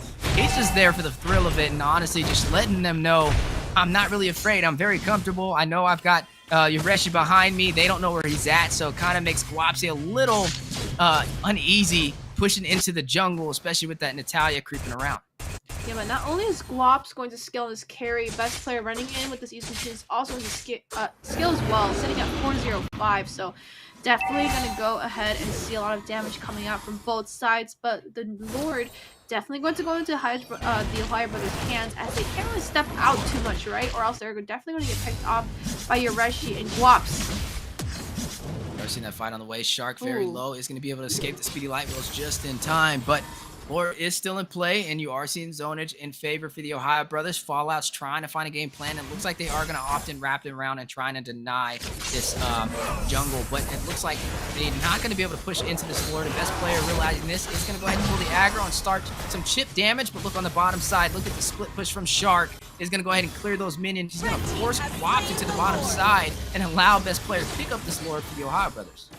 And Basic already putting a lot of pressure again in that mid side, using the Blood O to clear out those minions, and Shark using a lot of those combos to also clear out the minions. They have Cryo clear as well. Mountain Shocker coming down for a little bit of damage, and they are already pressuring it up with that Lord coming. That's how you know they have that range, but it's that winter trenching we talked about. As you've seen, Basic hit with the Spirit Glory, but he's able to sustain himself, use the Blood Load on his way out as well. Talk about immaculate timing, and honestly, Fallout, their backs are against the wall. Luminous Lord down the bottom side, and the question is, can they hold off the pressure from TOB? Looking at 10k gold difference, they do not have much in stock. They gotta make this play. Well, look for a mistake, as this is potentially the last fight as Lord's coming the bot side. Yeah, like you said, the last fight, Fallout's final stand in the double round robin before we make our way into the playoffs for next weekend. And right now, Fallout let the world know, hey, we had a fun run, and what better way to close it out than against the #1 seeding, the Ohio brothers. And you are seeing them put up a fight, some great defense, able to burst down this Lord. But Shark, the respond, is going to find Guapsi. Huge play, find the backline for Fallout. Mello is going to pick up a kill. Anna is going to take down Shark. Best player unstoppable takes down Uzi. 2 members down for TOB. Hoon is going to find a kill and take out Hannah on this Hylos as well, which means you only have Mello and Midnights to defend. But Looks like they're not going to be able to push in and take this base crystal. And TOB is going to go back to their jungle, as you are seeing Guapsi, Uzi, and Anna spawn in the next 20 seconds. And clearing up some lanes as well, but here comes Yureshi. Not sure if that was the right decision, but Yureshi is going to find Midnight's. Mello needs to get back, and what just happened? The Ohio brothers micro plays. Hoon with the kill as well onto Mello is able to claim the best crystal and take down Fallout with a sweep. Victory! Wow. What a series we have seen today, and the winner of this series is definitely going to go to TOB as they are able to sweep out Fallout the 2-0. So congratulations, TOB. You did win this series, and Fallout, unfortunately, they are taking that walk home. I would want to see Fallout be put out in the semifinals, but their set series just wasn't into their advantage. So we are going to go see them getting knocked off the bracket. But you guys have put up a beautiful show. We love seeing you play in all of the series of NACT. So congratulations to you guys as well for putting up a nice stand. But Ohio Brothers still defeated. 2-0 sweep. Yeah. And let's talk about these stats really quickly. We're looking at a 15-minute game, much shorter than the last game, 15-23 on the scoreboard. We are looking at almost a 10k difference of gold. As you know, the Ohio Brothers not only prevails in macro, they also have the micro plays as well. We do see Shark and Basic coming in with some pretty okay KDAs, right? Best player coming in with 509 this season. Shin was able to prevail in that jungle area. Yureshi on this Nat was able to be a huge menace to Guaps and Melody, as they are very squishy, but does give a big blow on that Natalia on the hunt. And Hoon coming in 2-on-10, the king of assists for this round, is able to kind of help and be that menace with that CC control coming in from the Valier. And honestly, all these matches have been wonderful to watch, and we do see the KDAs on the side of Fallout. I would have to say, aside from Guaps and Melody, they are okay, but Yureshi was just able to constantly just take them off the board. So match results speaks for itself. I'm just gonna have to say congratulations once again to Ohio Brothers.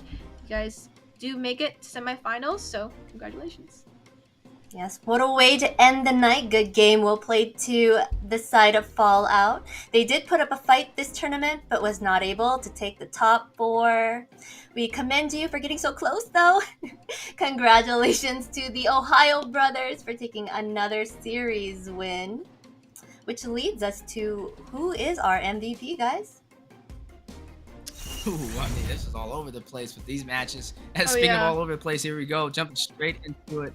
I would have to say best player, definitely dominating. He had the Yi-Sun Shin. I mean, look at him. Frontline presence, man, is everywhere. And he's running the YSS. First time we've actually really seen it in the NACT spring season as well. And he's just been very creative overall the entire season. And the Ohio Brothers unorthodox draft kind of kept even us casters on our toes, trying to predict who was running what and where. And even though they were unorthodox, they were still able to win with a pretty easy fashion. And not to mention, Fallout didn't really do anything out of the ordinary. I would say even in this match, they had a couple of counters that could have worked in their favor, but the execution from the Ohio Brothers was unmatchable. Yureshi rushing in this play right here, caught him off guard, didn't even expect Yureshi to be there, and he was able to find a kill and take down Midnights, and this was the game factor, the game-winning decision from the Ohio Brothers. Was able to claim this victory, able to claim the series up against Fallout and send them on their way out. But like Eunice stated, Fallout, man, honestly, really great run. We've seen some amazing changes from you guys throughout this NACT spring season. A name change, you know, a little bit of hits, a little bit of losses in certain matches, but also a little bit of victories as well. So definitely congratulations nonetheless to be able to claim that spot as the 5th best team in North America. Absolutely. Now, if I have to say anything, best player does go in the MVP slot, was able to prevail with that Yi-Sun Shin, doing a lot of micro, macro around the jungle area as well. So congratulations, best player. You are the MVP for this match. But we do see this Lord fight coming in this first game, right? Really running a very unique pick coming out. He is known for the assassin, but just like we harped on it earlier, he is able to adjust very well, has a wide hero pool, along with being able to use that micro macro to his full advantage. So we're gonna have to definitely give that up to best player. Congratulations. But Wheezy, we are at the end of the regular season, and before I do toss it off, I just want to say for all the teams, congratulations. I just even want to say congratulations to even making it in the top 8. 96 teams, and you guys did everything, fought with everything to get back up, and you guys did show your dominance. You guys showed, repped your team. So I want to say you guys did amazing. Congratulations to all. But for the semifinals, congratulations to you guys for making it and securing it in. We will see you guys this week, I believe, right? For the semifinals? Is that what the schedule's looking like, right? Yes, so we're gonna jump into our current standings right now. Let's see where everybody stands. We got the Ohio taking first place, and second place BloodThirstyKings. Securing third and fourth will be Ackerman and the Empire, which leads us to the playoff bracket, which we're gonna see in a bit. It's gonna be exciting matches to watch them go against each other. The OhioBrothers going against the Empire, and then BloodThirstyKings going against Ackerman. How exciting, guys! What do you guys think about this? Definitely gonna be some heavy fights, right? First off, the OhioBrothers up against the Empire. Empire able to claim that match, able to get that victory over LaimiTop, that deciding factor for them to claim that 4th seeding. That's going to be an amazing fight. And if you look at the OhioBrothers, they haven't lost yet, right? Even when they run an unorthodox pick, they played almost flawlessly and claim a victory up against the 5th seeding, which was, not the easiest matchup for them to fall out. And looking at the second match, Ackerman versus BTK, I mean, I'll go ahead and let Eunice take that one. How do you kind of feel about that match? That series. So we are seeing Ackerman versus BTK now. We've seen them play, right, in the regular season a couple days ago. Or I don't think it was a couple days ago. Actually, it was a few matches ago. They actually were kind of neck to neck, right? Obviously BTK did take the win, but they did put up a fight, and it wasn't like a simple fight either. It was an actual like big scrimmage 5v5s, but just to recap though, if you look down below the leaderboard, first place right now is in OhioBrothers' hands. Up next is going to be BTK, that second place position. Third place is going to be Ackerman, and fourth is Empire. But we are also looking at a very tight bracket for semifinals. So it's not going to be just easy, flawless games as you imagine. We're going to be in for another ride, Wheezy. All the casters right now are definitely willing to cast any of these because they're honestly great to watch, all of them. Yes, these top 4 teams have worked so hard and it has paid off. Super excited to be seeing this happen, The next question is who will these 4 out of these 4, who will be going to the grand final, which we will find out next week. Looking forward to see the battles of the NA's top 4 teams. Now it's time to end the show, guys. Let's thank our amazing casters, Wheezy and Eunice, for their awesome play-by-play. Do you guys have any final words for everyone? Honestly, today was fun, right? We've seen a lot of unorthodox picks and a lot of fireworks exploding in the sky, and to be able to cast that definitely is something we kind of live for, and I just appreciate everybody, right? Seeing Eunice and myself since the first round robin, flashy, we're in the blue, we're in the red, today we're in the white. I even pulled out the tie, man. I knew I was going to be in for a show today. I pulled out the blazer, man. That's right, and the teams, they didn't disappoint, and honestly, even though only 4 made it to the playoffs, the other 4, great job overall. LaimiTop, man, definitely pat yourselves on the back, because they got some crazy stuff going on over there, and I look forward to seeing them next season. But overall, like I said, guys, thank you so much in the community for everybody that's been voting, not just for Eunice and myself, but for all the amazing casters we have on the desk. I want to give a special shout out to them as well. All of us who work together actively outside of what you see here to be able to paint that perfect picture for you guys. Without them, this wouldn't be possible. And without you guys, this wouldn't be possible as well. So guys, thank you so much. And we look forward to seeing you guys not only in the semifinals, but also in the grand finals. Absolutely. And I also want to not only thank the players for making NACT possible, you guys bringing up your teams and making sure that this game is worth the play. So I just want to give congratulations once again to all the players that have made it, not only to semifinals, for all the players who also made it in the top 96 teams that played, that tried, and did everything they could. But I also want to thank the viewers for sticking with us since March.